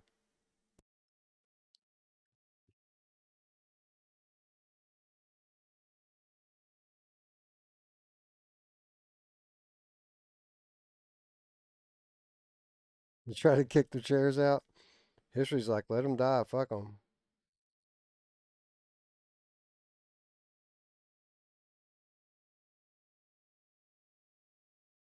Backlog Club. I don't know what Backlog Club is, but I should be the president. My backlog is momentous. It's so huge. Screaming Tree is one of the few that I didn't get to see. And, oddly, all the ones that I didn't get to see were the Seattle bands. Like, I never saw Nirvana. I don't think I saw Soundgarden either. I might have seen Audio Slave, but never Soundgarden. Who else have I not seen? I never saw Alice in Chains. So all of those with dead singers I missed. And yes, Mark Lanigan from Screaming Trees is dead. In case you all didn't know it, he passed earlier this year, unfortunately. Not that long ago, a few months back.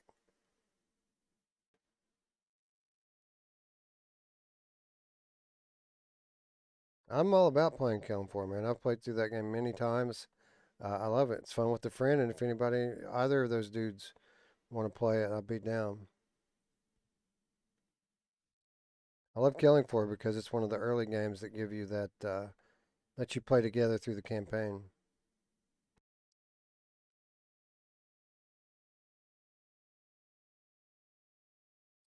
Yeah, that sounds great. That's a great concept, gray matter. That we actually used to do a segment on our show that was the same concept. We called it Because I Said So. So, like each week, Roots or myself, we would take turns. Or actually, I think we went at the same time. Like he would give me something from his backlog that he wanted me to play, or something from my backlog that he wanted me to play, and then I would give him something that he should play, and then we would come back the next week and talk about it. Actually, if I recall correctly, the very first game that I gave Roots on because I said so was Here They Lie. It was the first thing I made him play.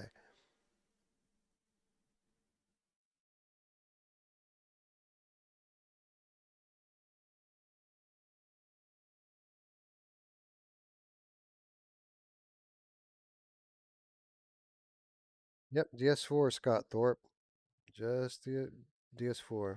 I wish it was move compatible, but it's not. Anyway, we're going to call this intermission time. I'm going to take probably 10 minutes here to go get the Red Bull out of the freezer, use the bathroom, so on and so forth. Let me see how long. If this Rush of Blood video is long enough, we'll just go with that. If it's a shorter video, then we'll pick something else for you guys to watch. But thanks for hanging out with us tonight. Just hang in there. We will return shortly with the conclusion of Here They Lie. All right, this looks like a 14-minute clip, so we're going to just let this go. Be right back, ladies and gents.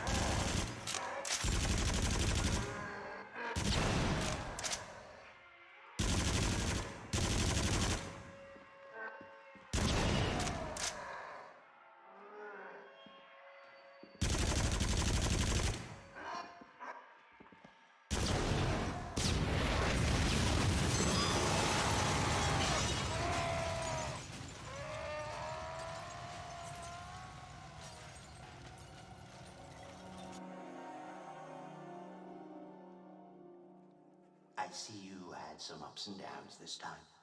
No pain, no gain, I suppose.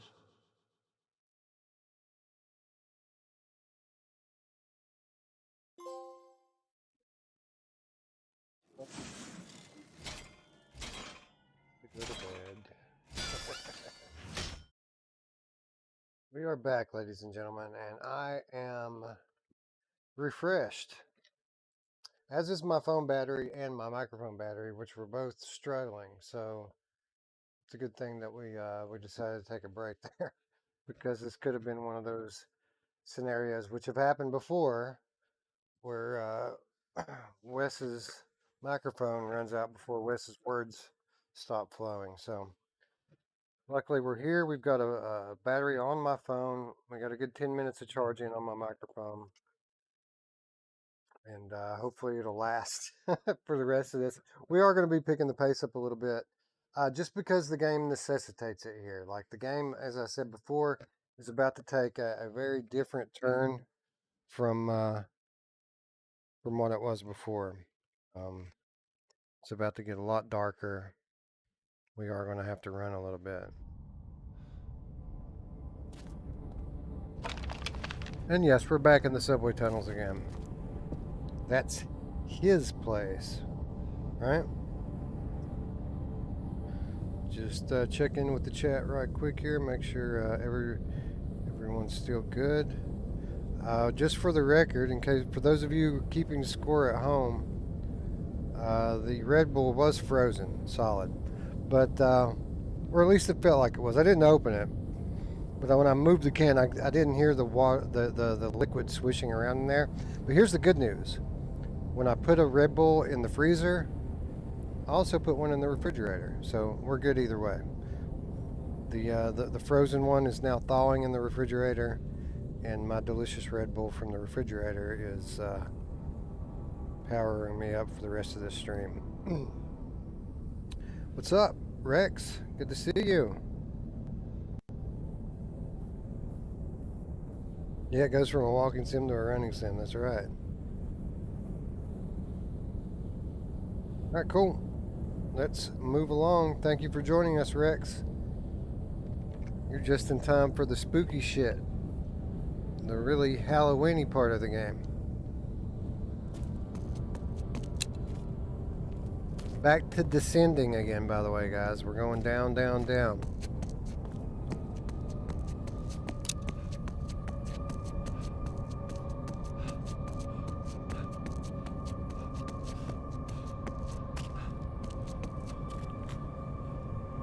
Subway looks a little different this time around, don't it? Charred people right at the door.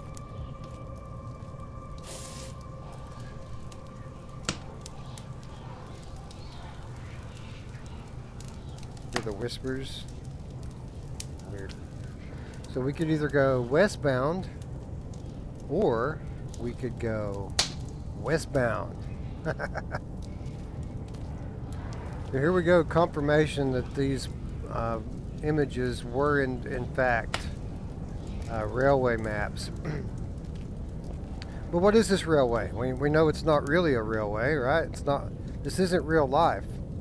This is something else that we're trying to determine. And yes, as someone pointed out earlier, this railway map is rather symmetrical. Which way do we go, George?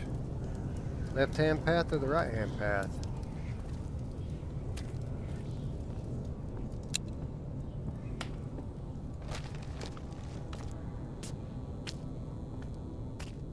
This is the same picture from earlier, only mirrored.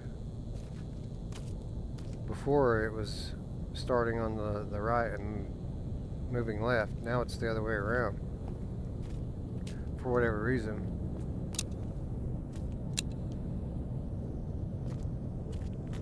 So now we're in the eastbound. But this says that the way out is that way. So maybe we went the wrong way.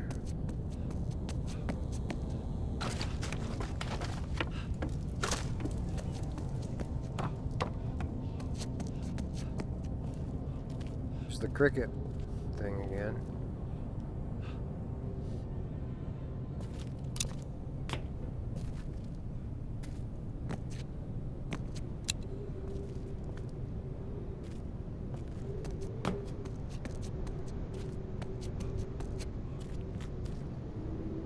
Okay, so this is different.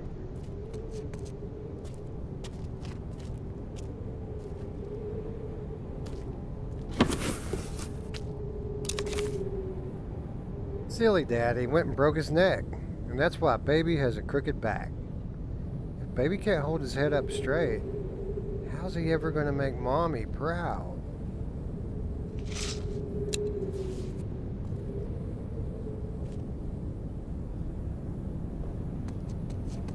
Eastbound and down, we're loaded up and trucking. We gonna do what they say can't be done. We got a long way to go and a short while to get there.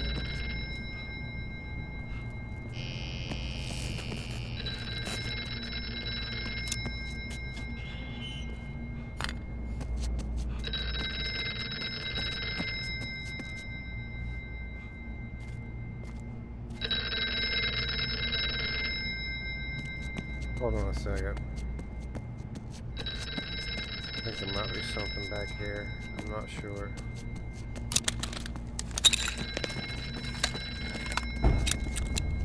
Nope, not that way.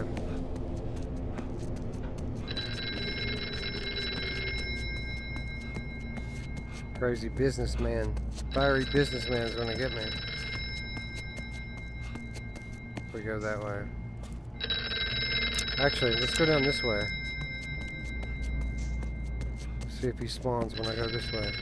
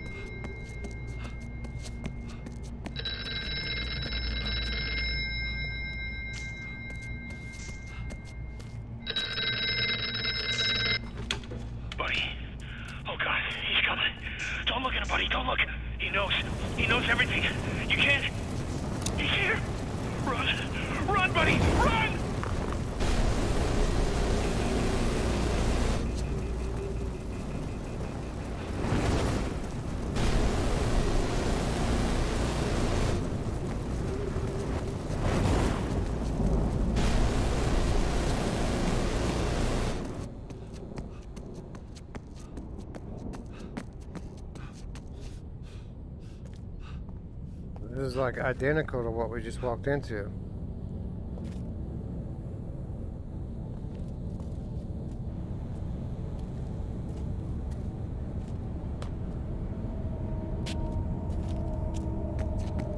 Now this way's blocked off. But there's the box, the same box we just opened.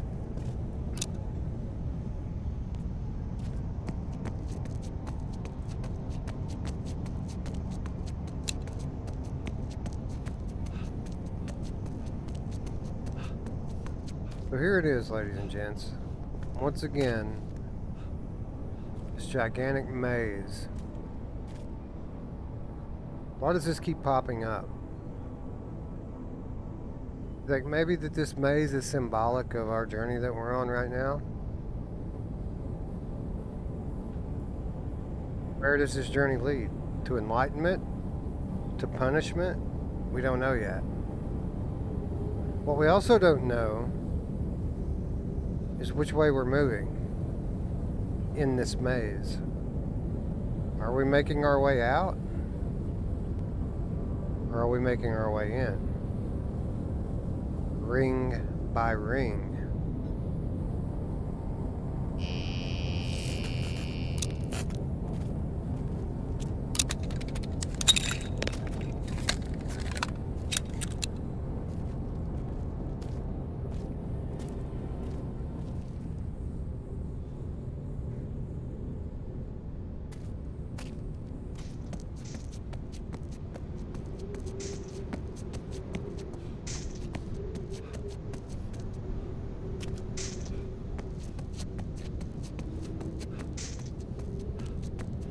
The biggest reason why this game makes people motion sick is because they have this auto steer going on with the forward-facing movement. So it doesn't just automatically correct when you turn your head, but it slowly pans the camera to make whatever you're looking at end up right in front of you.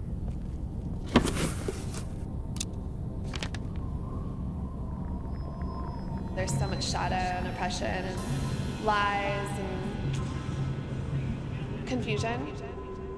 If we were given the truth of what it really means to be a sexually embodied individual, and those at the top that are making all this money from feeding us this archetype of control, if people aren't awake in their own sexual essence, they're more easily controlled.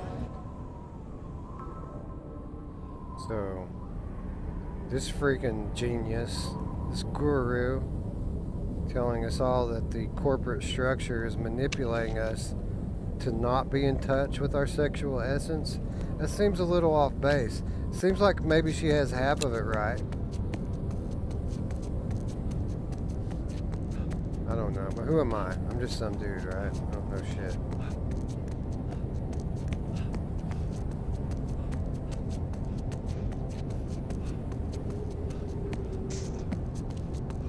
Just some dude. My Crump's brother. You're not worm my chicks, bro.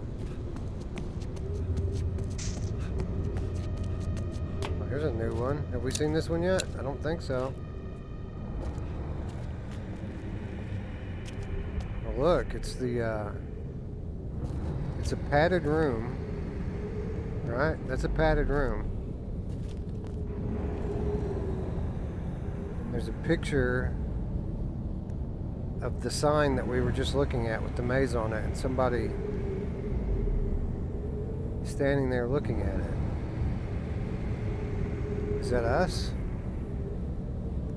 Do we have a dog head now?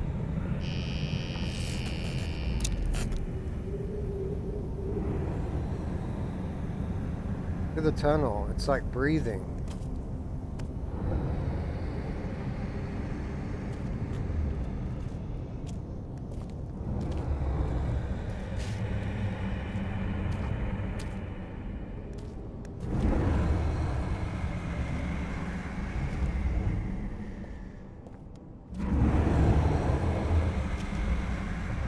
Quite an effect. It's like we're being digested.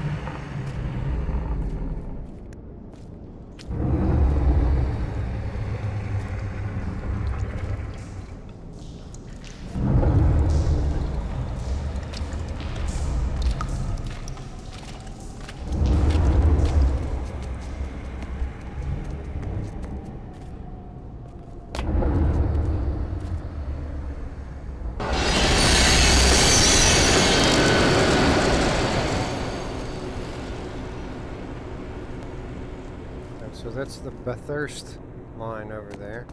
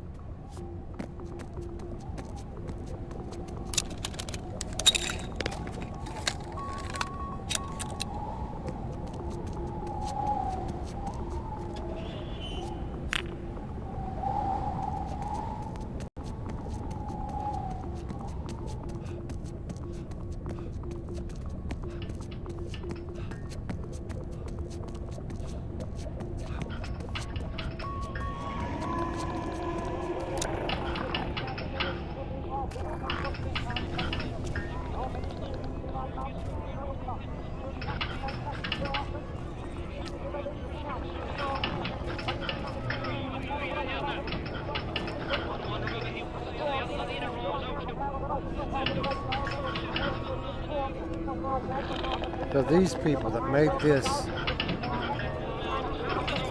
are making a new game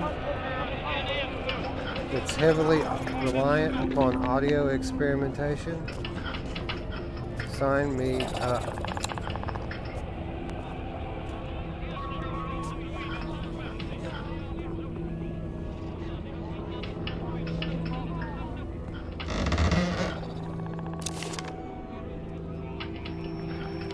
mindfulness is a muscle. It's going into the core of our being and uniting with that mystical, omnipotent, omnipresence, that spark that unites us back with source. But there's so many layers of reality that we identify with that makes it hard to get in. There's conceptual reality. It's one layer of reality.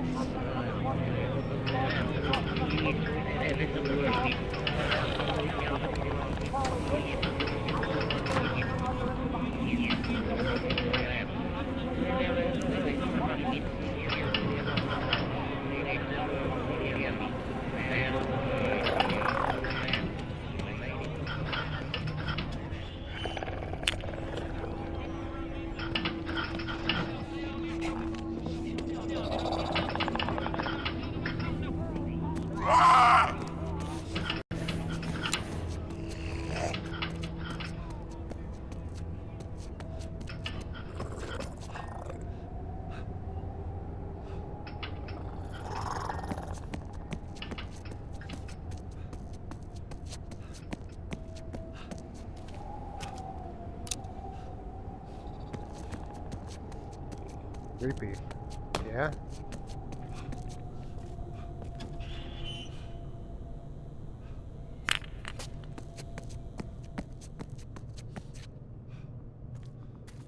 This way.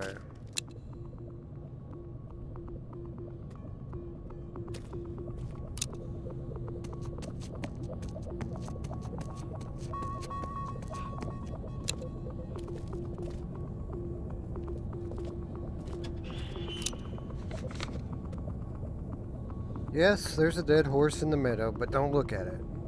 Have another sandwich. Don't look at it. The sky is so blue, and wow, those flowers, and don't look at it, I said. This is such a perfect picnic. Don't. Yes, the flies, I know, don't.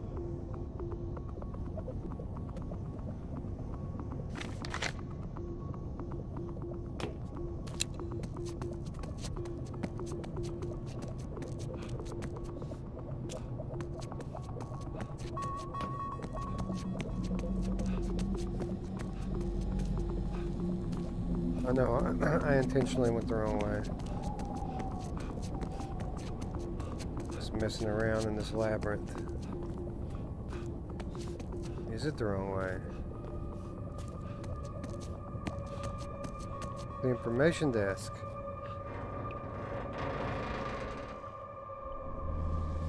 What the fuck?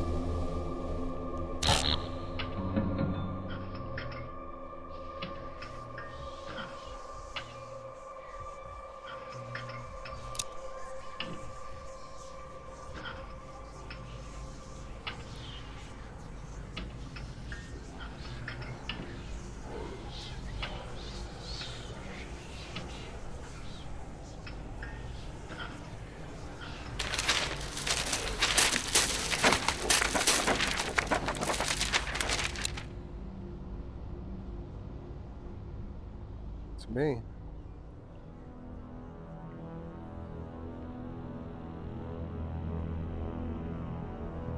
If you have any information regarding your whereabouts, please contact authorities immediately. You were last monitored in your apartment sometime this evening. No unique physical or personal characteristics.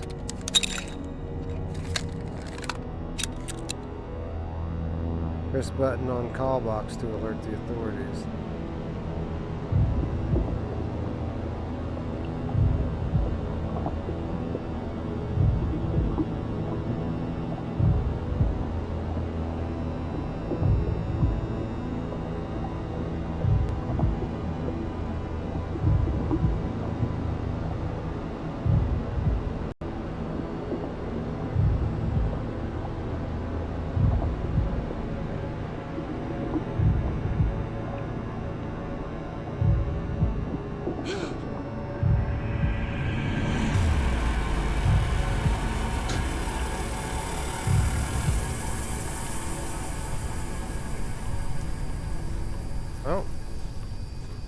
We made it. We're in the upside down.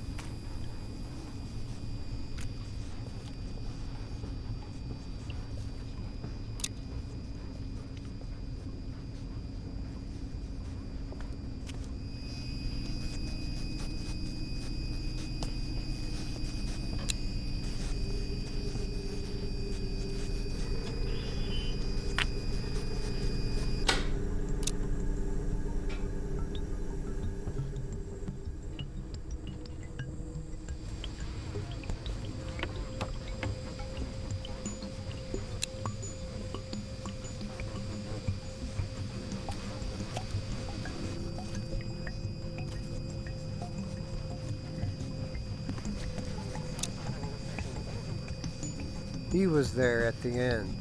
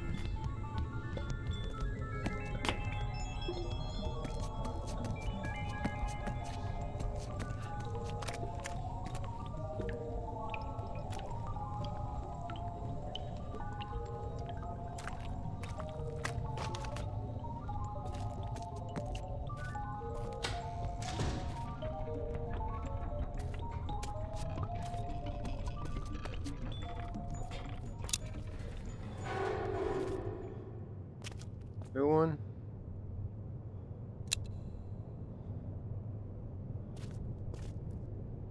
Some buildings or something.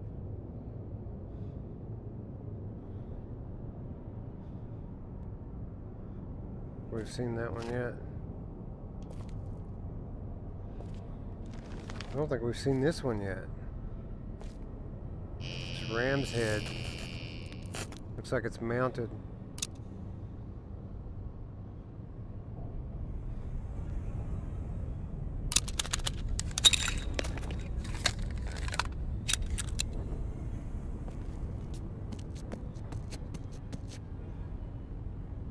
All right.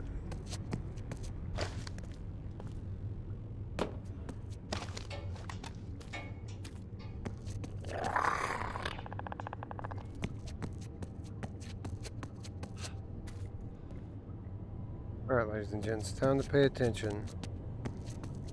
I promise you all things that people miss. Here's one of those things that people often miss.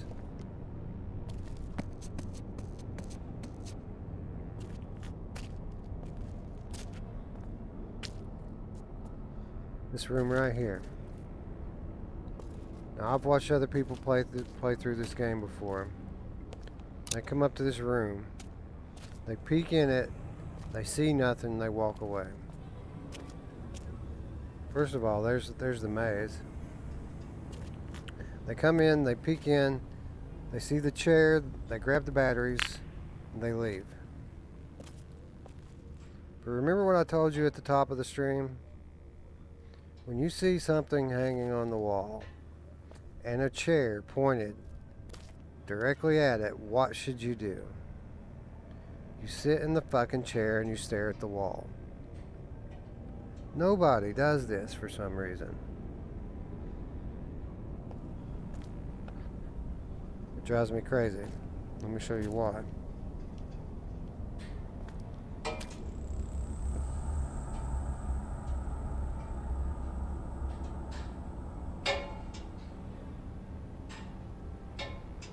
See it pulsing?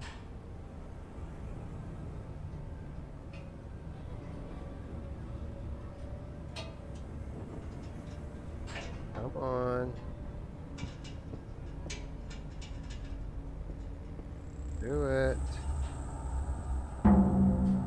Here we go.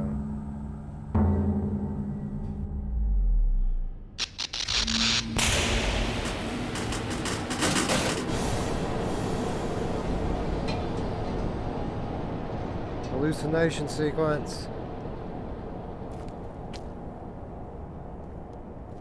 Yeah, probably a bad idea to eat some mushrooms and play this game.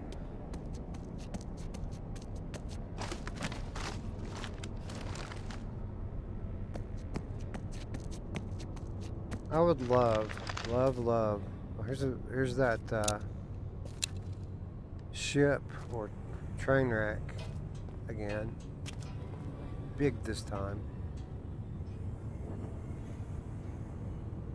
I would love to talk to the people that made this game. I have so many questions, and I'm sure that there's so much that I'm missing.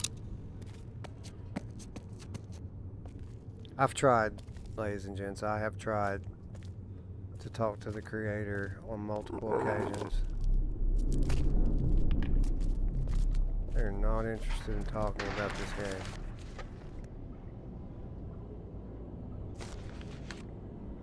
But I would love like a director commentary on this thing would be so awesome. Like just start to finish, tell us why everything.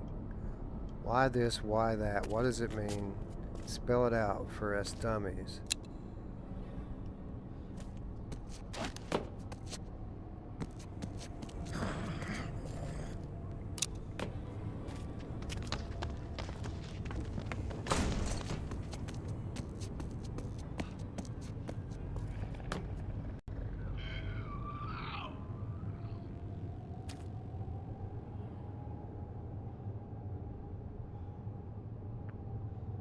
Do you guys want to hear something crazy? Like, a demo for Here They Lie was one of the first things I ever played in VR.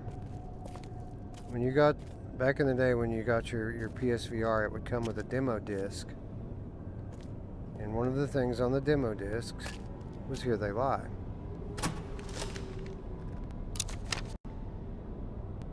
Guy dies in the corner, loses the body. Paperwork screw up. Just leaves him in cold storage at the back of the morgue. Years, decades, frozen with his pants down and his thing out. Still looking good. So there was a demo for this on the very first PSVR demo disc. But it wasn't your typical demo where they give you the first level. The demo for Here They Lie on that disc starts here. Like we're well over halfway through the game, and this is the demo they give you right here. So that guy just ran into this office, right? And we can open the door. Here's the thing though. If you want to go try to get in this office, it comes at a price. Let me show you what I'm talking about. We can stand right here, and if I poke my head through the door, he's waiting for me. He's going to kill me if I walk in this room. I don't think there's any way I can avoid it. Now I can not go in the room. Of course, there's always that option. But I don't think I can get back here from the spawn point. Maybe I'm wrong about that. I think it puts you through to another spawn point and like you can't really get back to there. If I remember correctly.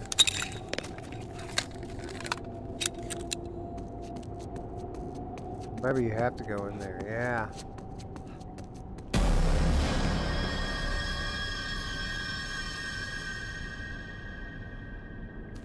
You guys see all that? Yeah, you have to go into there. It's the only way to go. So this is interesting then, because what happens is this dude kills you and you come out someplace completely different when you respawn.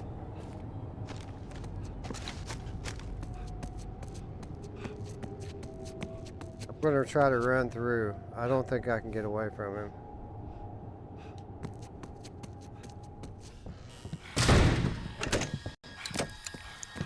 Maybe I can. Holy shit. Oh fuck no. There was a dresser back there I could open up too. Damn it. I should have kept running. I could have got to the dresser.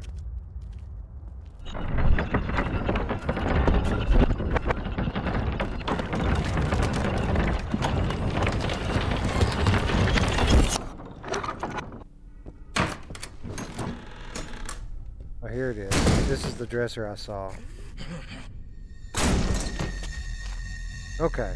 Well, that completes that then. Now I know.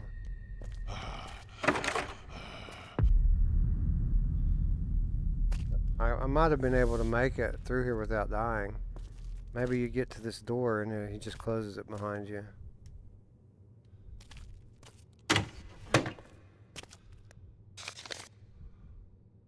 She put a mouse in a jar but forgot to leave any air holes. Just sealed it up good and tight. Not mean, just careless. Funny Mousy, gasped all night before it croaked.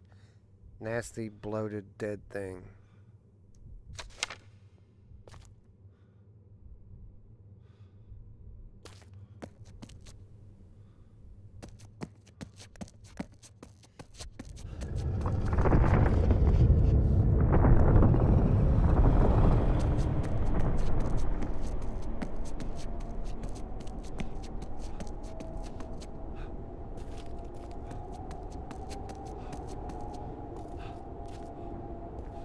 So now we're coming to a part that I still, to this day, do not understand. I don't know what it means. I have no idea what it could mean. I just don't know.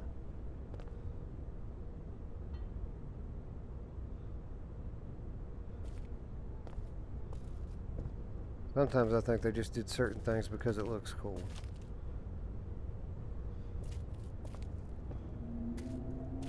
Right here.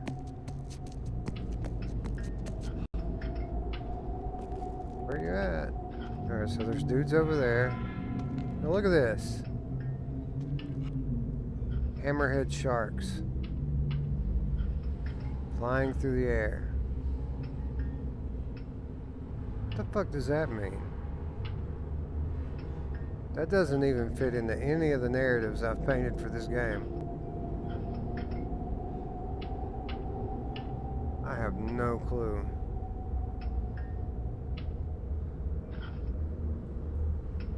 Could it be a shipwreck instead of a train wreck?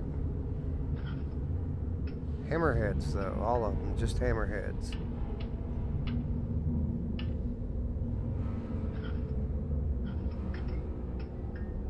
I don't fucking have a clue. I'm lost with that one.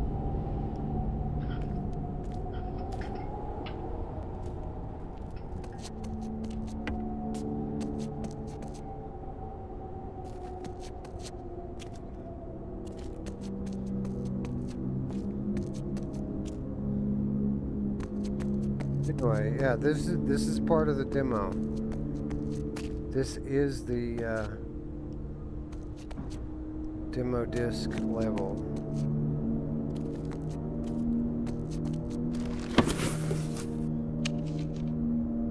The ragman keeps his pockets full. All the shiny bits he finds on the street, all the scraps and bones and filth, bulging out, hanging down, dragging behind. Down on his knees, dirty fingers still stuffing his pockets as he coughs out his lungs.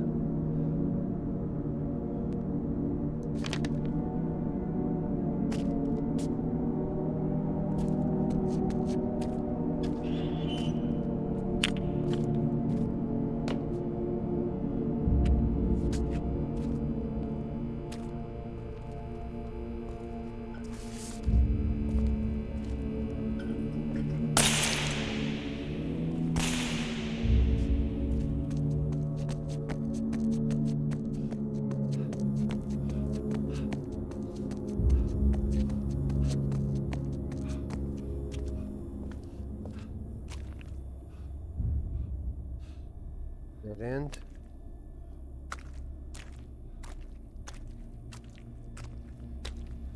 Image of what? What is that? A desert?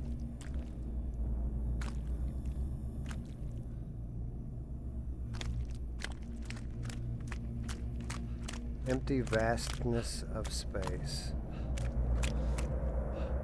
Whatever this thing is that we're in, I think we just found the edge of it.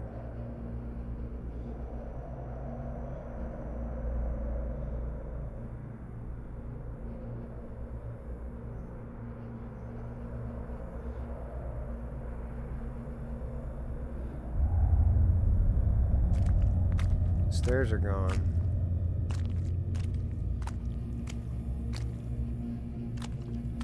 There's something in the desert now that wasn't there before.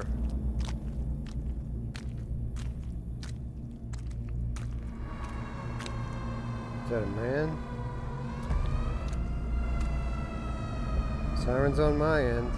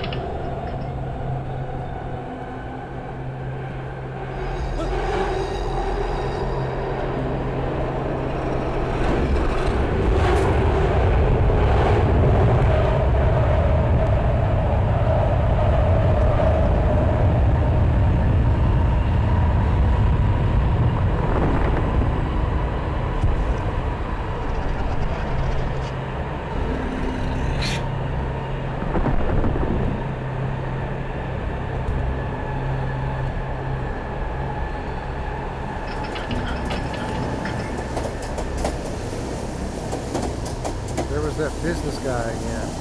Businessman burning through the world. Wonder what that's symbolic of. Or maybe it's not symbolic at all. Maybe it's just right on the fucking nose.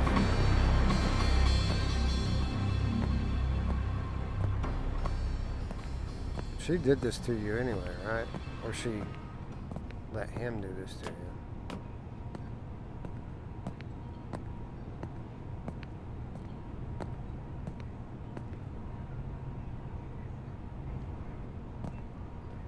The list.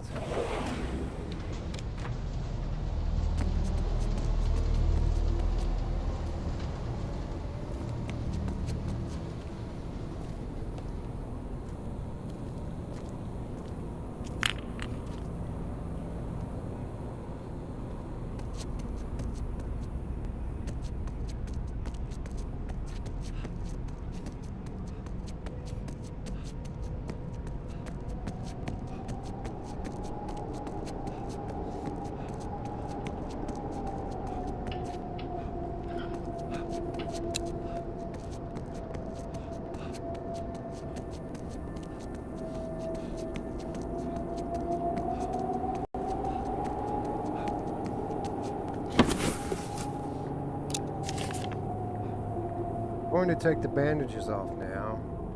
You have to be brave, for her sake. Just smile and tell her it's okay. It's bad, I know, but you have to be brave. No, no, stop. Come back. She's still your daughter. Come back.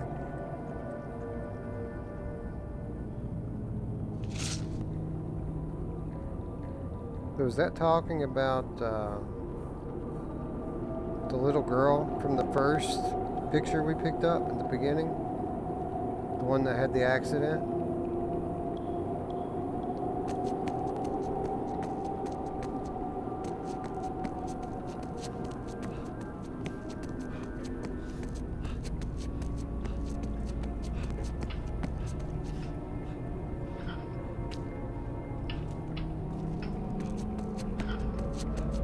Alright, time to pay attention, people. Time to point out another one of those things that other people miss when they play this game. So cool.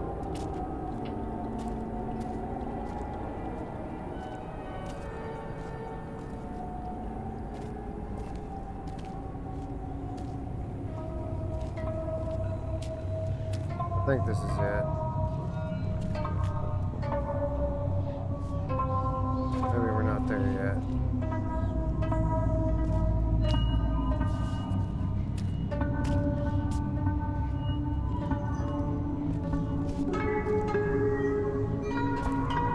This must not be it.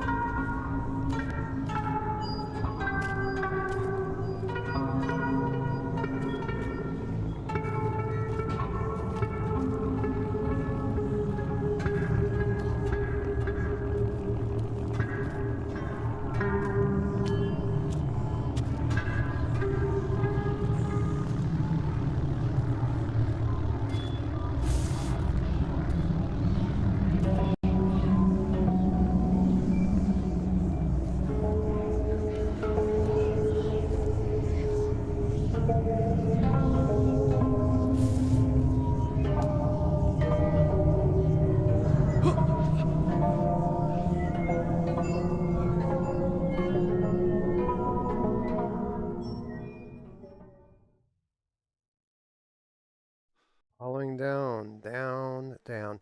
I'd also like to point out uh, our theory earlier from about the Inferno being an inspiration for this. Much like the Inferno, notice how each chapter, each level that we make it through in this game is denoted by a Roman numeral. Again, just a theory, but that's certainly reminiscent of the circles of hell that Dante descended through. Each one had its own Roman numeral denotation.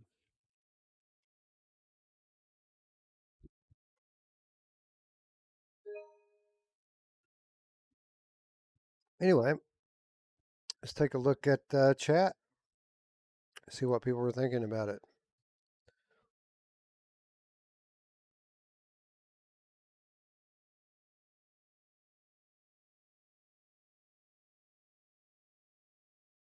All right, let's see here. Beard of Power has joined us. What's up? Yeah, yeah, broke me in hard too. This is this game. This and Rush of Blood are two of the big reasons that I fell in love with PSVR from the very first minute I had it on.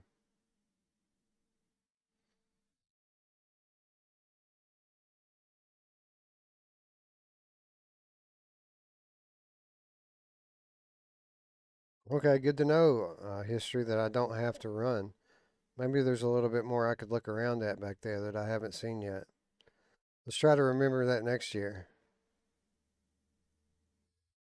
I'm not really a trophy hunter, Shades. Never really been my thing. I don't. I would doubt that I have all of them, but maybe.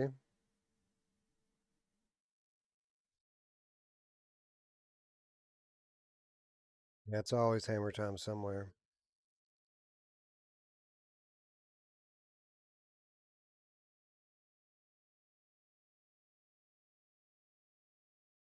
Yeah, what's up, Void? This how we roll, bro. You know that. All night, son. Reverend Kane. Hello. Yeah, yeah, yeah, yeah.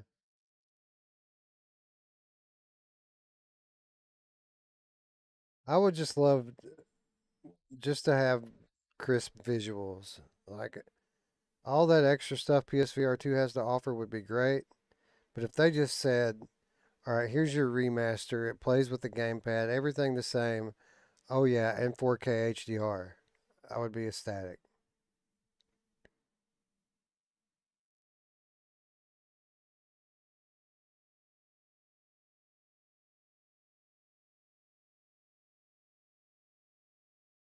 Yeah, I mean, the Roman numeral things, it's just another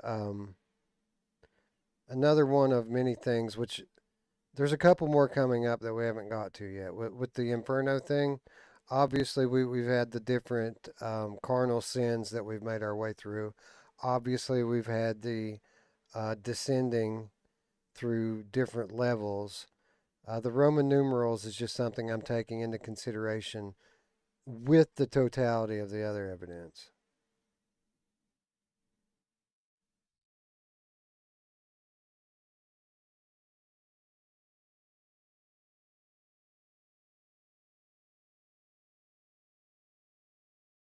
Yeah, slow turning's the worst. I'd rather have blink turning any day.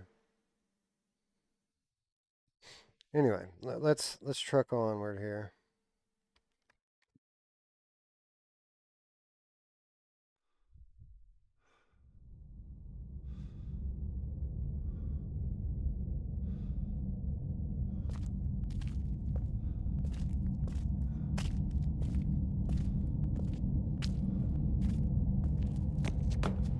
I hope I didn't miss the thing that I was trying to point out a moment ago. There's something cool that they do in some of these subway tunnels that I noticed one time before. I thought it was at that part right there, but apparently not. Something they do with the shadows.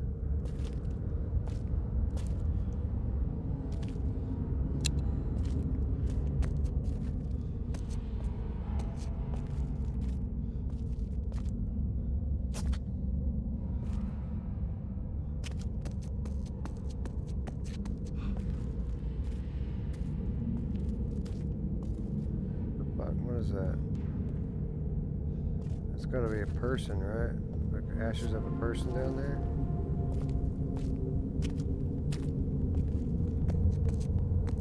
A chair.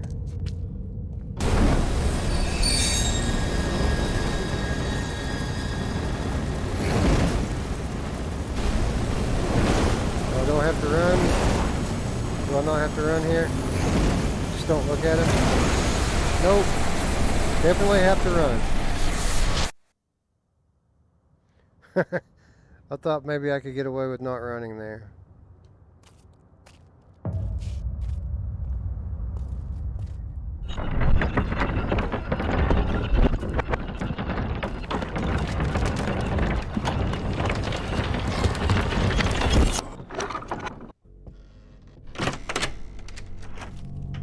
And now we're in the upside down. The literal fucking upside down.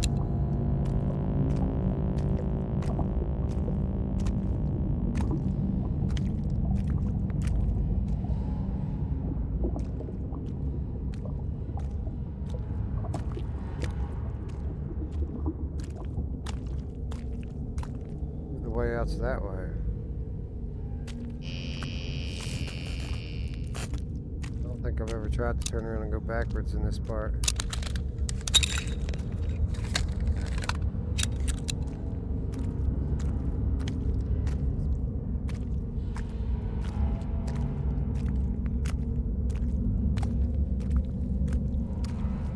That's not the way out.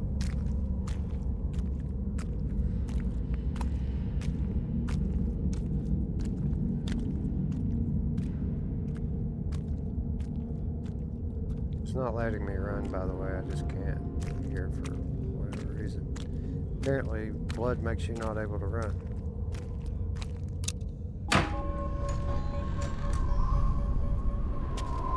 Get your ass to Mars.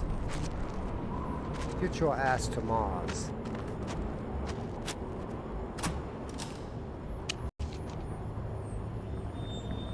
So during a certain point of the night, I could listen to the wind,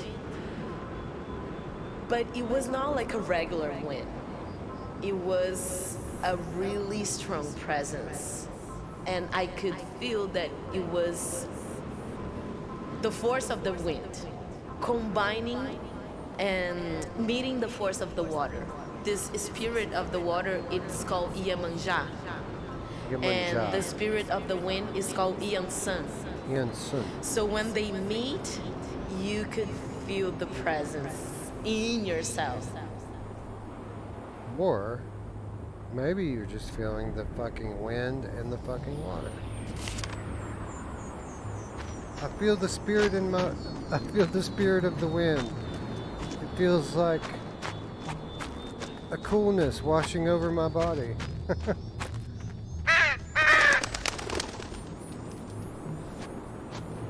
Iemanjá.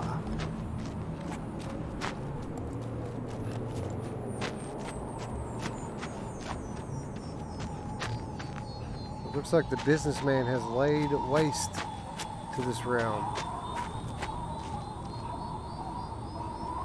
Even to the point where it looks like the atmosphere's been dissolved and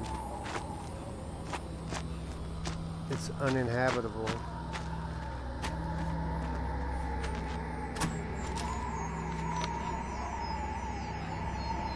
But where does it start? That's where our brain is. That's where our thoughts are processed.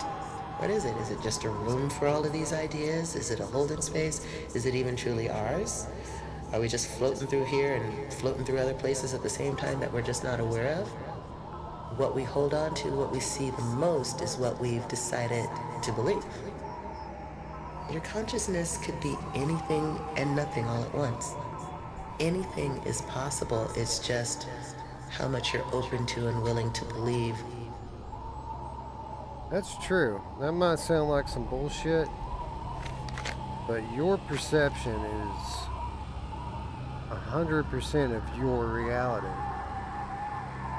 People often scoff at this idea of visualization and positive thinking. Literally, we all live in our own world. When you hear people talk about insane people, how they're in their own world, they're literally in their own world because they see the world differently than you. And the consensus might say that that person's wrong about what reality is, but to them it's 100% real. So you got to remember that and have a little compassion for some of these people that have seemingly lost their minds, because their reality is just as real to them as ours is to us. And really what dictates what's really real versus what is perceived not to be real is the majority. We all just, the things we agree on, the things we all perceive, is generally regarded as what's real. But until someone can really explain everything about the nature of reality in our universe, then we really don't know anything.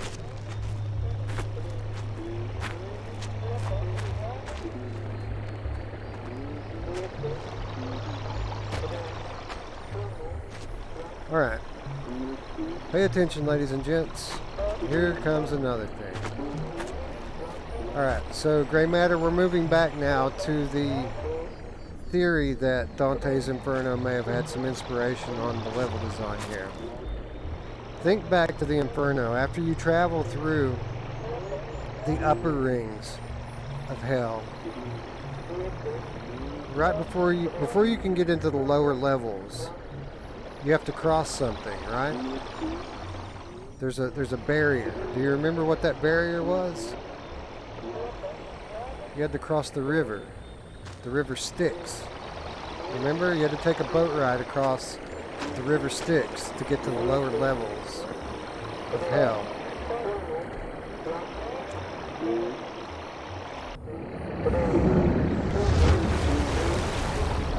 Let's go. And everybody watch. This is crazy.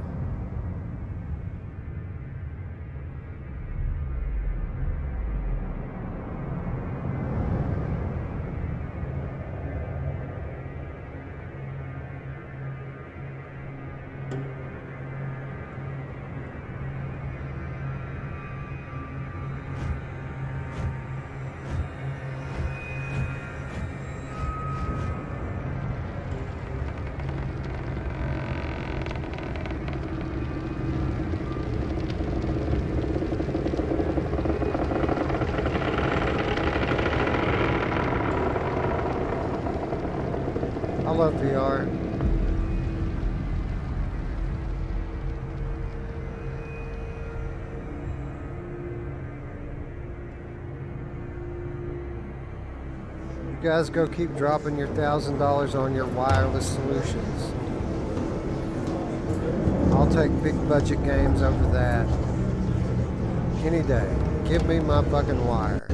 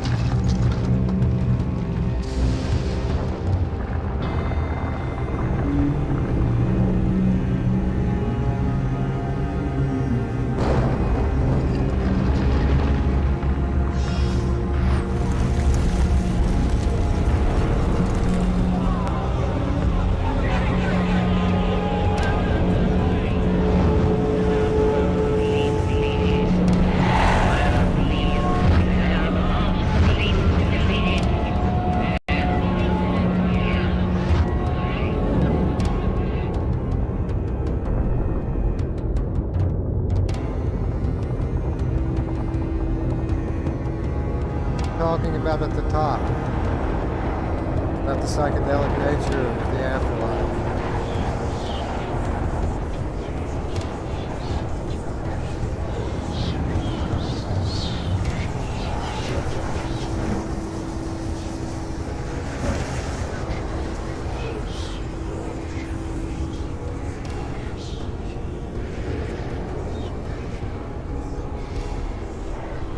Okay.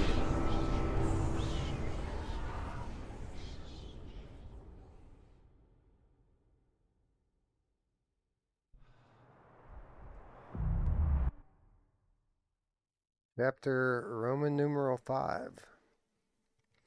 Let's see what the chat thinks about that.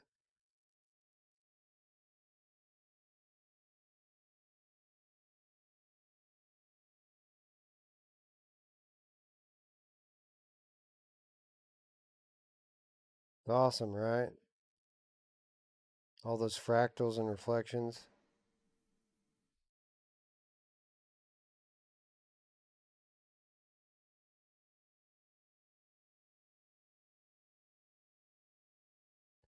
Some of the new AGBS I'm not very, I don't subscribe to, and some I do.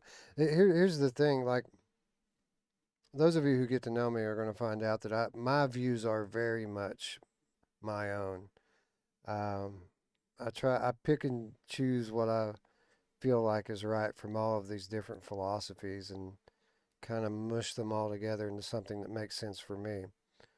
I think the most important thing that people can do is kind of break away from the learned schools of thought that we're all taught. There's truth in everything. Everything that they try to teach us is based on a true story, but just because there's some truth in this philosophy or that philosophy doesn't mean that all of it's true. And in most cases, I believe most of it's probably not.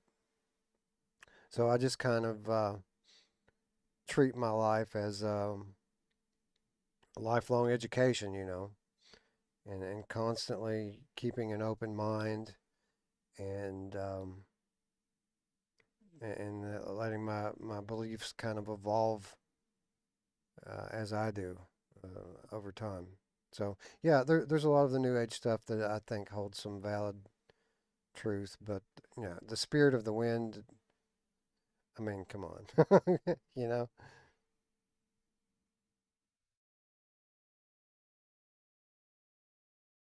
I had sleep paralysis a couple times. It was scary. It felt like someone was in the room causing it. Right? Like I wake up, can't move. It seemed like there was a weird glow into the room, like I could see even though it was dark, and I just couldn't move. Couldn't scream, couldn't talk. It was scary.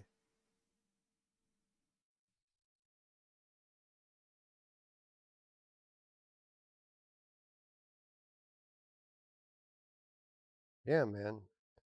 And everyone will claim to be like that, right? Everyone will claim to have an open mind, but then you ask them what they believe, and it's some fucking textbook view, whether it's some denomination of some religion or if it's political. You can tell which ones watch Fox and which ones watch CNN and NBC, right? They're all fucking pre-programmed, but they all think that they're the ones with the answer, that they're the ones using logic, while they're all just fucking regurgitating some bullshit that they've been taught.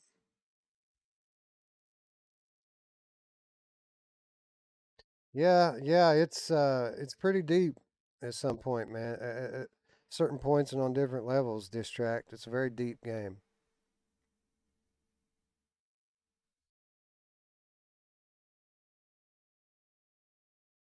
Yeah, I know, right? Touch the clouds. That's crazy, right? All right, let's move on. We still got a couple levels to go here.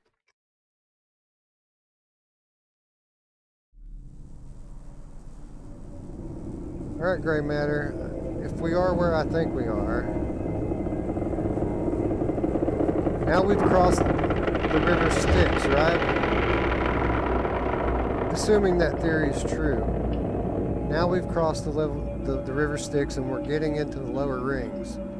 Do you remember what characteristic defined the lower rings? There was something about the lower levels of hell that you wouldn't expect from the traditional beliefs about what hell is.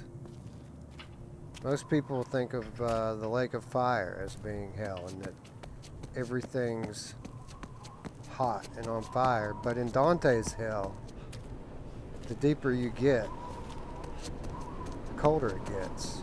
So much so that when you make it down to Satan, Satan is frozen in ice. He can't move. And look at where we're at now.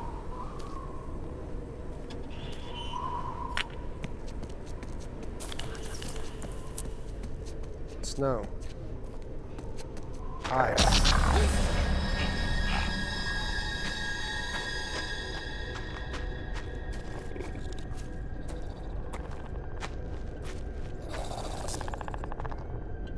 Now let me be clear. When I'm talking about the Inferno and drawing all of these comparisons, it's not to say that I think that we're actually in the game going to hell. I think that all I'm saying is that I think that the level designers took some inspiration from the Inferno. As you're going to find out, we're not going to hell at all. That's not what this game is about. It's what I initially thought, but it isn't what turns out to be true.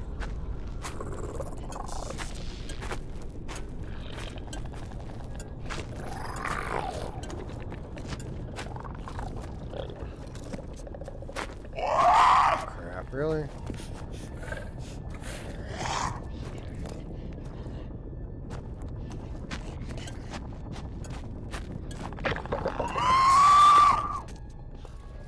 Don't let them see you.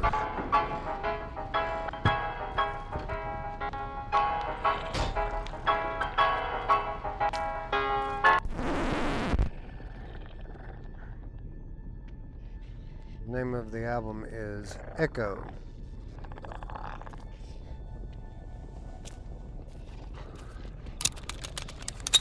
A scale and a knife.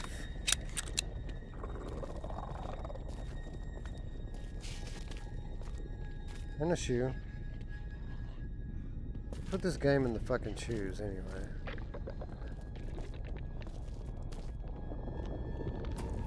Anyway, this bit in particular is kind of tough to navigate. The cool thing about it is they give you multiple paths through. But while that is the cool part about it,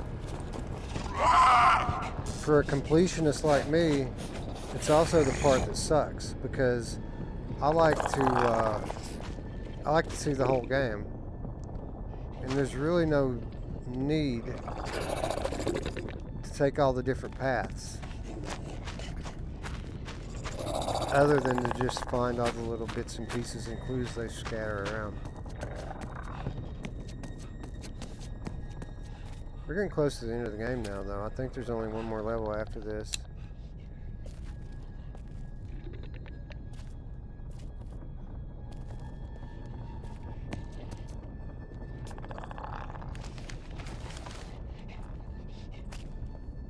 This is a spawn point, I'm pretty sure. Or maybe it's right here, yeah. There's the spawn point down there. Here's some batteries. Yeah, I think this is the next to last level. I think that there's a... Oh, wait a minute. I think there's a relatively big revelation in this level, and then the final level, which kind of ties it all together.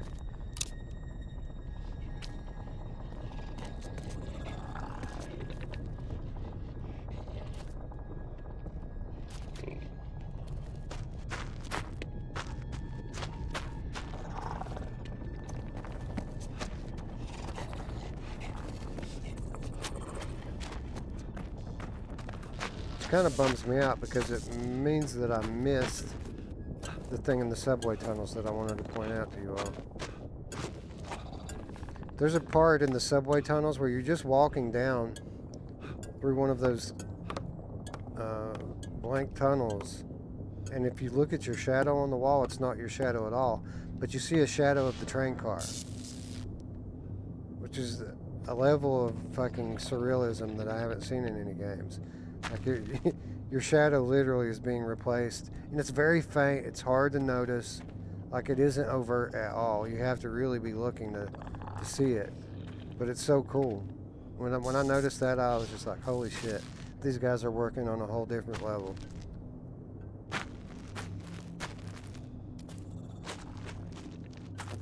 And maybe we'll still get there. Maybe there'll be another subway part ahead of us. I can point it out.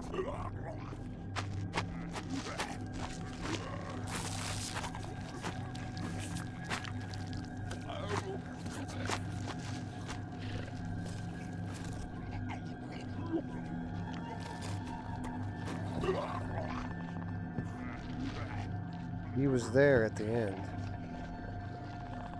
Looked to me like he was the cause of the end.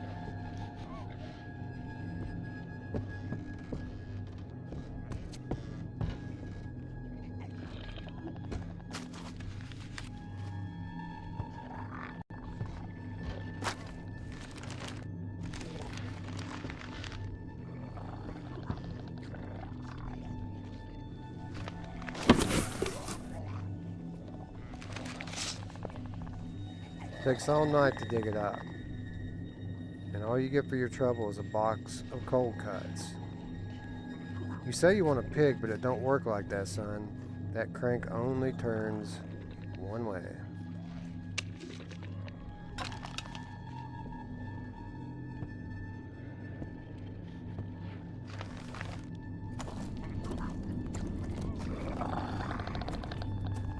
This is what I'm talking about. There's shit in all these houses. You can make your way through them, or you can just take the easy path and get the hell out of here.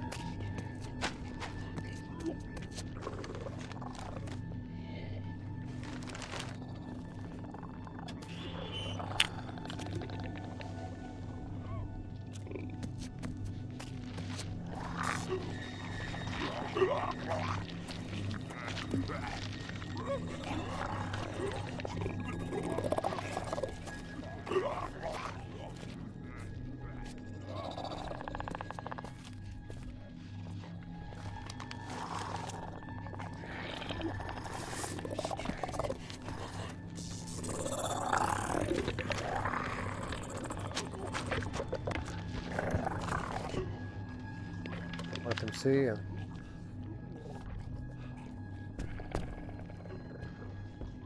The TV has a hole in it. I wonder how it got there.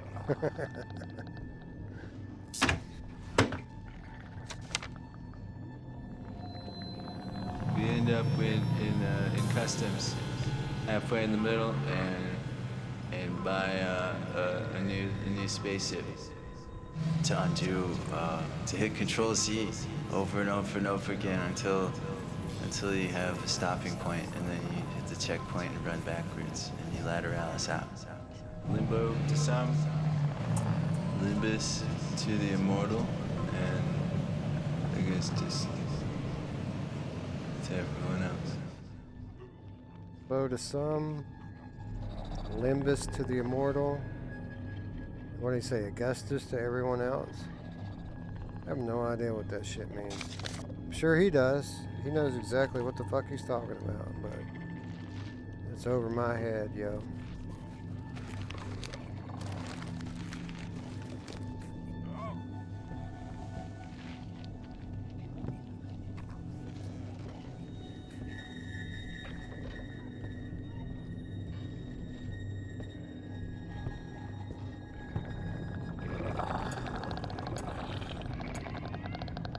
Found 2 ways.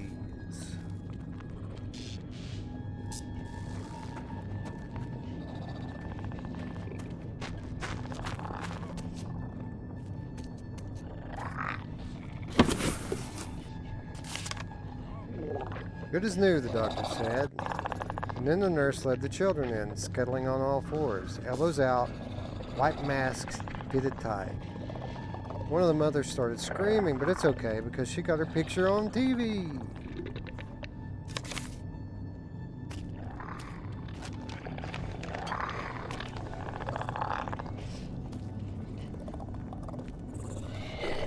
I think that's the way to go.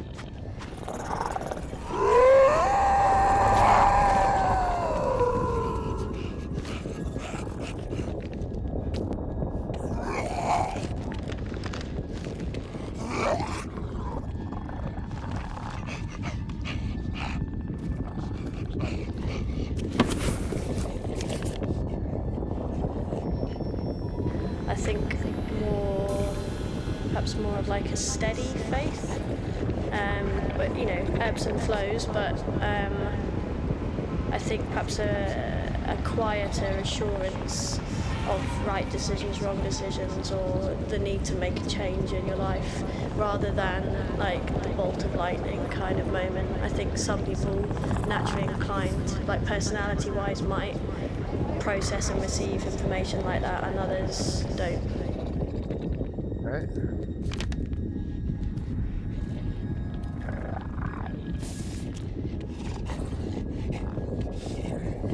Here.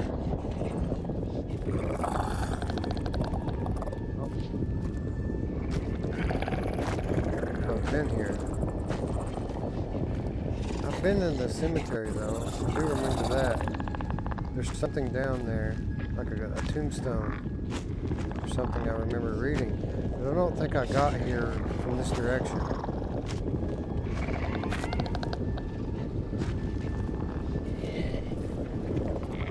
Over there, see it? It's a gas pump for a headstone.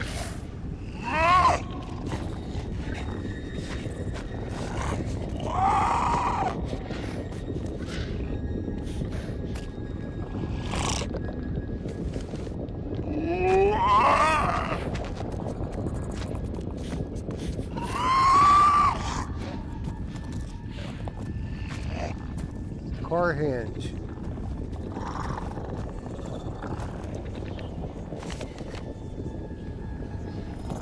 When I ran up to another hobo, and it turned out it was Willie Brown. Willie Brown. And Willie Brown was playing music to my soul on the biz. I had a soul radio, and he was playing He was playing him. He found me in the cosmos. He's 1,000 in Hollywood. Vanity will be your downfall. So try not to look at your Trophy for that one. Silver trophy. I guess for finding something I wasn't supposed to find.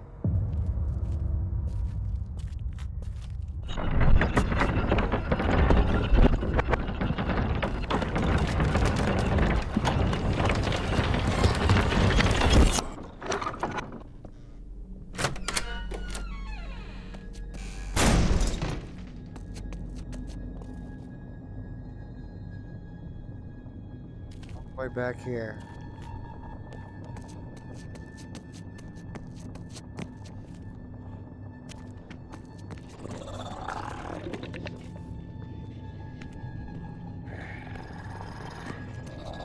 This is the beginning. Maybe.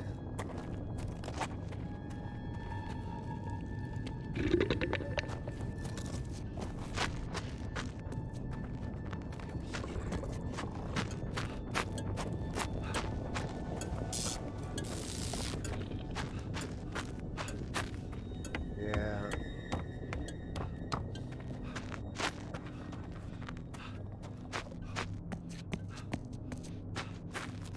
We found a memorial to Willie Brown. Pretty cool, right?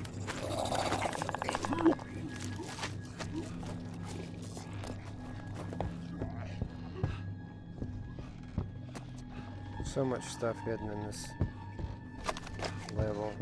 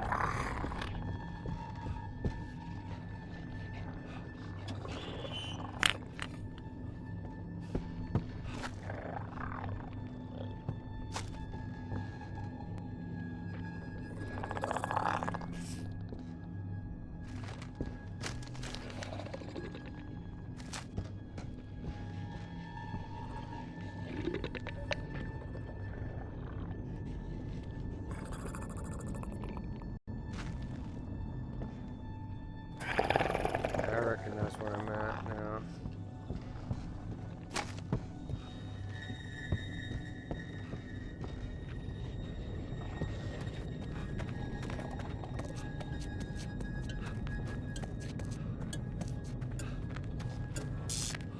Look. Where we're at.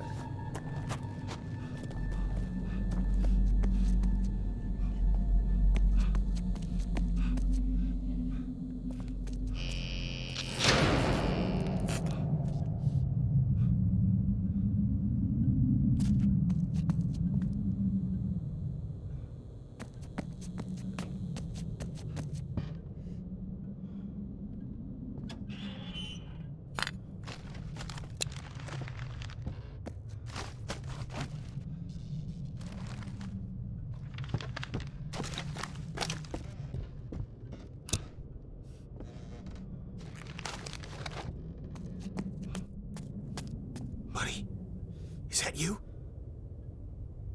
Oh, you made it. I can't believe it.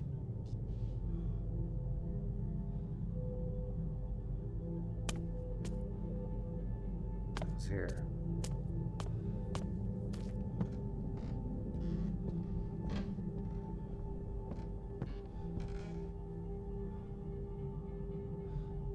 What? Buddy? The hell? I can't be. You look so old. But You're not. Wait, buddy. I don't know what's going on here. You just gotta find Dana, man. She can figure this out. You should go. I'll go too. Okay? He is I and I am him. Slim with the tilted brim. What's my name? Look at the picture, right? It's the rattlesnake, coiled. Look at the picture in the mirror. You ready? Won't let me turn around. You can do this. I know you can. Why are you making me not look at the mirror now? See it? The maze. Snake? The maze. Snake? Maze. I love shit like that. I'll see you later, buddy. See you later, buddy. All right? Why won't you let me turn around? Oh, it's because he's talking. That's what it is.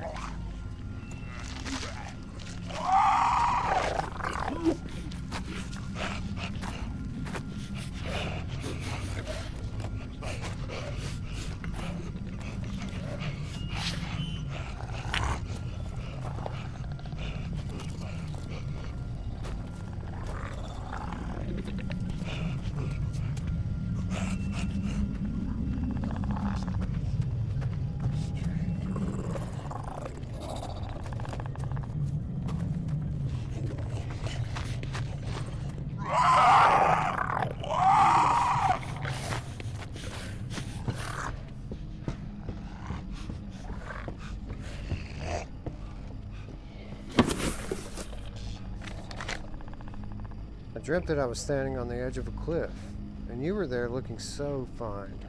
And I said, "Watch this," and jumped. And then I woke up because I was falling, because it hadn't been a dream. It had never been a dream.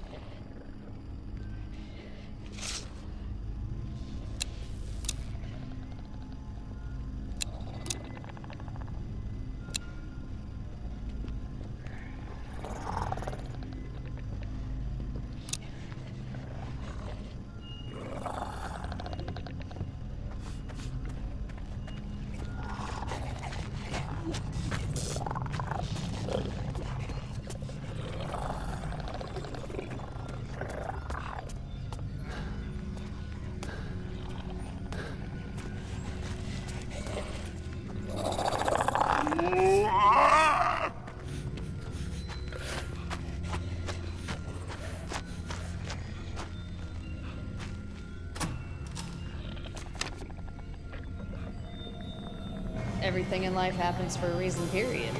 Everything has led up to this. This is where I'm evidently supposed to be. In order to be where I am, those mistakes had to be made, or I wouldn't be here and who I am today. And that's what my work is all about. It's all inspirational, uplifting. Some of it's a little negative here and there when I've just had a really pissed off day, and it's just like, fuck you, I don't care who you are, fuck you. You could be the Pope, fuck you, you know? Sounds like a cool chick. Talking about her work. Trying to give people meaning.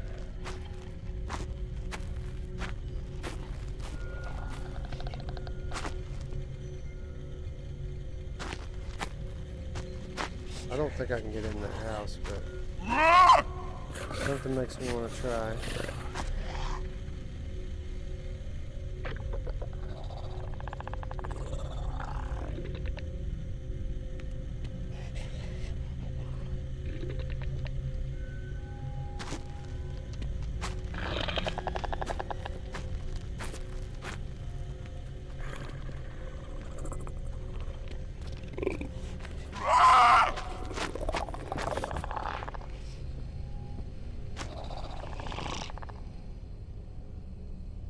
if there's anything in there. Just don't look at them. No eye contact.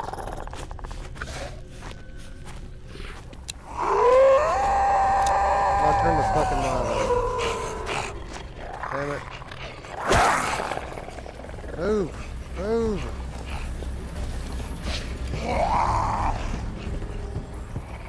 Oh, that was a close one. Can't look at them, but you also can't turn your flashlight on.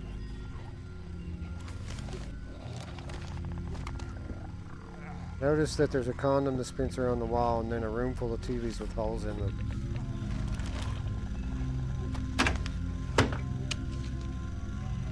She was a big girl now. Too old for imaginary friends, Mommy said. So they all waved bye-bye and went away down the street. All her nice friends gone forever. Except him. Except the dark corner friend with the teeth and the eyes.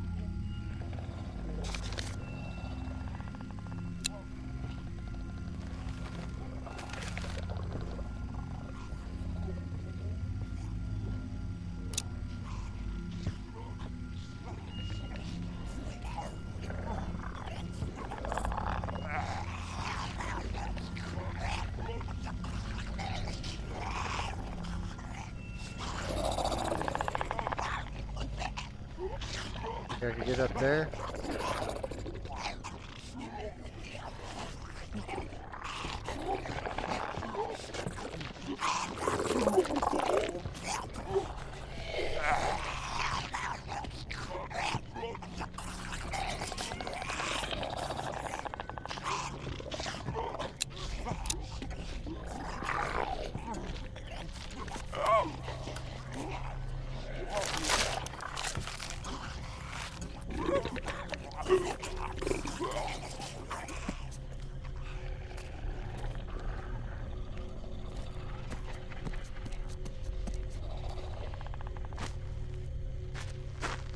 This is kind of a side path here. We're supposed to be moving up the mountain, but couldn't resist coming down here and checking this place out.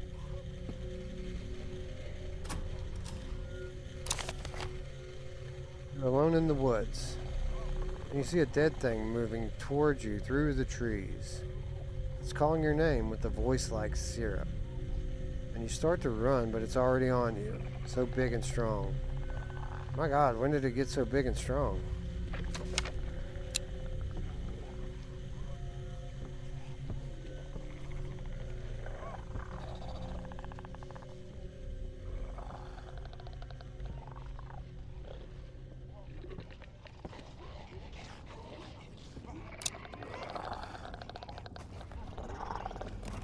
I guess this is another way through that we could have taken.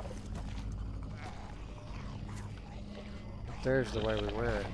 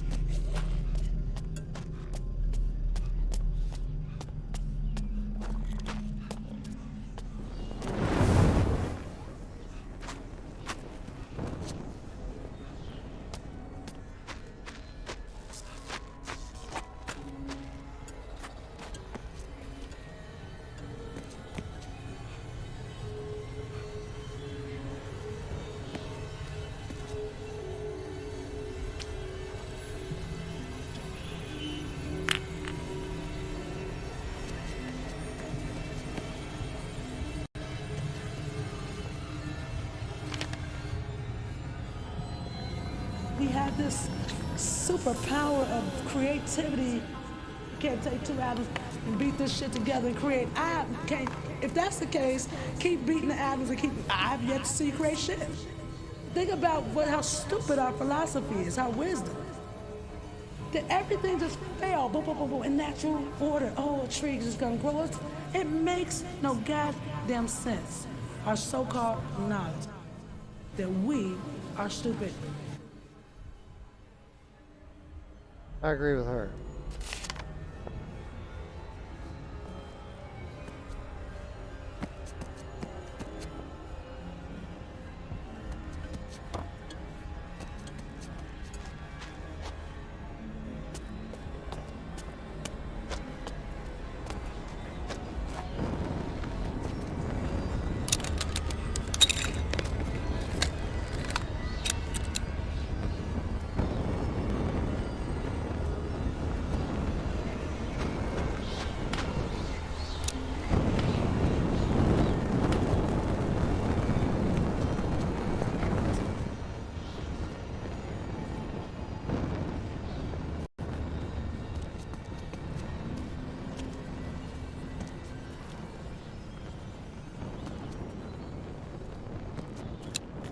One point.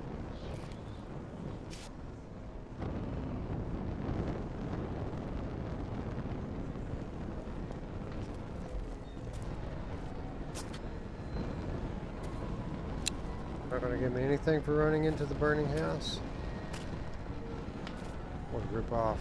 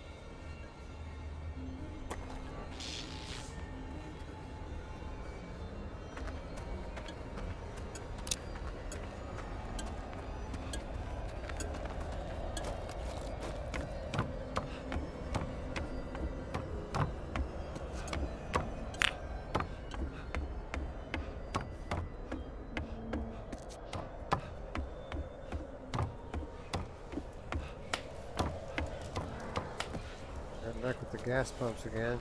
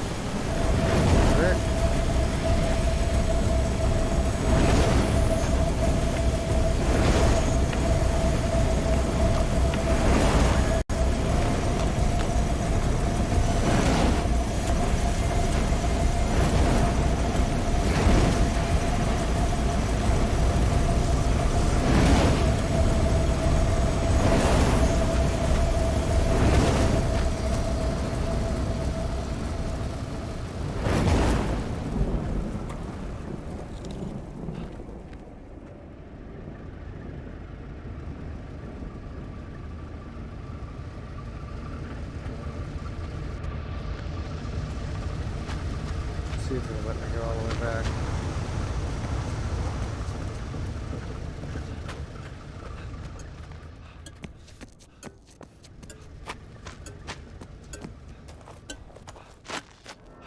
Nope. It's not. teasing me with houses I can't go in and look.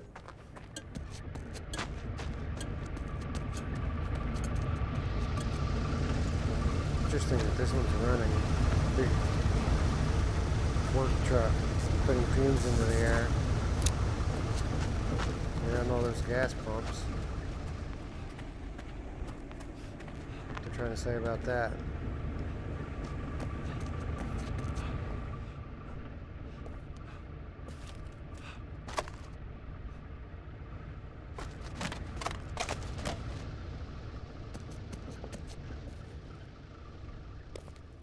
Another fucking spawn point? Yep. Oh, you can open this door. It's locked. Why is it flashing if I can't open it? There's a... What is that? This is weird.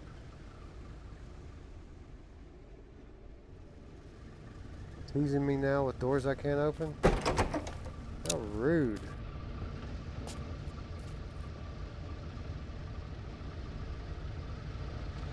You see stuff like that, it makes you think that maybe there are things that you can do in this game to unlock other things, you know what I mean? Like maybe had I done something different or collected so many pictures or whatever, that maybe there would be something in that room. Just a thought. Again, I would love to have a director commentary on this.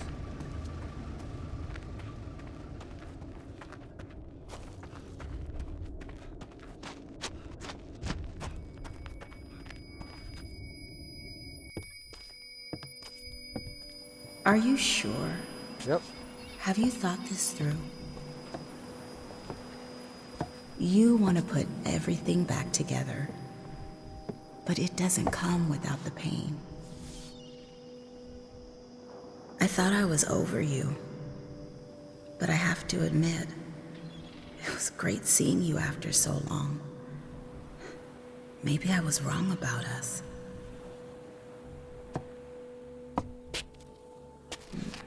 I don't know.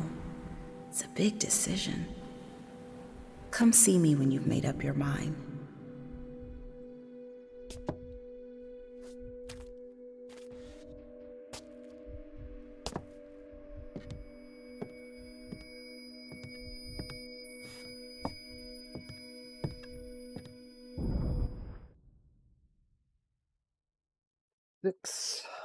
Chapter 6.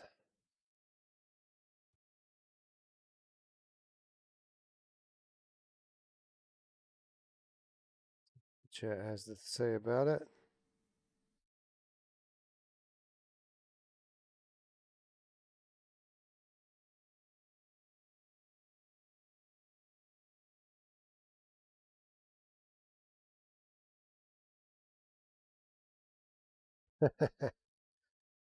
I do know who likes a Willie Brown.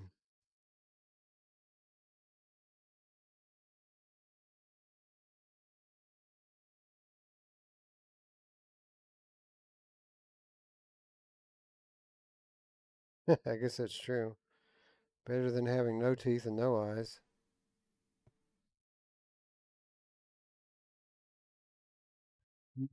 To turn the blinders off, you have to enable the VR mode, whatever it's called.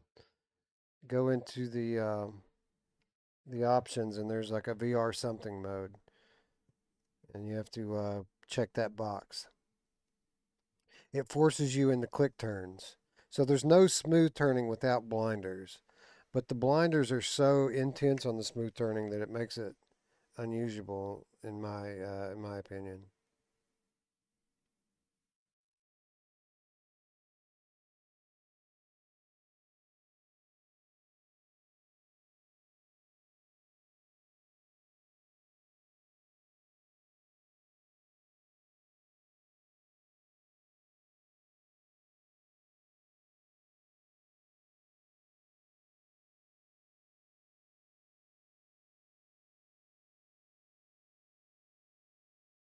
Yeah, that kitchen demo was pretty intense too. Visceral. There's a note on the bridge. Must have missed that.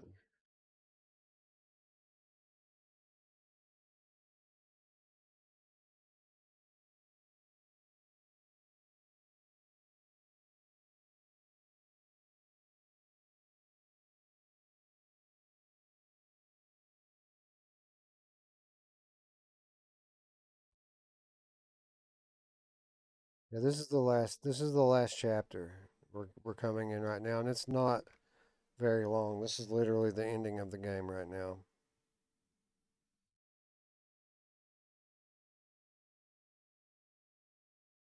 Let's finish it off, shall we?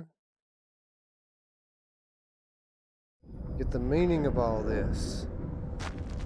What have you been playing at? Gentlemen? What are you trying to say? What is this?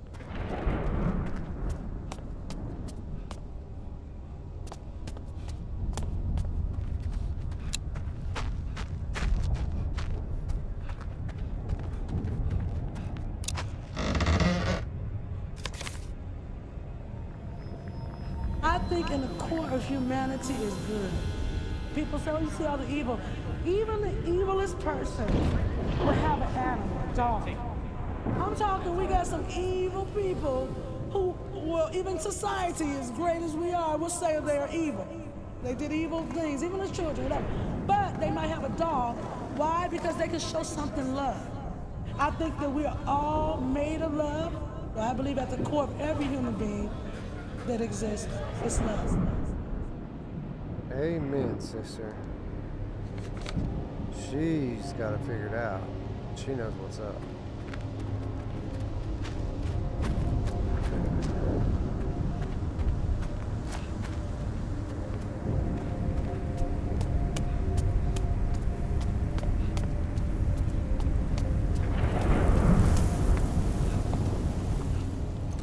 Here we are. This is the scene that the newspaper at the beginning was describing.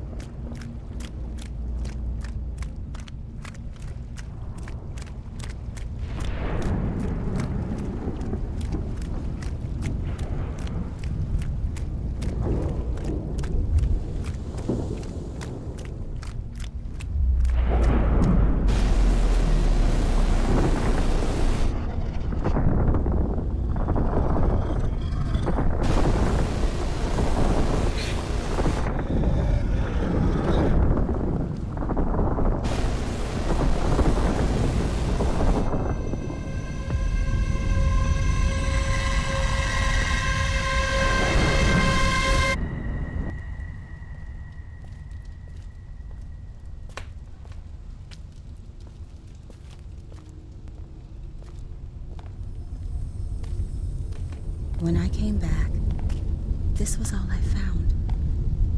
A dead planet with nothing left of you but ashes. So I went away, and I tried to forget you.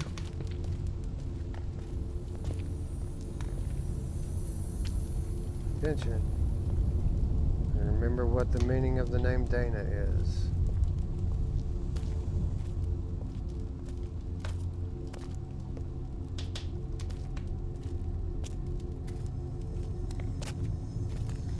But then, I thought, maybe I did want to see you again, so I created a place for you to come back to.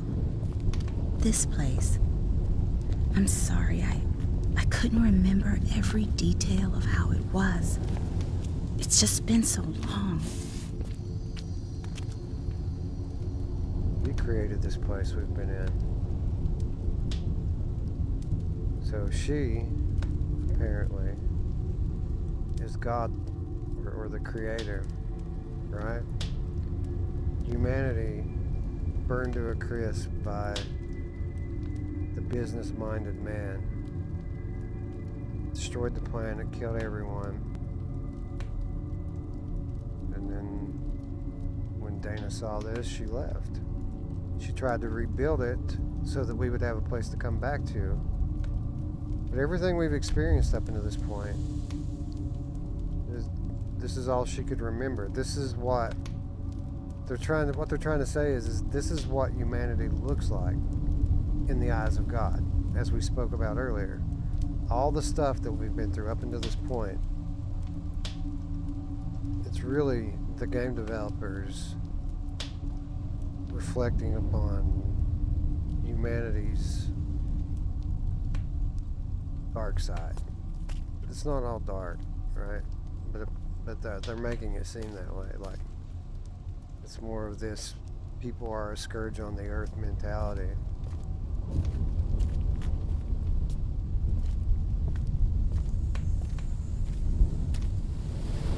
Now it's up to you. You need to decide whether there's a way forward.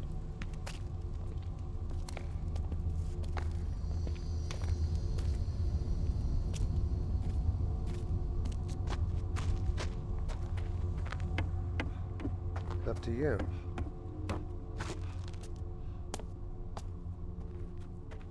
Can you exist? Can humanity exist and not destroy itself?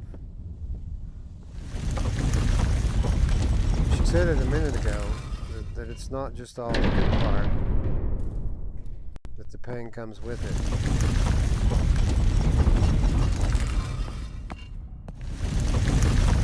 Pretty soon, you're gonna have to choose whether he lives or he dies.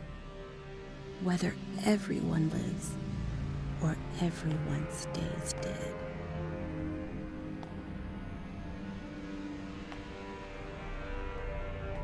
I am sorry to put this burden on you.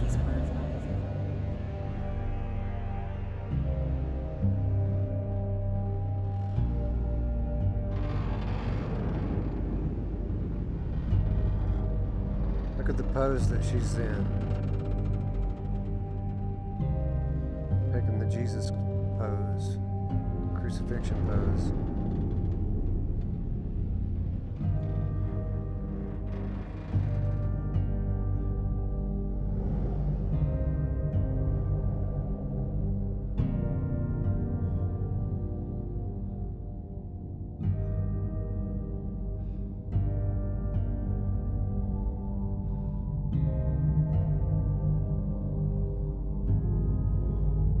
This journey that we're on, where does it end?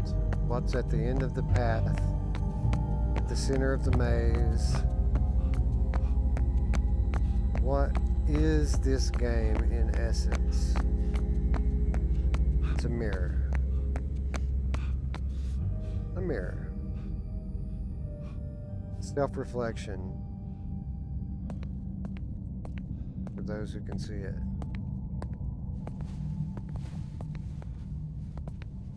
Ah, you made it. I knew you could. Buddy, I talked to Dana. I hate to tell you this, but she says this is it for you, pal. You're on the wrong side of the mirror. You and this place, you're gonna go away. But as for where I go, that's all up to you. Take my hand, and I get a second chance. All of us get a second chance. That hammer? That's the other choice. But you don't need to use that, because I've changed. I've learned so much from you. That bully in the sewers, you did the right thing. I see that now. And at the theater, you did everything you could, and all the other things you did in the city. I get it. I understand who I need to be. It's your call, buddy. And we're asking you to pull us out. It's what you're here for.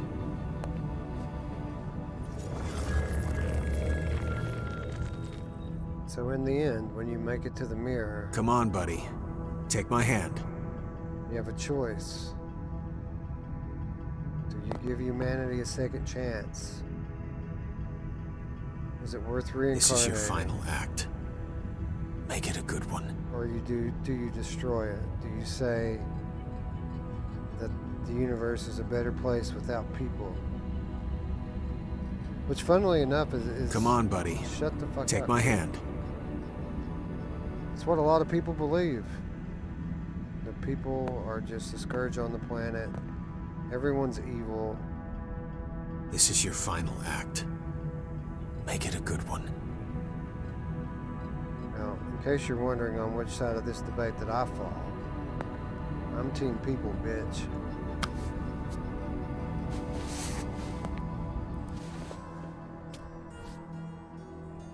Thank you, buddy. I can't thank you enough.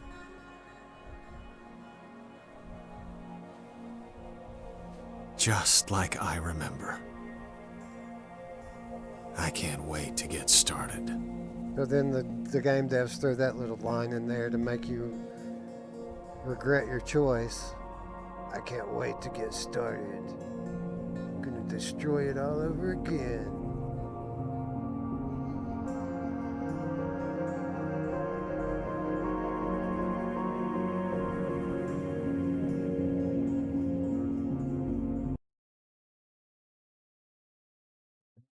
Ladies and gentlemen, that's the game. Here they lie. Hopefully you all have a little bit better of an understanding about it now. Most people come away from this game saying, I'm just lost. I don't know, what was that? What does it mean? It's just weirdness. Most people think this game is nothing more than just filth, violence, and that it's just all shock value and that it doesn't really have much meaning, or if there is meaning, that it's over their head. Hopefully we've been able to enlighten you a little bit today on what the game actually is all about. Hopefully you share some of my appreciation for this dark work of art. Absolutely love it. It's one of my favorite games. It might be my favorite game. And although I know it's never going to happen, it's one that I hope one day sees a rematch. Let's check in with the chat one more time before we call it a stream. I hope my microphone's still on. Thanks for sticking it through, Grey Matter. I mean, man. You're a trooper. And everybody, I mean, shit. Most of you people have been with me most of the night. I very much appreciate it. I'm glad that I did it instead of waiting till tomorrow. Guess what I'm doing tomorrow? We're going to do Dreams tomorrow. I'm not saying I'm going to stream it, but I'm checking it out. We're going to talk about it on Strangers in the Night tomorrow night. So there's a Halloween event going on in Dreams. I haven't heard much about it this year. Like last year, it was a big deal. Like people kept talking about it, how there's all this cool VR content in there. Nobody said shit about the Dreams thing this year. So I'm gonna go check it out. And if it's any good, I'll be sure to let you all know tomorrow. And if anybody's checked it out, let me know. What do I have to look forward to? Anyway, thank you, Dare Snuff. Yeah, the music gets loud sometimes, man. Sorry about that. Luckily, there's not a whole lot of music in the game.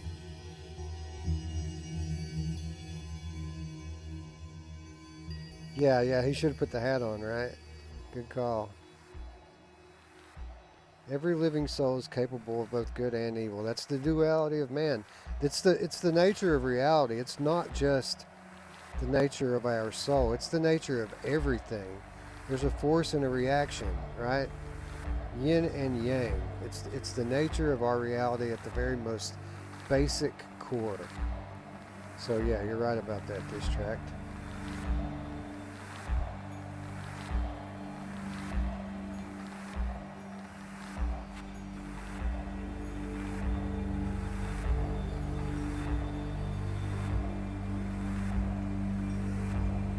Everyone has both, and it's a constant struggle. You have to decide, like, it isn't just in people's nature just to be good, you know. Sometimes being good is a difficult thing to do.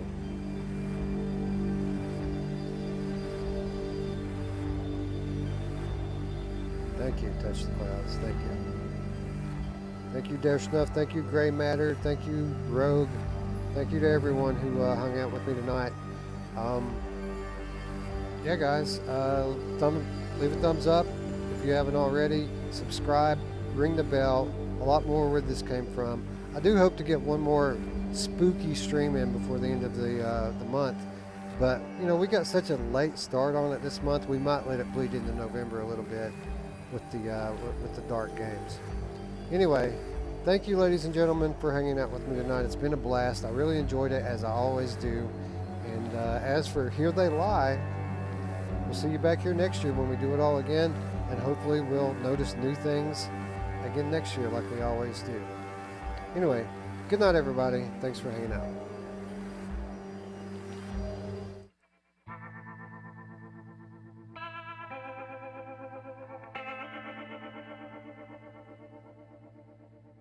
Thank you.